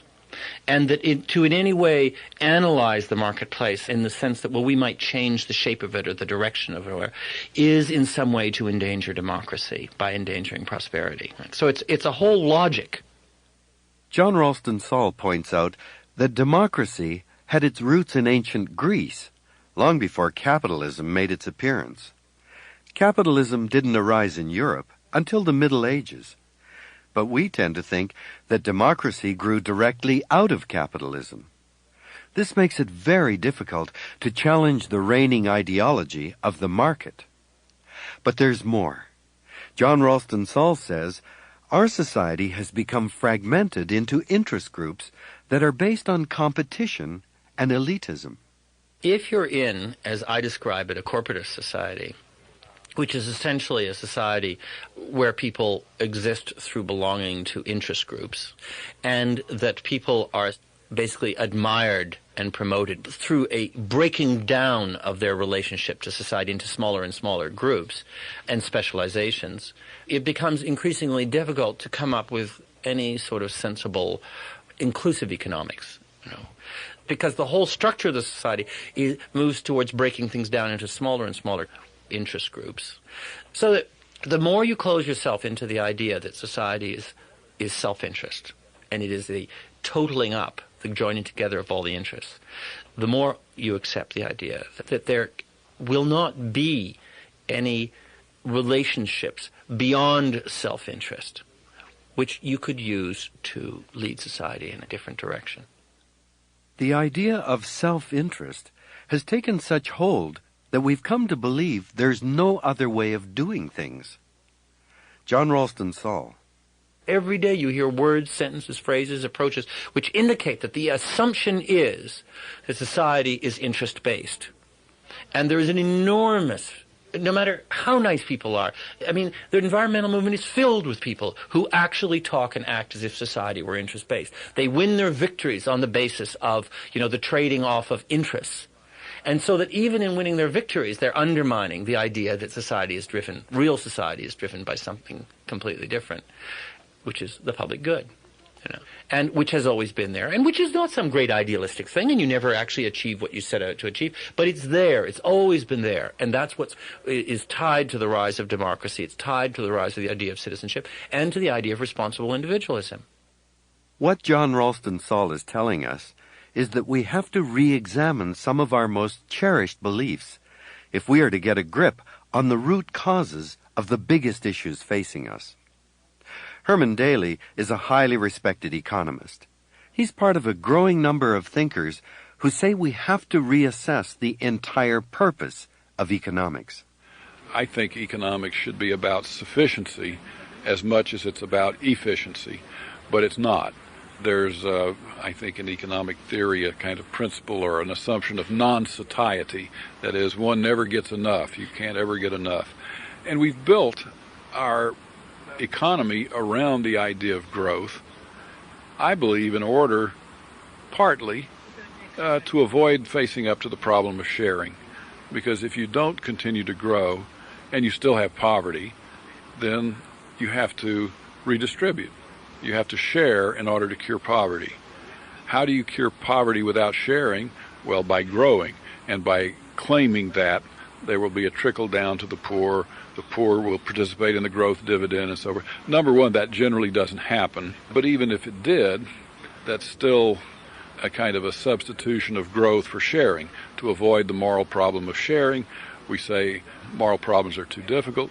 We'll convert it into a technical problem of just growing faster, then we won't have to deal with it. We've gotten away with that for a long time when we were living in a relatively empty world with abundant resources and spaces. Now that we're in pretty much a full world with much tighter limits, I don't think we can get away with that strategy, and maybe in some way that'll force us to face up to the moral issue.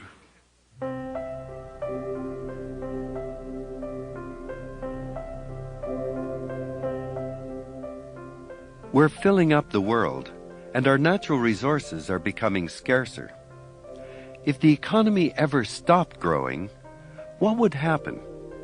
We'd have to really think about what's important and what makes our lives valuable and worth living. Hazel Henderson is also trying to rethink economics and how we measure our quality of life. She says we need a multiplicity of indicators to measure everything that contributes to our well-being. There's a very rich debate going on right now about indicators, which I love, because we want 1,000 flowers to bloom, and all around the world, cities are doing indicators of what's a healthy city. And the city near where I live in Florida, Jacksonville, they've had their own indicators of quality of life and progress for the city of Jacksonville. They have 83 indicators.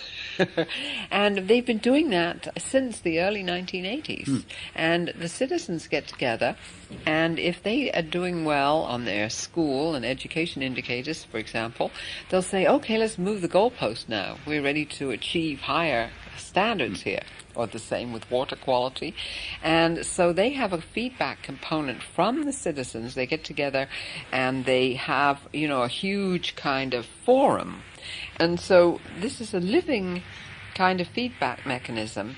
It's part of collective decision making, which is the thing, as you know as a biologist, human beings for like 98% of our experience have lived in nomadic tribes of 25 or so as gatherers. and occasional hunters. And so we got quite good living in villages. And we had that face-to-face kind of feedback systems to run our affairs. And then we moved into towns and cities, and we now are living in mega cities, as you know, which we have absolutely no experience how to manage our affairs. And so indicators are a rudimentary form of social intelligence that we're creating together. And so I see them as real social learning and cultural evolution, which is really what has to happen now. I mean, we're not talking about economic growth here. We're talking about development of the human and cultural development. And I mean, basically, haven't we all been talking about the evolution of the human species?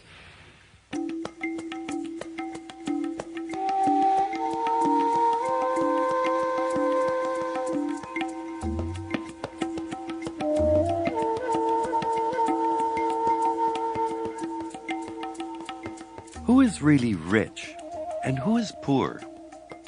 I've had first-hand experience of the way conventional economics impoverishes people. I've visited villages so remote they can only be reached by boat or float plane. Villages surrounded by vast untouched forests and oceans teeming with turtles, fish, and mammals. From Klemtu in British Columbia to Wewak in Papua New Guinea and Boro Boro in Colombia, I've had similar experiences. I once flew into a village of 200 people and was met at the dock by most of the villagers. That night, I was ushered into the community center for a feast. Everyone was there, and the tables were overflowing with delicacies from the sea, aromatic fruits, and exotic vegetables.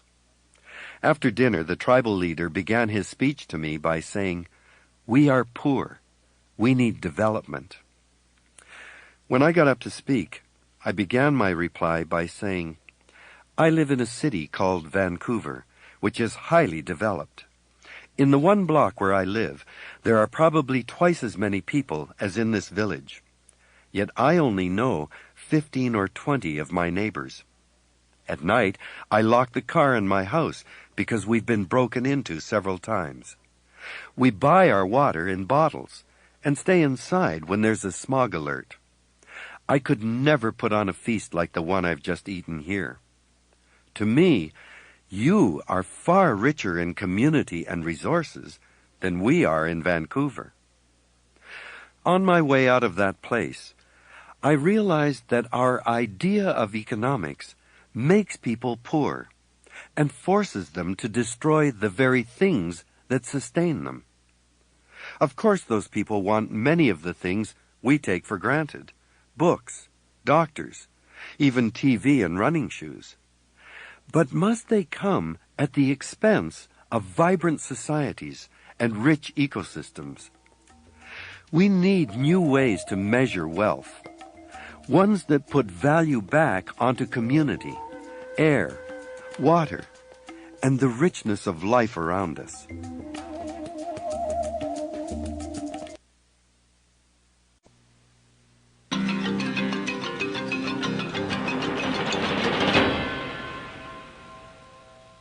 One of the peculiar results of electric information movement is decentralism.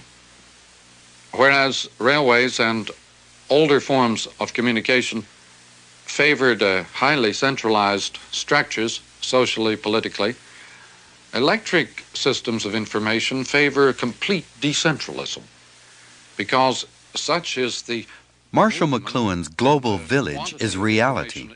We're plugged in electronically to the remotest parts of the planet.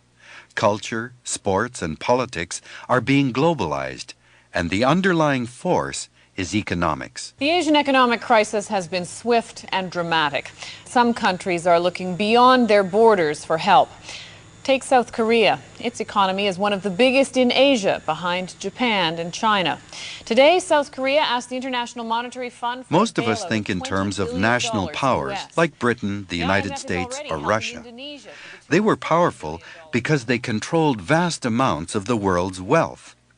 They could both command armies and offer incentives in terms of aid or trade. But today, wealth and power are no longer the exclusive prerogative of the nation-state. Now, those powers are increasingly exercised by private corporations. The change has been revolutionary. Well, let's take the 100 biggest economies in the world now. If you compare countries with companies, this year, 51 of the biggest economies in the world are corporations. Only 49 are countries. And that means, for example, that the big companies, Mitsubishi, Mitsui, the giant Japanese trading companies, are bigger than Denmark or Thailand or Indonesia. Toyota and Royal Dutch Shell are bigger than Norway. Exxon is bigger than Finland. Walmart is bigger than Poland. These are economic entities of the size and power that is unequaled in the history of the world. That's John Kavanagh, author of a book called Global Dreams and co-director of the Institute for Policy Studies in Washington, D.C. It's a think tank that looks at how national and international policies affect the lives of people around the world. Kavanagh says that today's global corporations grew beyond their national borders because it was the only way to make bigger profits. If you go around the world, for example, and spend time in Africa or Asia, you will find those markets inundated with Heineken beer, Guinness, and Tuborg. These are beers which all come from small European countries, Heineken from the Netherlands, Guinness from Ireland, and Tuborg from Denmark. They all, over 25 years ago, had saturated their local market, and by nature of the corporate need to expand or die, they went overseas. All of those companies are now global companies. The same is true of Coca-Cola. It's a company that's over 100 years old. They're basically selling Americans. Americans are saturated with Coke. You'd be hard-pressed to get people to drink any more Coca-Cola. But the Chinese market isn't saturated with Coke, nor is the Indonesian market. And so most large companies, even in big dynamic markets like the United States, in order to be profitable, have gone overseas. This is a fairly recent phenomenon. We know that there are huge corporations out there, but basically we believe that national governments, especially the United States, still call the shots. John Kavanagh. For much of the Cold War period, 1945 to 1990, the growing power of these global corporations was obscured by the superpower rivalry and by the dominant political and economic force of the United States in global markets and in world politics. With the end of the Cold War and with the shift from what we might call the age of national security to the age of globalization, I think more and more people are aware of the fact that the true economic powers in the world is no longer the United States per se, but is this phalanx of 200 large companies whose sales are the equivalent of over a quarter of global economic activity. It is these entities which more and more determine the working conditions, the health conditions, the environmental conditions of people around the world.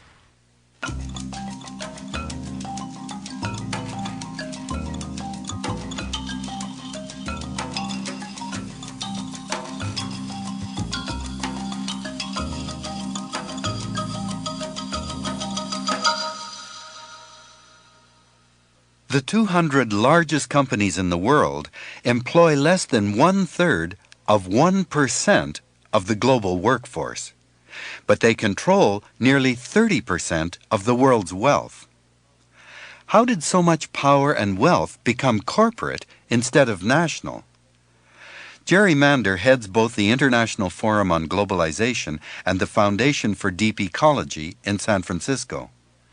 He says the idea of a global economy is usually portrayed as a natural outgrowth of modern progress. Globalization is seen as something that's not only positive, but inevitable. It tends to be described as something that kind of evolved, as though it was some sort of force of nature. But that's wrong. As technology advances and as institutions get larger and larger, they're operating more globally. And it's not an accident, and it's not just a natural evolutionary process. It really is a designed system set up for the specific purposes of rationalizing that corporations should basically make the rules of economic activity globally, that they're the logical, rational system to do that. This means that globalization didn't just grow like Topsy. It was deliberately designed, and it's been in the works for a long time. Gerrymander. Now, this global economic design really was in the minds of economists probably in the 20s and 30s for the most part, but really came into fruition at the Bretton Woods meetings at the end of the Second World War in the United States, where the leading economists, corporate CEOs, and government leaders got together coming out of a Second World War. There had been tremendous devastation, and they were trying to figure out how to design a world economy in the wake of all this horror and devastation. I think they thought of themselves as do-gooders at the time, and they were trying to think of what kind of system would prevent such terrible things from happening again. And they designed a system. The best system that they could come up with was one in which accelerated economic development everywhere in the world, which believed that economic development was the final answer to people's problems. So it accelerated free trade, eliminated the rules that countries use to control economic activity, put real power in the hands of large corporations via such institutions as the General Agreement on Tariffs and Trade, the World Bank, the International Monetary Fund, and put all countries in the same economic system and create rules that all these countries must follow. And the purpose of these rules is to free up corporate and financial activity so that it can be unfettered to use up the last resources, find cheap labor, and operate globally without any interference.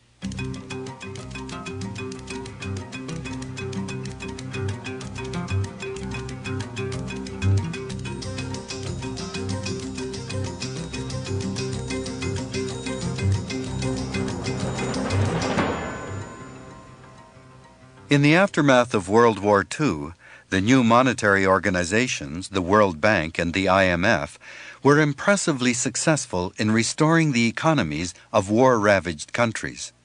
With Europe and Japan recovered, these institutions turned to the Third World. Their poverty, it was believed, would be conquered by greater trade and economic growth. Wealth was expected to trickle down through all sectors of society and the global community. Donald Johnston is the Secretary General of the Organization for Economic Cooperation and Development, the OECD. It's made up of 29 of the world's richest industrialized countries. It was founded after World War II to monitor and encourage trade in the interests of peace and stability. Today, it's the leading voice for the benefits of economic globalization.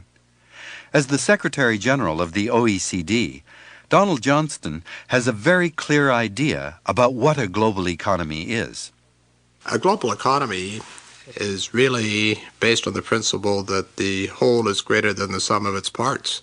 Clearly, as we've expanded from local village economies to regional economies to provincial economies to national economies, there has been ever greater economic growth, more opportunities, and increased standards of living.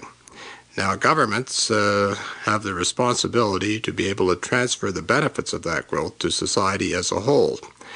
But what has happened nationally in many of our countries must now happen internationally, where there are many economies which, of course, have not been brought into the mainstream of world prosperity. 1.2 to 3 billion people still living on less than $1 a day, another 800 million or so living on less than $2 a day. Clearly, the benefits of a global economy will be such as they are in a national economy, but the distribution of those benefits is the great challenge for statesmanship as we enter the 21st century. Canada's first foray into the new global economy was the Free Trade Agreement with the United States.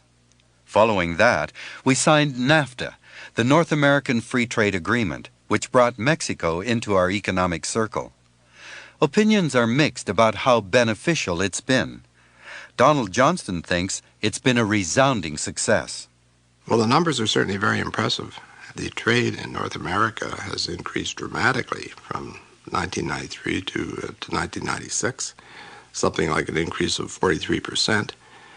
Mexico has now replaced Japan as the third largest trading partner with the United States. Unemployment in all of the countries has actually decreased and direct investment has increased. So I would say that NAFTA has been a great success. And in fact, I suppose one could say, looking at it from a regional point of view, that this is hopefully what this so-called globalization would bring to an ever-increasing universe. In other words, these regional agreements should be looked at, I think, as stepping stones to, to a more global arrangement, so that there will not be excluded countries, that there will not be on the margin.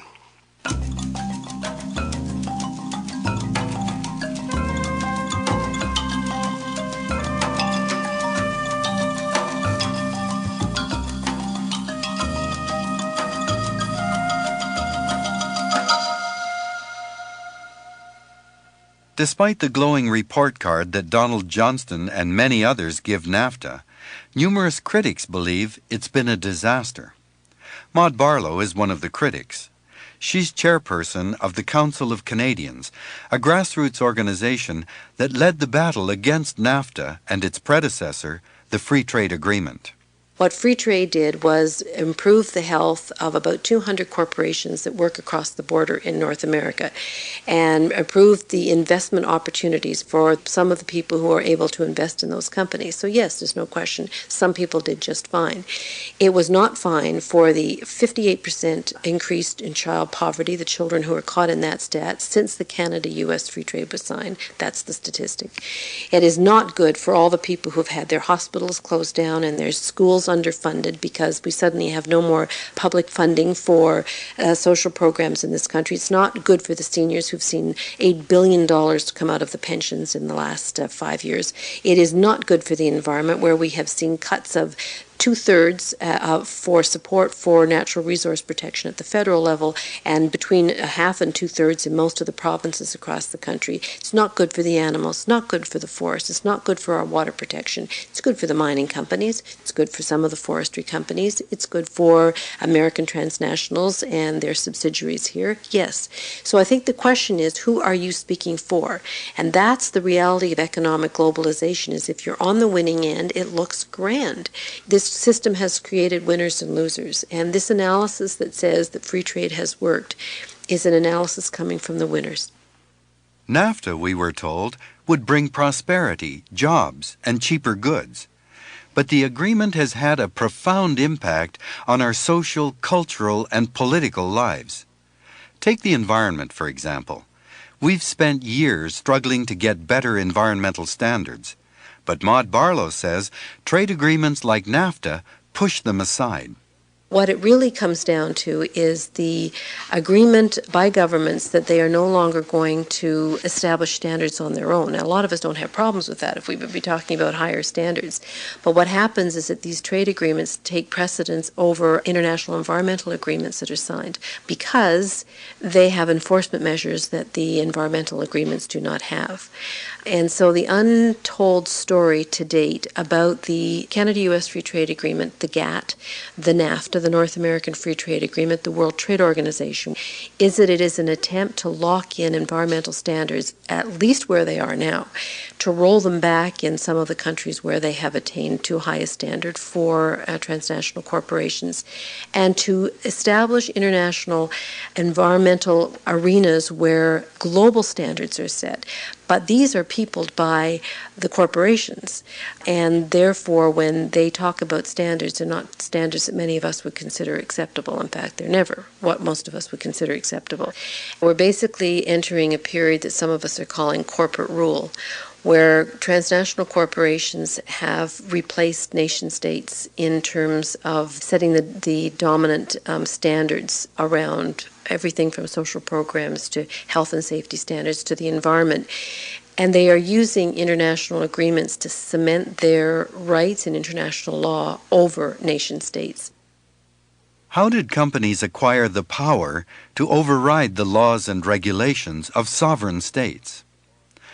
John Kavanagh, co-director of the Institute for Policy Studies in Washington, D.C., thinks it's been a gradual process.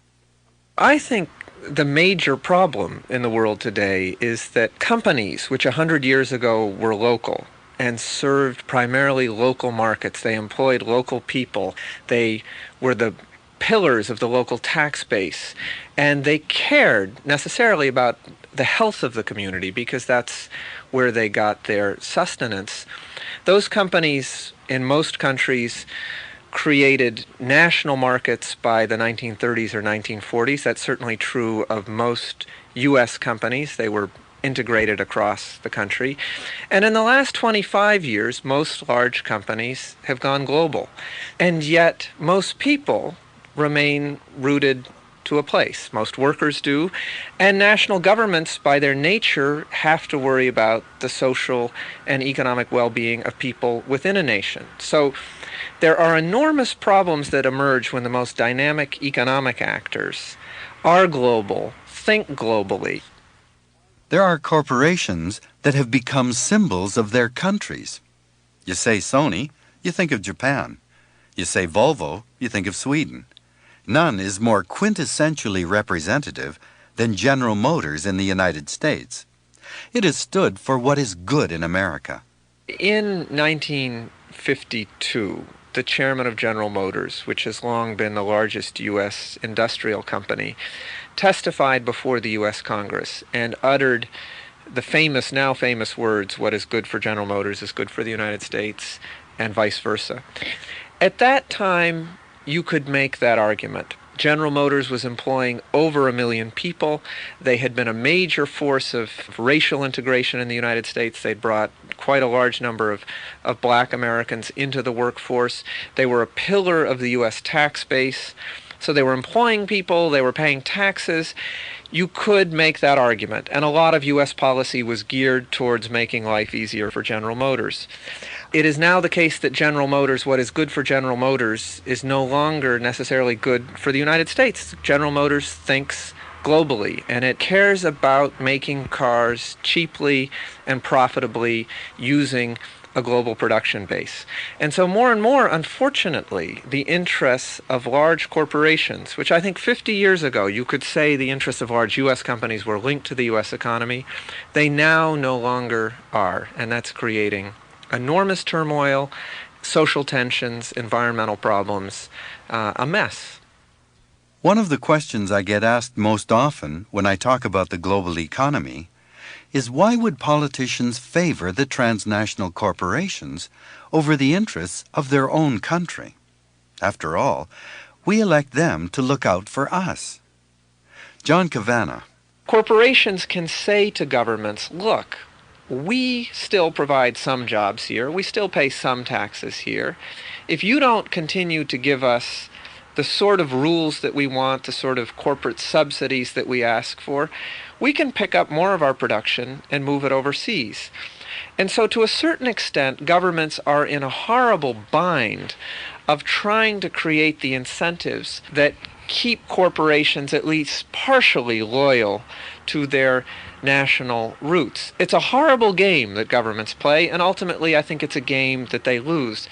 I think the difficulty today is that politicians have not caught up with the changing global reality. Now, they haven't caught up for one very important self-interested reason, which is that politicians in most of the world are elected into office in increasingly expensive campaigns with corporate money. It's not in the interests of government leaders, as well as the congresses and parliaments of those countries. It's not in their personal interest to catch up with a global economy where the interests of large corporations now diverge substantially with the interests of countries. Globalization means opening up markets, lowering trade barriers, becoming more competitive. Transnational corporations want the same rules to apply wherever they go to get what's often called a level playing field. But that presupposes that all countries are the same. John Kavanagh. we're in a world of very unequal nations, rich nations, poor nations, countries like Canada with very strong union structures versus countries with no independent unions like China, countries that have strong social welfare states and programs, again like Canada, versus much of the world where that doesn't exist. This creates a beautiful atmosphere for large companies based in Canada or the United States or Western Europe to move production into poorer countries, countries like Mexico or Indonesia or China, where you can exploit workers, you can ignore environmental standards, you can press production costs way, way down, yet still get very high levels of quality, very high levels of productivity. That gives you enormous bargaining power to then go back to workers in Canada or the United States or Western Europe and say, look, we can make these products at 1/10 the cost somewhere else and still get same levels of productivity and quality. Why should we be paying you this much? Why should we be paying you these lavish healthcare benefits? And that dynamic is one which in my country, the United States, has led to a stagnation or decline in real wages for 60 to 70% of the workforce over the last generation. There's been an enormous shift in power from workers to corporations with this advent of a global economy.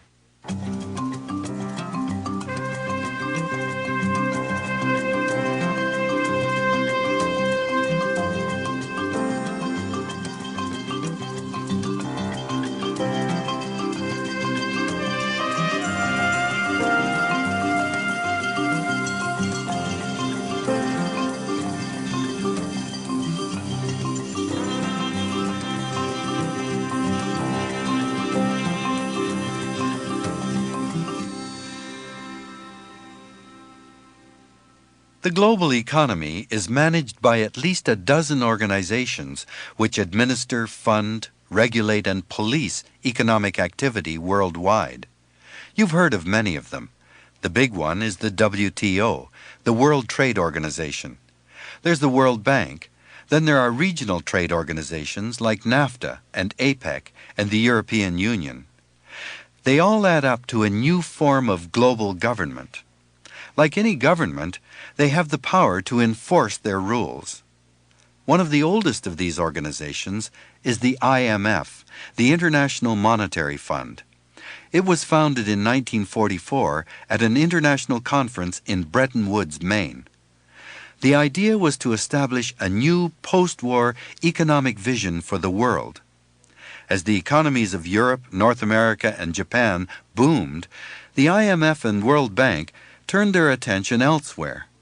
Development through economic growth was seen as a way to raise the third world out of poverty. In a pattern that was to be repeated again and again, the good intentions became something quite different. Michel Chossudovsky is an economist from the University of Ottawa. He's author of a book called The Globalization of Poverty. Well, first of all, the IMF was created in 1944, the Bretton Woods Conference. It was supposed to be an international fund which would allow for exchange rates to be stable in the world economy. And it was part of the whole process of post-war reconstruction alongside the World Bank. The mandate of the IMF was exchange rate stability, the stability of exchange rates. And what happened is that over the years, the de facto mandate of the IMF changed dramatically. It started already in the late 70s to police country-level economic reforms, imposing very harsh conditions on these countries. Essentially, it was during the debt crisis when third world countries became heavily indebted, and they were indebted both to governments but also to private banks. And then the IMF came in, more or less representing the interests of creditors, and said, we will help you to reschedule your debt. We will give you certain facilities, etc. We will give you money, but you have to accept and implement a certain number of reforms. So essentially what happened is that the creditors of the state, using the IMF as their bureaucracy, started to impose a whole series of economic policy measures. And in many regards, these were very drastic reforms. In Africa, South America, and Asia, governments had been encouraged to exploit raw materials and grow cash crops like coffee with generous loans from the World Bank. By the 1970s, Third World debt had become enormous and interest payments alone crippling. At this point, the IMF came in to help get rid of their debt. Their solution was called structural adjustment, cutbacks in public health, education, the environment, and social services, and the dismantling of food and farm subsidies. Michel Chossudovsky. In Rwanda, 90% of the population are farmers. They produced two types of commodities: food staples for their own survival and for sale in local markets, coffee for export. And what happened was when the IMF went into Rwanda, they said, you cannot subsidize coffee farmers, and you have to cut the price to the farmers. And what happened, which was very dramatic, the Rwandan farmer started to uproot coffee trees. He started to abandon coffee production because they couldn't cover their costs. And people would get into food farming as a substitute for cash crops. But simultaneously, the IMF and the World Bank imposed the deregulation of the grain market and the opening up of the national economy to the dumping of grain surpluses. So what happened was that the farmers couldn't produce coffee because the prices were too low and they couldn't cover their costs. But they couldn't produce food for themselves and for local sale in local markets because the IMF and the World Bank had imposed the dumping of grain surpluses. So what happened was that the entire agricultural system collapsed. The entire agricultural system collapsed. And this, I'm not saying that this was the cause of the civil war or of the genocide, but people were in total despair, their livelihood was destroyed, they were impoverished in a country where the standard of living is very, very low to start with. Structural adjustments impose a costly burden on people who are already poor to begin with. But the promised benefits of greater free trade and economic growth haven't even brought food security to the poor nations. More trade is supposed to mean more food. Vandana Shiva is an activist for the Third World Network and an expert on food issues. In June, we were told by the World Bank, your food stocks are high, you're spending too much money holding these stocks, sell your wheat. India sold 2 million tons of wheat. In December, obviously, we were short of wheat because we had sold the wheat that we were holding in stock for our own use, and India had to import wheat at a higher price. As far as trade figures are concerned, there's been a tremendous growth in trade. After all, 4 million tons of increased trade in wheat took place. And the pundits of free trade say this is 4 million tons more of wheat, but it's the same wheat going out and the same wheat coming in. Meantime, more peasants have become poorer and are eating less food. So if you look at the economy of food, people are worse off. You look at the economy of trade, you say 4 million tons of more wheat. And if you look at the discussions at the WTO, you look at the discussions undertaken by the global agribusiness, every one of them says more trade, more food. No, more trade can mean less food. Trade liberalization is creating a situation where more and more people are moving out of food production. More and more peasants are being made unviable. Agriculture is being pushed into growing shrimps and flowers for exports, not food. Add all that up together, you don't have more food. You have more food traded, but you don't have more food grown. You have less food grown and less food security overall. Michel Chossudovsky. I think we're in a period in history which is in many respects dramatic. I would say it's the most serious economic crisis in modern history. What has happened in Southeast Asia, for instance, Indonesia, Korea, Thailand, is abrupt and rapid impoverishment of large sectors of the population in countries which in fact had achieved rapid progress in the post-war period.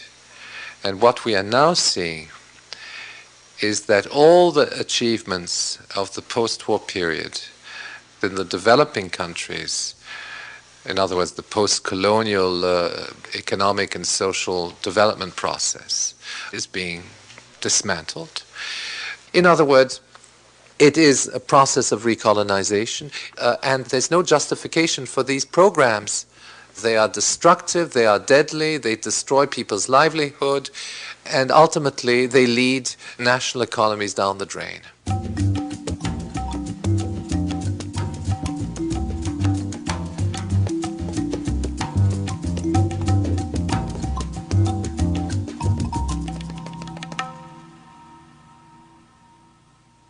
You may wonder what economics and globalization have to do with the environment and human culture, but there's a strong connection. The environmental movement of the 60s and 70s grew out of a realization that human activity was adversely affecting our surroundings. So worldwide support grew to save whales and rhinos, stop rainforest destruction, and reduce pollution. But by the 90s, it had become clear that people who are starving are not going to care much about an endangered species, especially if it's edible. Those who are oppressed, poor, or have no security in their lives have other priorities than protecting the environment. So the effect of economics and globalization on the world's people is central to environmental issues.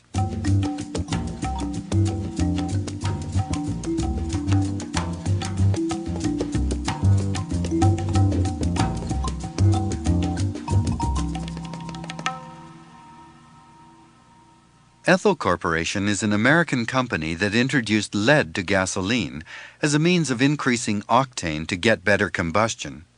But lead proved to be a dangerous pollutant and was eventually banned from gas. Ethel Corporation switched to a manganese-based compound called MMT. Manganese is a neurotoxin that can attack the brain and induce Parkinson's-like tremors. Car manufacturers complain that MMT gums up engines. Many refineries have refused to work with it. Several American states have banned it. In Canada, MMT was allowed in gasoline, but objections to its use mounted until in June 1997, after a parliamentary debate, MMT was banned. Ethel Corporation used Chapter 11 of NAFTA to say this was a restraint on free trade and a smear on their reputation. They sued the Canadian government for $350 million. The Canadian government made an out-of-court settlement with Ethel Corporation in June 1998. Canada paid the company a penalty of $19.2 million, rescinded its ban on MMT, and issued a statement that there was no evidence that MMT is hazardous. This is an example of how the rules of free trade can override the sovereignty of national governments. The Ethel case has far-reaching implications. Maud Barlow of the Council of Canadians. So what we are so fearful about, and the terrible precedent that the Ethel case has set, is that governments are going to negotiate before they get to these trade tribunals with these corporations so that it doesn't become public. We call it the chill effect. And what will happen is either governments will no longer even contemplate in certain legislation because they will be told by the industry sector, well, we've had our auditors and our accountants do an assessment and we think it'll cost you $1 billion to do this. You'll have to pay us. Well, many governments, rather than face that kind of payment or the humiliation of the public knowing about it, will do either back off the legislation or, if there's sufficient pressure in the community, pay off the corporation when no one's looking. So you'll find taxpayers in Canada and other countries paying transnational corporations for the right for their governments to implement legislation that they voted them in for. Global trade has vast implications for the environment. Environmental regulations have been enacted in a helter-skelter way from country to country. As trade is liberalized, corporate demands often come into conflict with local regulations. So, there's a move to level the playing field. The World Trade Organization is the final arbiter of all trade disputes. And that's where important decisions will be made about global environmental standards. The laws of individual countries will have to fall into line. Maud Barlow. One example is under the World Trade Organization, where several very important American laws have been knocked down. Laws which, for instance, banned the sale of tuna that was caught in drift nets that catch dolphins. Mexico challenged that to ruling under the World Trade Organization successfully. Another was a recent case to protect sea turtles, rare sea turtles, from drift net fishing that catch shrimp in Southeast Asia. Again, that's been knocked down through the World Trade Organization. The way it works is that they use what's called the principle of the product as you see it. In other words, tomato is a tomato is a tomato, tuna is tuna is tuna. It doesn't matter how it was grown or caught or what humane or inhumane practices were used in the production or the sale or the environmental conditions under which that was grown. What happens is that if it's what's called a like product in the end, that's all you're allowed to look at, and it's a trade sanction otherwise. The proponents of free trade argue that the environment is protected in the global economy. The case for dolphin-free tuna may have been lost, but the WTO is there to consider the merits of each case. In principle, this should protect the interests of local regions and countries. So what is the WTO's track record on environmental issues? Elizabeth May is a lawyer. She also heads the Sierra Club of Canada. There has never been a domestic environmental protection regulation that's gone before the World Trade Organization panel on a challenge and survived. Every single time an environmental regulation has been challenged in a trade dispute before the WTO, the environmental regulation has been struck down. And when you look at the composition of the trade panels, you realize why. None of the people who sit as judge and jury at the WTO have any knowledge of environmental or health issues. All they know is the doctrine of trade liberalization. It's a very effective cadre of people who have a very complete and reassuring ideology that trade liberalization will lead us to a better world. Honestly, I've met some of these people. They're not evil. They really believe in the mantra that trade liberalization will lead us to a better world. It could, but not the way they're doing it. Some may argue that the globalization juggernaut must be stopped in its tracks. Elizabeth May believes there is a way to bring the world economy into balance with the environment. The best way, I think, to address this imbalance between the unspoken rights of all living beings, like forests and the creatures of the oceans, is to have global clout for all the other rights that have been abandoned at the nation-state level. So we need a global institution as powerful as the WTO that's a World Environment Organization. We need global standards. I'm not against either globalization or free trade. I'm desperately against the way it's being forced upon us now. But there's no reason, there's no logical reason that you couldn't construct a system where expanding trade and expanding globalization meant that every country had to meet the highest standards of anyone else within that trading system.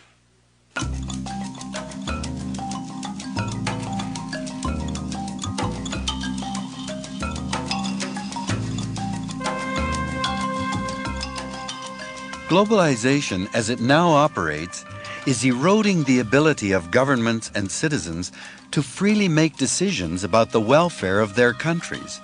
It's destroying the public sector itself, the social commons, the glue that has kept our societies together. In 1997 alone, $167 billion worth of public assets around the world were transferred to the private sector: prisons, hospitals, roads, and schools. And that's not all. Maud Barlow. The essence of globalization is the assault on everything left standing in the public sector everywhere in the world, from social programs to public education to the protection of the environment, to the notion that this river belongs to the people who live on it and fish it, to the notion that the air that we breathe is common property, to the notion that knowledge is our common heritage. The genetic inheritance of the developing world belongs to the people who live in it, who cultivate it. This notion is under profound assault. And I think Canadians and citizens around the world are going to have to up the movement that we have started to directly confront this corporate role, because our governments are not doing it any longer on our behalf at all. But if governments aren't looking after our interests, who will? David Corton has a PhD from Stanford and taught for many years at the Harvard Business School. He was an enthusiastic believer in the benefits of international aid programs and economic growth. But he saw firsthand that in many poor countries, they didn't work. Recently, he's written a book called When Corporations Rule the World. To me, the fundamental principle is that these seemingly overwhelmingly powerful institutions have only one source of power. It's the power that we as people yield to them. They're all human institutions. And in a sense, they exist only in our mind. And the extent to which we accept them as legitimate and yield to them as legitimate institutions. If we withdraw that legitimacy and withdraw that power, they almost literally no longer exist. I mean, it's like the fall of the Soviet Union. When people finally got their act together and said, you know, this institution is not serving us, it's not legitimate, it collapsed in an instant. Now, there's no question in my mind that we're seeing a massive shift in consciousness among people all around the world. Somehow, you know, the system has really overstepped with this press toward globalization, because now the consequences are breaking out in ways that people can see, and they can see the connections between the trade agreements and more people losing their jobs and labor unions having a harder time maintaining wages, and you know, the egregious environmental abuses and so forth, and also the just absolutely wanton disregard by the power holders for the needs of the mass of the population. So this is building a new consciousness. John Cavanagh of the Institute for Policy Studies in Washington, D.C. The key here is that governments have been getting all of the pressure from corporations. Corporations have been giving them the money to be elected, and they've been saying, in return, we want new rules. We want a World Trade Organization. We want a NAFTA. We now want NAFTA expansion to the rest of the hemisphere. Governments have not been getting enough of a backlash from citizens groups saying, absolutely not. You can't give this away.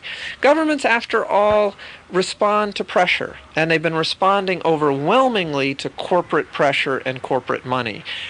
And again, here's a piece of good news. There is a growing citizen backlash in Canada, in the United States, and in many parts of the world, where people are standing up and saying, this incredible accelerated push towards corporate globalization is not in our interests, and we're not going to let you get away with it. Donald Johnston, Secretary General of the Organization for Economic Cooperation and Development, believes in the unquestioned benefits of globalization.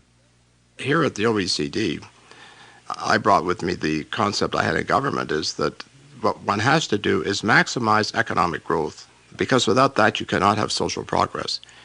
But you also have to have social cohesion and social stability, so the benefits of economic growth have to be transferred in an equitable way to populations at large. And the agency for doing that is good governance. And it's these three together, essentially, which make societies progress. And when any one of them breaks down, countries and societies come to a halt.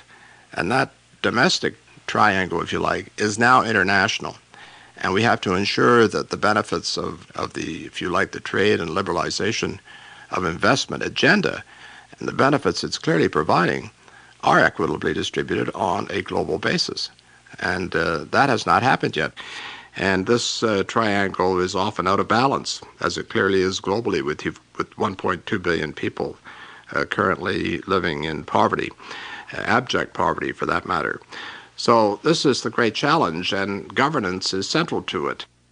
Maud Barlow believes the current global institutions do not ensure the balance Johnston hopes for.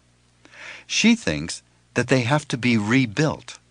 We have to defeat and stop these international agreements, and we have to build international systems and codes and processes that will create truly international standards. I am not a nationalist in that sense, and I would easily give away a great deal of sovereignty in this country for higher economic, social, environmental standards around the world for everyone.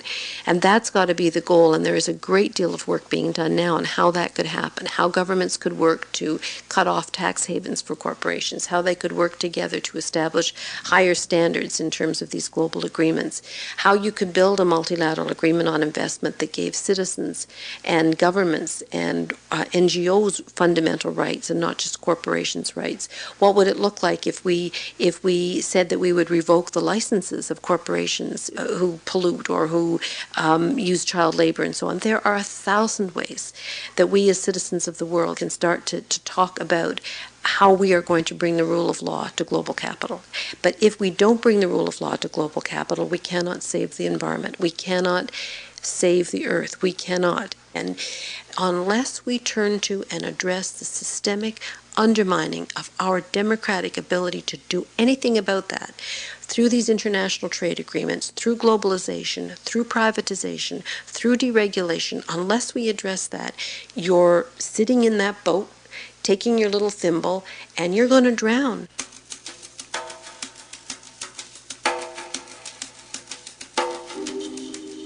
I travel a lot, too much. Stepping from a plane in Shanghai, Moscow, or Buenos Aires, I'm always struck by how familiar the airport feels. The same shops, same computers, and same consumer products. That's what a global economy does. In Papua New Guinea, the Amazon, and Nairobi, I've seen children running around in Nikes, dancing to Madonna or Michael Jackson, and watching Baywatch on TV.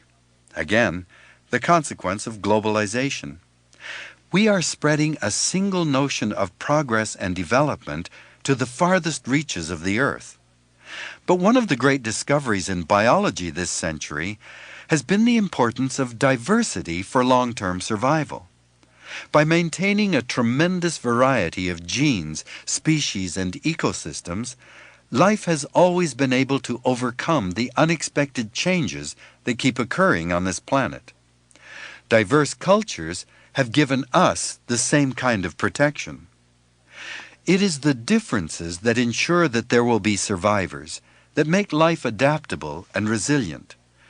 Uniformity or monoculture runs counter to this basic principle and makes us vulnerable to sudden changes. We are performing a huge experiment by pushing one kind of economics around the world. What if it's a mistake?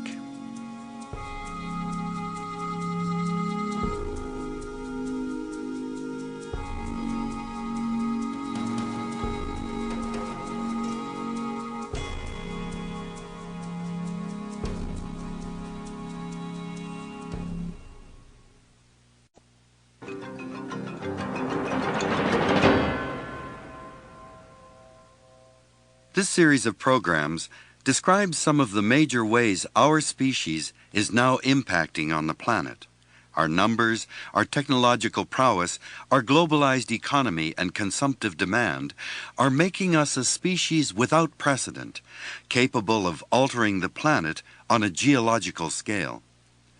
Faced with the momentum of our newfound power, we're forced to reassess some of our most deeply held notions of progress, and to use our great capacity for foresight to bring about change. That's what this show is about, the challenges facing us and examples of what people can do. For me, one of the most powerful books in the past 10 years was The End of Nature by Bill McKibben. McKibben is a journalist who lives in the Adirondacks. The End of Nature is a frightening vision of what the world has become. Indeed, many have criticized him for the bleakness of his analysis, but most applaud it as an urgent call to arms. I asked him why he wrote it. I wrote it because I became convinced in the late 1980s that the single largest story of our time, and in some ways the single most bizarre and powerful thing that human beings had ever done, was to alter the very climate of the planet. The point around which the book is built is the notion that this is something very, very different. Human beings have always altered the places where they lived. We've had to. We've had to build houses, we've had to plow fields, we've had to dam rivers and things. But there was always an edge to that disruption. And it occurred to me, as I began to read the early science about global warming, about climate change, that finally we were affecting everything. That one species on this planet now had its thumb utterly on the scale and was changing everything around us. And it was out of that kind of insight and the great and profound sadness that it caused me that I wrote The End of Nature. Bill McKibben's book has been likened to a modern Silent Spring, Rachel Carson's seminal work that catapulted the environment into everyone's consciousness. In the 60s, when Silent Spring was written, some of the main issues were pesticide pollution, population growth, and species extinction. Those problems remain, but have been overwhelmed by the mother of all crises, climate change as a result of global warming. 30 years ago, 40 years ago, human beings were one species among many other species. We were the dominant one. We were the most successful in some ways, but we were still one species among many. With the ability to change everything, to change the climate. If you change the climate, you change everything.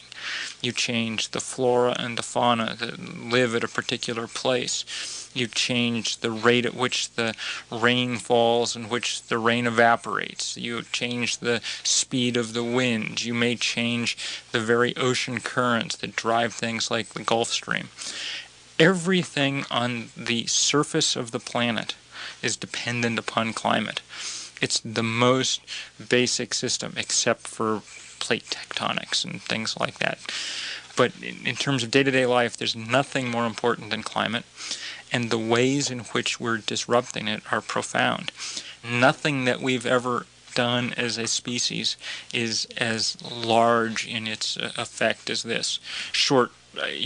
We didn't have an all-out nuclear war. That would have, been a consequence of the same magnitude. But happily, we stepped back from that brink. Unhappily, we're not stepping back from this one. When Ronald Reagan was U.S. president and scientists began to raise the alarm about global warming, he denied there was a problem and refused to regulate the use of fossil fuels. He argued the evidence was not compelling and demanded scientific proof. Well, the United Nations Intergovernmental Panel on Climate Change recruited more than 2,000 scientists and economists. In 1990, the IPCC concluded global warming is occurring.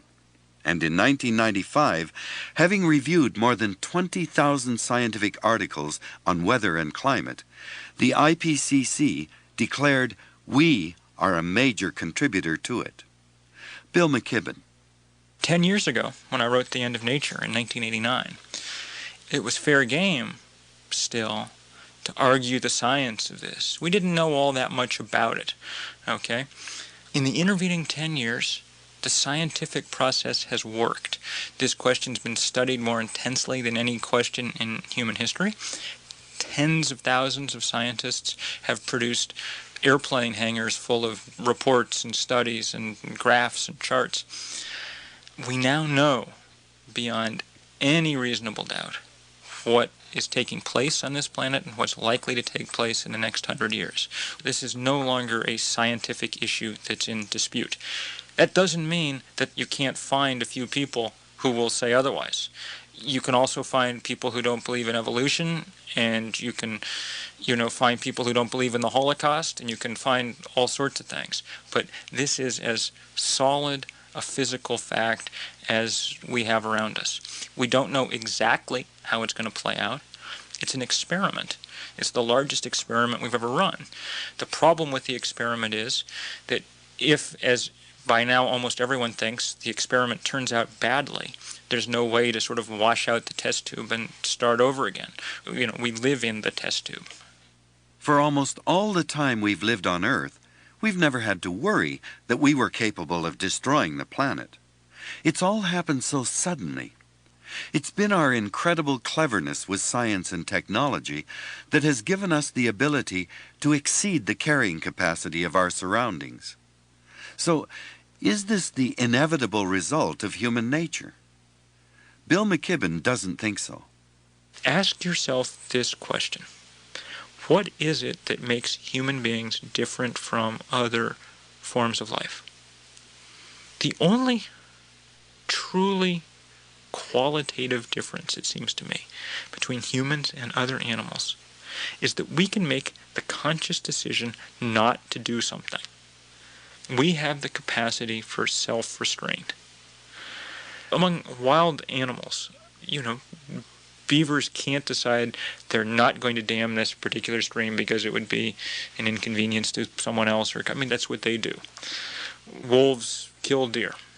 That's their thing. We have the ability to decide not to do things. We don't have to raise the temperature of the planet. We don't have to genetically engineer every plant in the world to serve entirely our own ends. We don't have to explode nuclear weapons. We have the ability to restrain ourselves. And the people who talk the most about all our scientific power and how we can go off to other planets or live under the ocean or whatever it's going to be, strike me to be the ones who have the least faith in human ability to live up to their potential. I continue to think there's a chance that we really will live up to our potential, that we really will learn to live somewhat more humbly, and we're the only animals that can make that choice.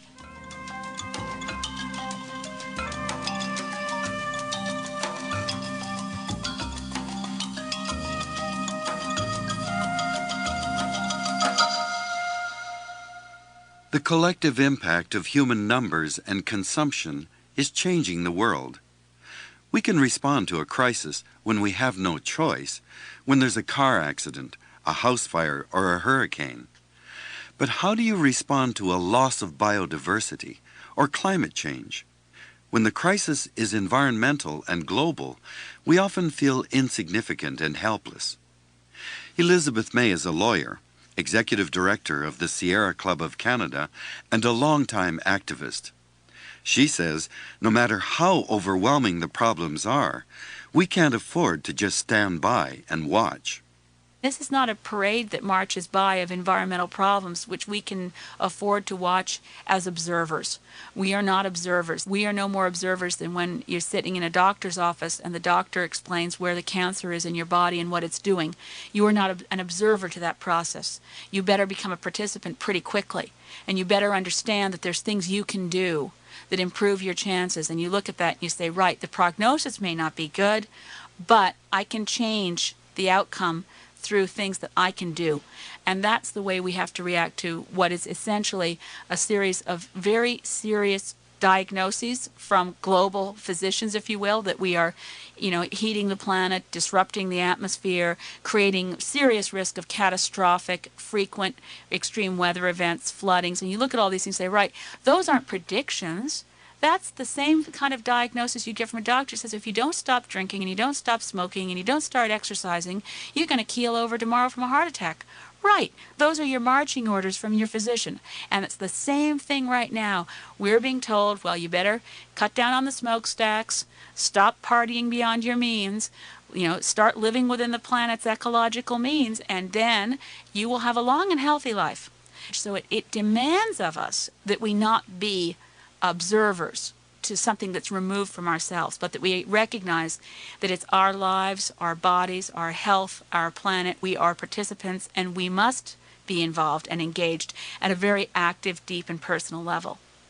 I've long admired Elizabeth May and am proud to have her as a friend. As a university student, she fought pesticide spraying in Cape Breton. She went on to become an influential advisor to the federal environment minister in the late 80s. When he granted permission to build a huge dam project, the Rafferty Alameda in Saskatchewan, Elizabeth May resigned so she could speak out against his decision. She now works in Ottawa and is one of the most effective fighters for the environment I know. Elizabeth May comes by her activism honestly. It comes straight from something I was raised on from my grandmother, which was, she used to say, thought without constructive action is demoralizing. So there is absolutely no point in learning about these issues, thinking about these issues, and not being prepared to take constructive action. I mean, I look back at, if you'd asked this question of my mom, her paralyzing fear for the future was of mutual nuclear annihilation from the arms race. And when I was small, she was protesting against atmospheric nuclear weapons testing, which actually stopped with the Test Ban Treaty. Atmospheric nuclear weapons testing was stopped. But if you'd asked my mom, if we don't change, where are we headed? Well, we were headed to a world where the levels of strontium-90, the levels of childhood leukemia would have been through the roof. As it was, the childhood leukemias increased. Yes, we poisoned the atmosphere for quite a while, but action did occur. And why did action occur? It occurred because handfuls of housewives like my mom, because those days she was just, a housewife volunteer, got busy and changed the whole damn world. And we can do it in our generation. We are not powerless. We have tremendous power in our society. We can, in fact, move the whole world in a different direction.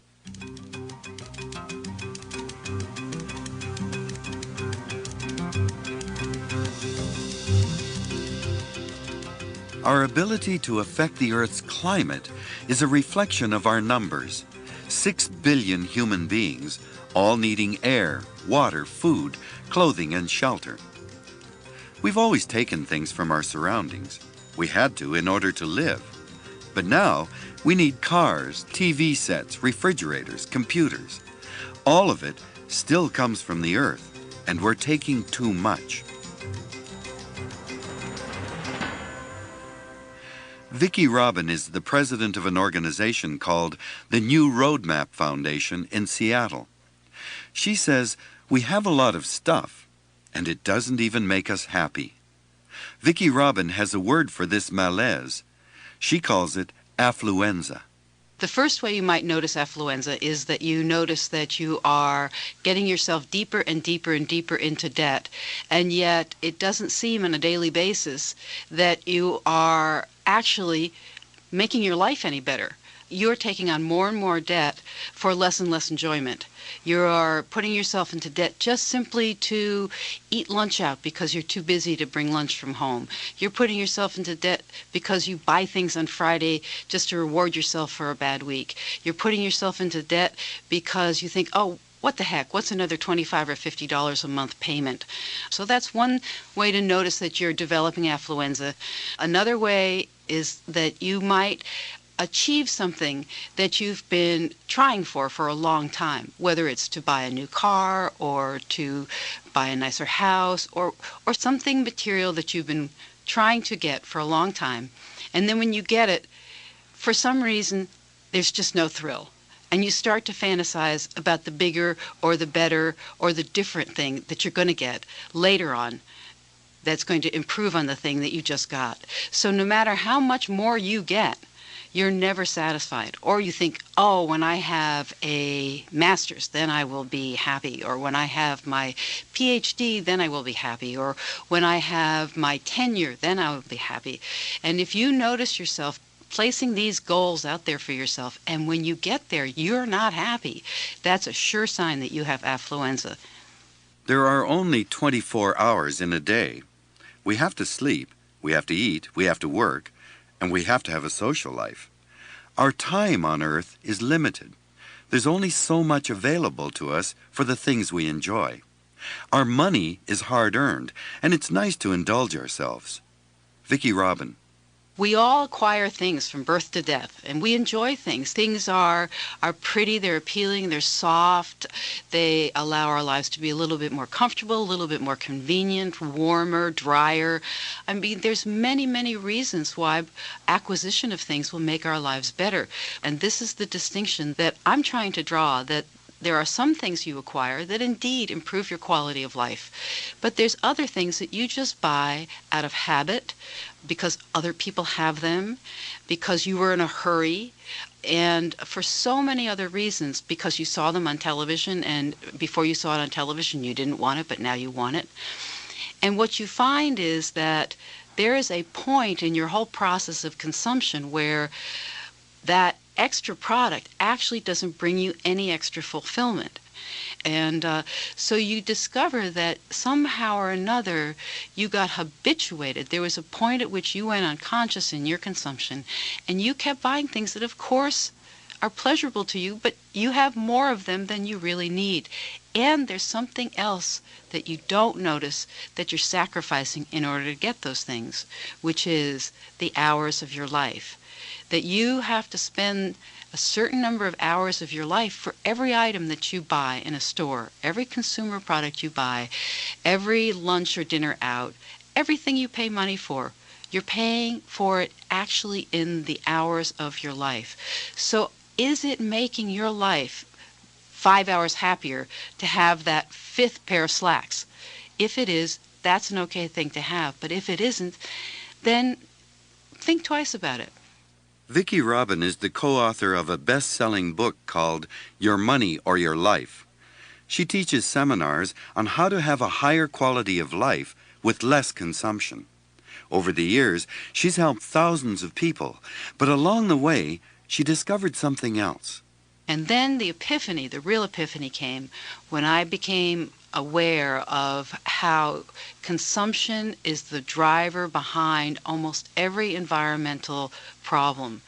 We will find that there is a demand for a product or a service. There's a demand for something that is driving that particular environmental problem.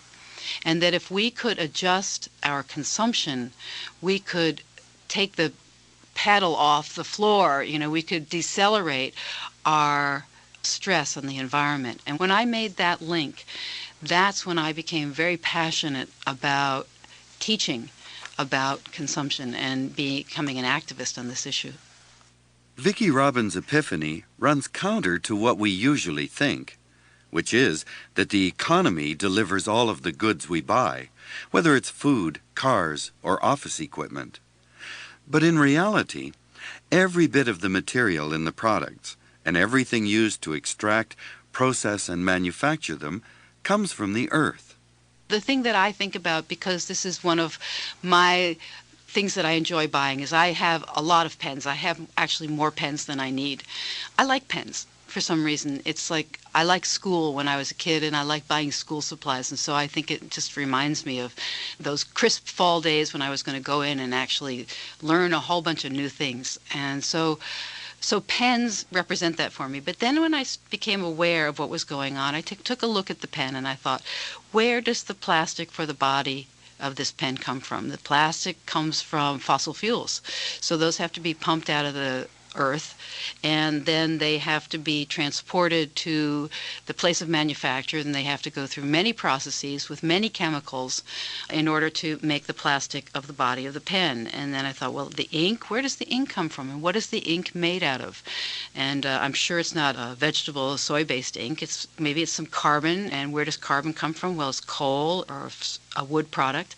And so I looked at the pen not like something that I wanted to buy and have, but I looked at it like something I had asked the earth to give me.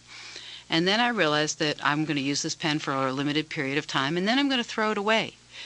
And I started to realize that there is no way on earth, that there is no place you can throw this pen where it's going to actually decompose, and that particular conglomeration of chemicals and minerals actually become an earth that can grow things again.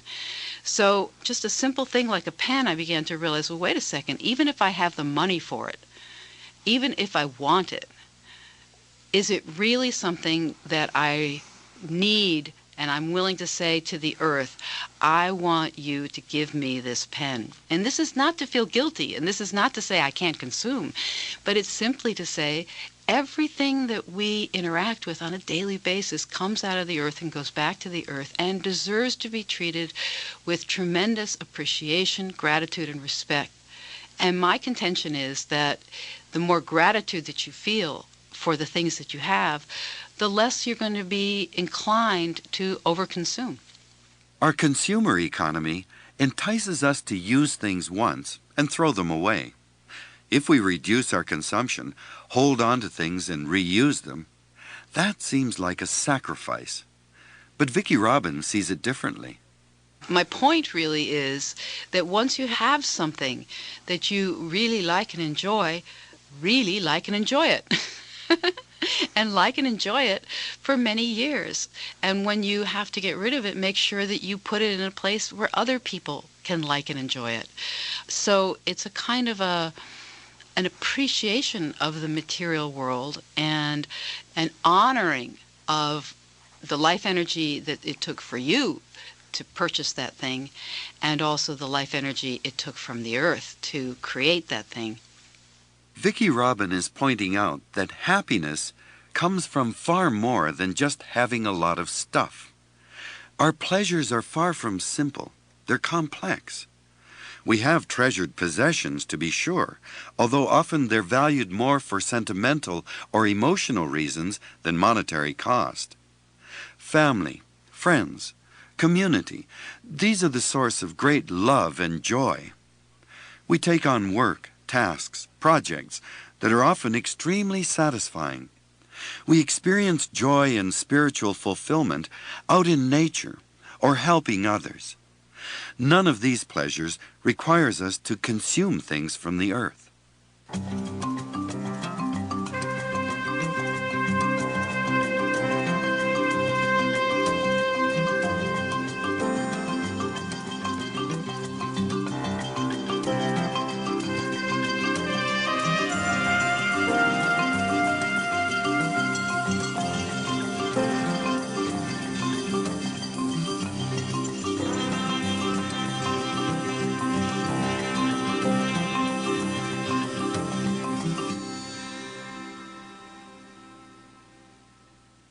The people with most at stake in the outcome of decisions and actions today are children. Politicians and business people pay lip service to the importance of children. But kids don't vote, nor do they earn a wage. In West Vancouver, a group of children and their parents formed Orca, a nature club. They went on hikes and did projects to learn about wild things. While rooting around in a stream, they discovered a rare and endangered species, the tailed frog. Then they learned that the stream was going to be part of a housing development that put the frog's habitat at risk. The kids decided to do something about it. 11-year-old David Mazaris and 12-year-old Kathleen Foley were two of the children involved. Tell me, what does the adult tailed frog look like? Well, the adult tailed frog looks, well, it's just kind of like other frogs. They've got a tail, and it's not actually a tail. Well, let's not get into that. And a triangle on his forehead, and it's the length of a thumb. Mm-hmm. And do you know anything special about its behavior as an adult? Yes, actually, they're the only frog in North America to live in cold, clear, mountain, fast-running streams, right? They're the only frogs to have that internally breed. What does that mean?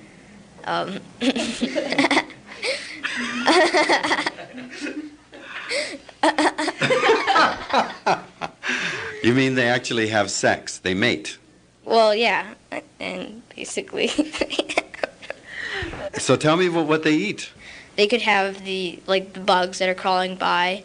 They eat ticks, which is a huge help because ticks give Lyme disease.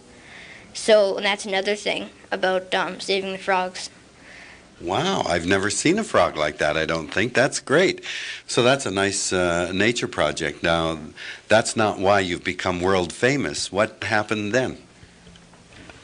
Well, after we did the project, we discovered that it was on a development property, and because the frogs are so rare, they're blue listed, right?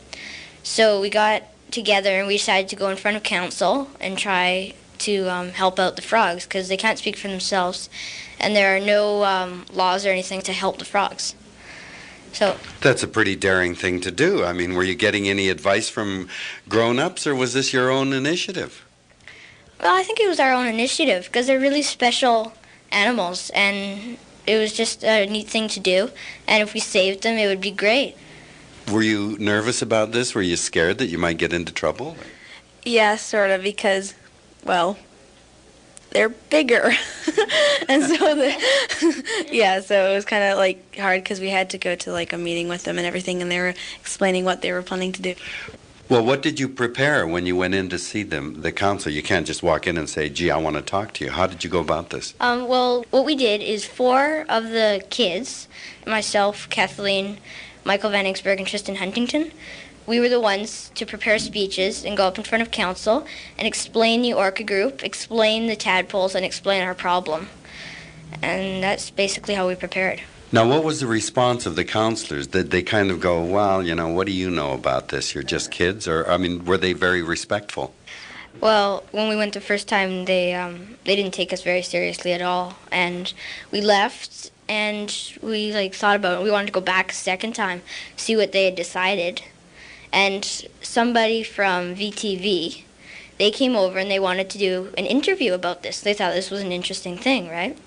And a whole bunch of other press companies picked up on it. And there were newspapers and TV and radio.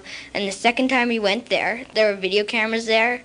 And they started to go, whoa. And by the time, the third time, or the fourth time when we got there, it was just, there were 9, 10 TV stations just all filming us. And there were radio broadcasters and... So you really began to get an idea of what power was then, that you could have an effect. Yeah, we had a huge effect, I think. The council really took us seriously after about the second or third time. They started to really, understand what was going on. And they listened to us, and they saw we had a really big point. So do you have a sense then that kids, even though, you don't vote yet and you don't earn a lot of money yet, but that kids really can have an effect and get grown-ups to change? Yeah, we did. We went up and we made a big influence. We saved animals that couldn't speak for themselves. I think so. Well, it's a great story, and I thank you very much for telling me about it. Thank you. The developer had planned to build right up to within 3 meters of the creek. The youngsters did their own research and found the adult frogs roamed as far as 100 meters from the water. In the end, the city council approved a generous buffer zone to protect the frogs, no cutting of the old-growth trees along the banks, and the diversion of all sewage away from the water. It was a stunning demonstration that a group of informed and committed children could fight City Hall.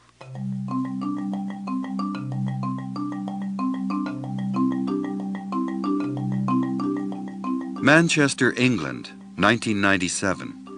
A forested river valley near the city is to be filled in and paved for a new airport runway. But local residents prize the green space and worry about air pollution. They support a remarkable group of environmentalists who call themselves tree people and diggers. Tree people live in trees for months at a time in order to prevent them from being cut down. They build platforms in the branches and a system of ropes so they can move around the forest above the ground. It takes professional climbers to get them down, and that takes time and money, so it holds up construction and adds greatly to the cost of a project. Diggers dig tunnels. They lock themselves underground beneath the forests so that bulldozers can't come in without crushing them. It can take weeks to get them out. The homeowners around Manchester tried every legal means to save their valley, but everything failed, so they turned to the diggers. Andy is a digger. People just realised that it didn't work, and direct action was the only way. Well, non-violent direct action was the only way to do it. So we took to digging holes, but just like straight holes, and putting a barrel of concrete at the bottom, which has a steel tube inserted in it, and you put your arm down to it and you handcuff yourself to a bar, and this sort of proved to work. It was taking them longer and longer to do it, and it was just the next step. Suddenly someone thought, well, I've dug a hole down, why don't I just start digging off? And the tunnel started, and now it's got to a point where the tunnel systems that we're building are taking them weeks to get us out at a cost of a lot of money, which is the way to beat these big firms. Money talks with them, and at the moment, at the stage we're at now, on this, they set aside a budget of 4 million to evict us from here. It's up to 6 million. They've now hit the largest of the tunnels, which are 70 to 80 feet down, 70, 80 feet in, twists and turns, steel doors. Again, the lock-on idea with concrete with tubes down them, so even when they break through all them doors and they get to you, they've then got to dig you out by hand, out of the concrete, because you're handcuffed to a block of concrete with your arm inside the concrete. And it's just a way of costing them so much money. They can only go so far before they've got to say, we can't afford to do this. These protesters are putting their bodies on the line in a most incredible way.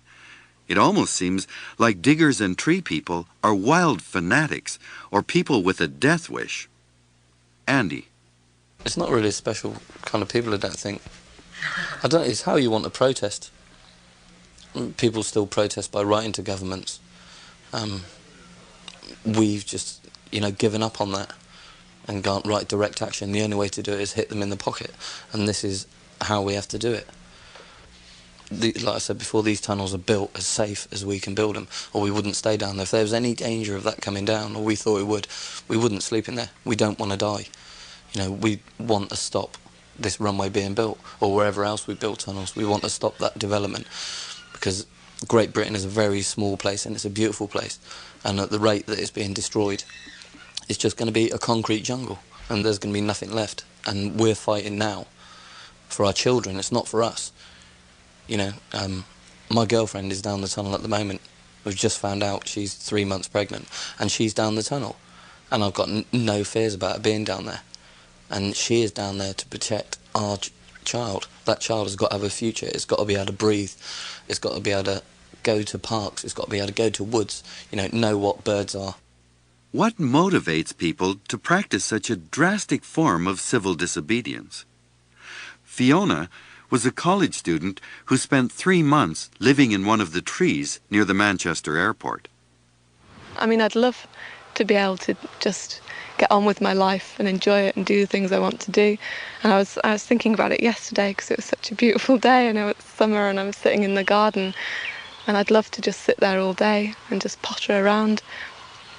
And it's really annoying. You can't get on with your life because the planet is being destroyed. And I personally can't just ignore it because it's part of me, it's part of all of us, I think a lot of people don't seem to see the connections between things, the connection that runs through everything, and means that we have to take care of everything because it's all part of the same thing. Most of us are preoccupied with the daily details of living, getting up, going to work, visiting, whatever. We don't often come face to face with the opportunity or the challenge of trying to do something to make a difference for a bigger cause. You just have to try one small thing. Just do one thing and you'll see it work. And it'll encourage you, it'll give you spirit, and you'll know that you're on the right track. Because all I did was come here for the day, because I felt like it. I felt an urge to do it, a pull. And now I've been here 3 months and I know what I want to do with my life.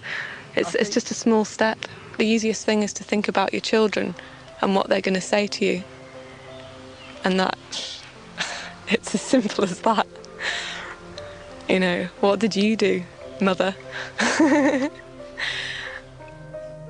runway at Manchester Airport did get built. The diggers and tree people delayed it for months at a cost of millions of pounds. But it hasn't discouraged them.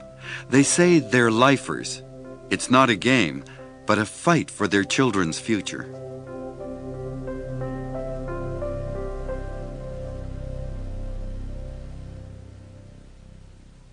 Paul Watson is a Canadian who is known around the world for his daring antics to stop whalers and seal hunters by direct intervention.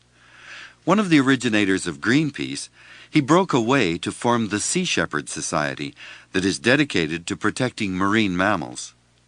Paul Watson was a radical environmental activist before he was 10.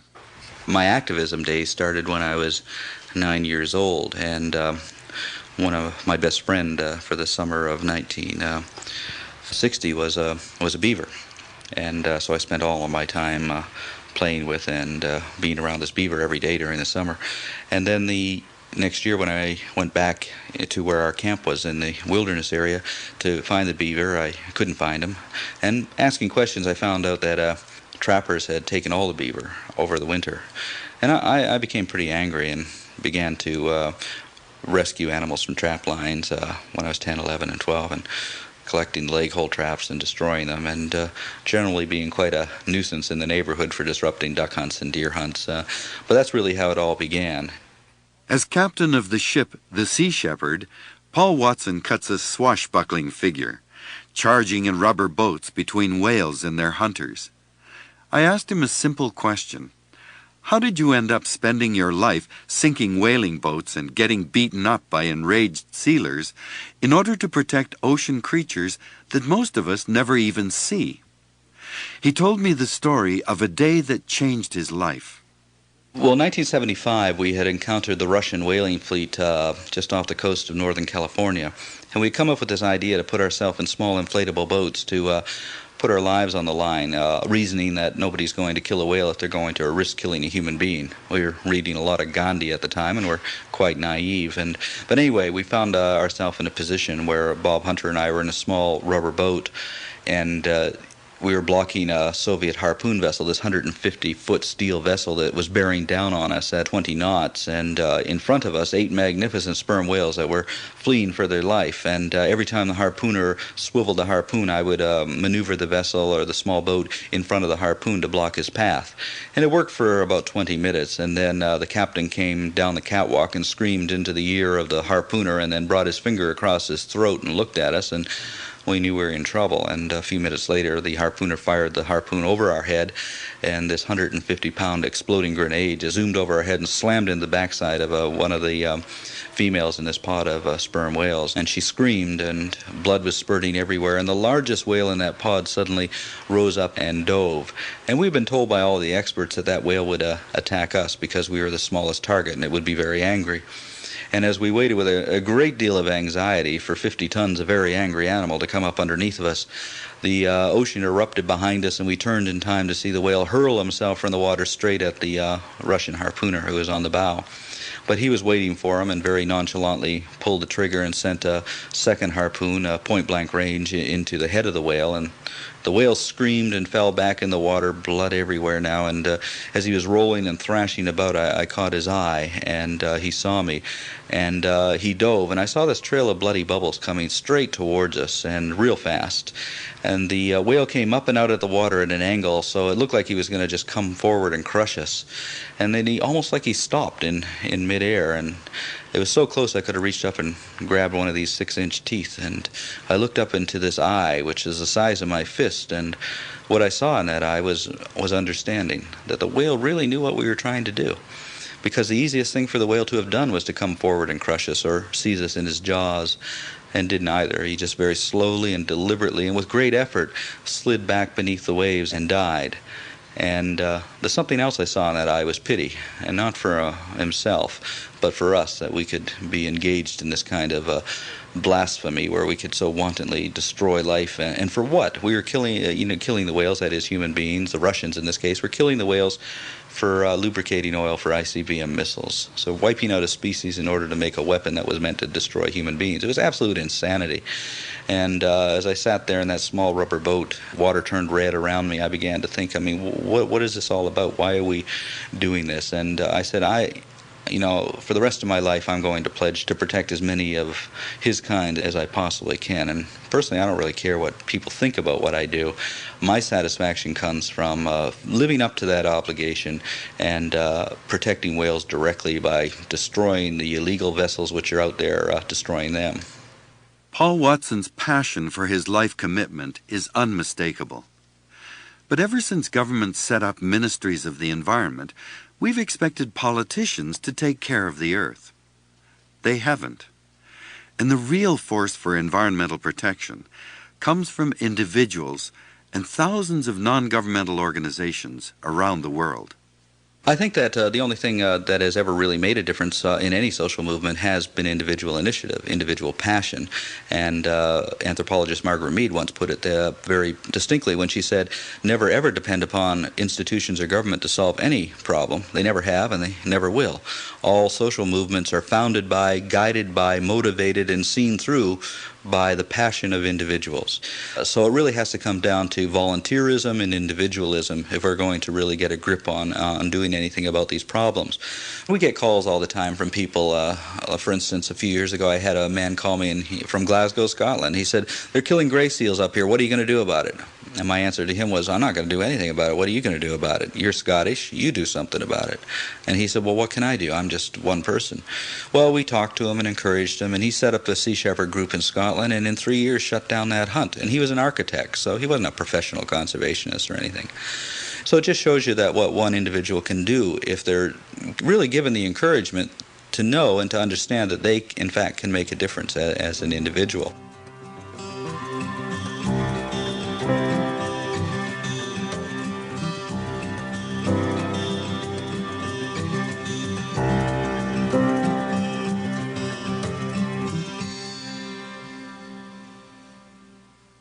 We're poised to shift from the 20th century to the 21st, from the second millennium to the third.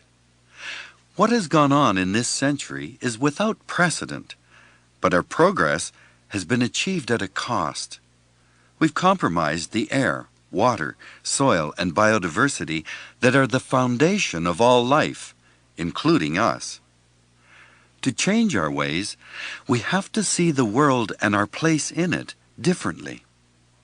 Bill McKibben, author of The End of Nature. The story of the 20th century was finding out just how big and powerful we were. And it turned out we're big and powerful as all get out.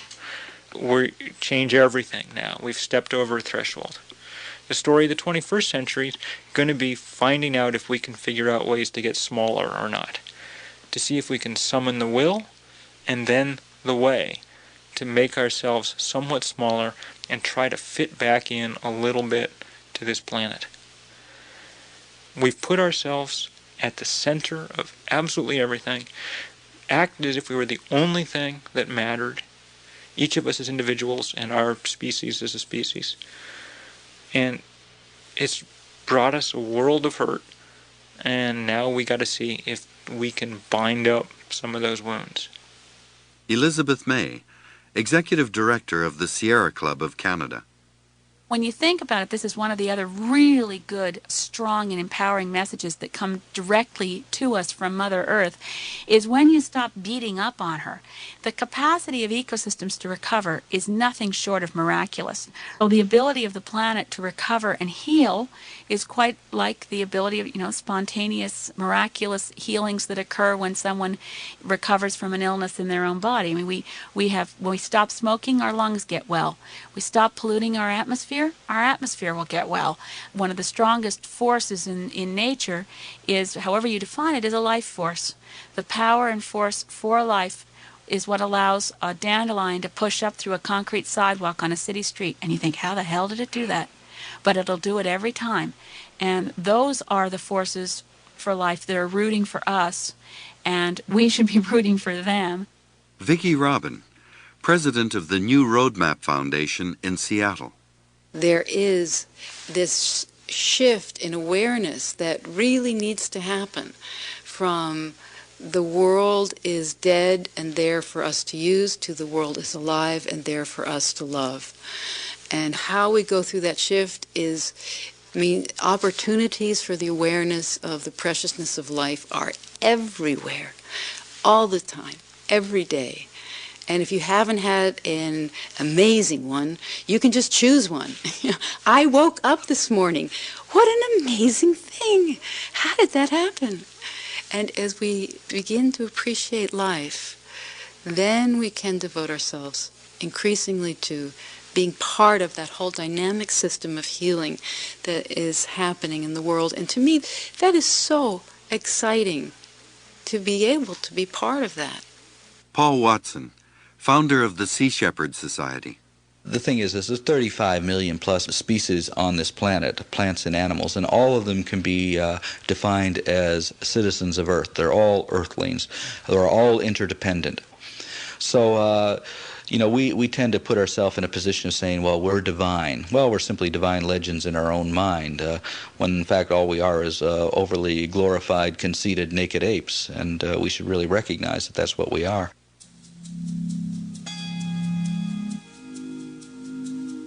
As a species, humanity is in its infancy. We appeared very recently in evolutionary time and have exploded into a powerful force in this century. We know that we are exceeding the sustainable limits of the planet's carrying capacity. It's not deliberate. It's simply the collective impact of all we do. This series has examined some of our most cherished notions about science and technology, information, and economics, to reveal how they too create an imbalance with our surroundings. The challenge is to restore a balance between our needs and the Earth's capacity to supply those needs and absorb our impact. The psychiatrist and author Robert J. Lifton once recounted a story about Hiroshima after the bomb. A rumor spread that nothing would ever grow again in the city, and despite the terrible death toll and the suffering of survivors, the thought that nature itself might have been wiped out was even more horrific. Only when plants began to grow again did the wave of horror subside. You see, we emerged from nature, remain embedded in it, and need it to nourish us physically, socially, and spiritually. We have to harmonize those needs so that we can restore the balance we so desperately need. I'm David Suzuki.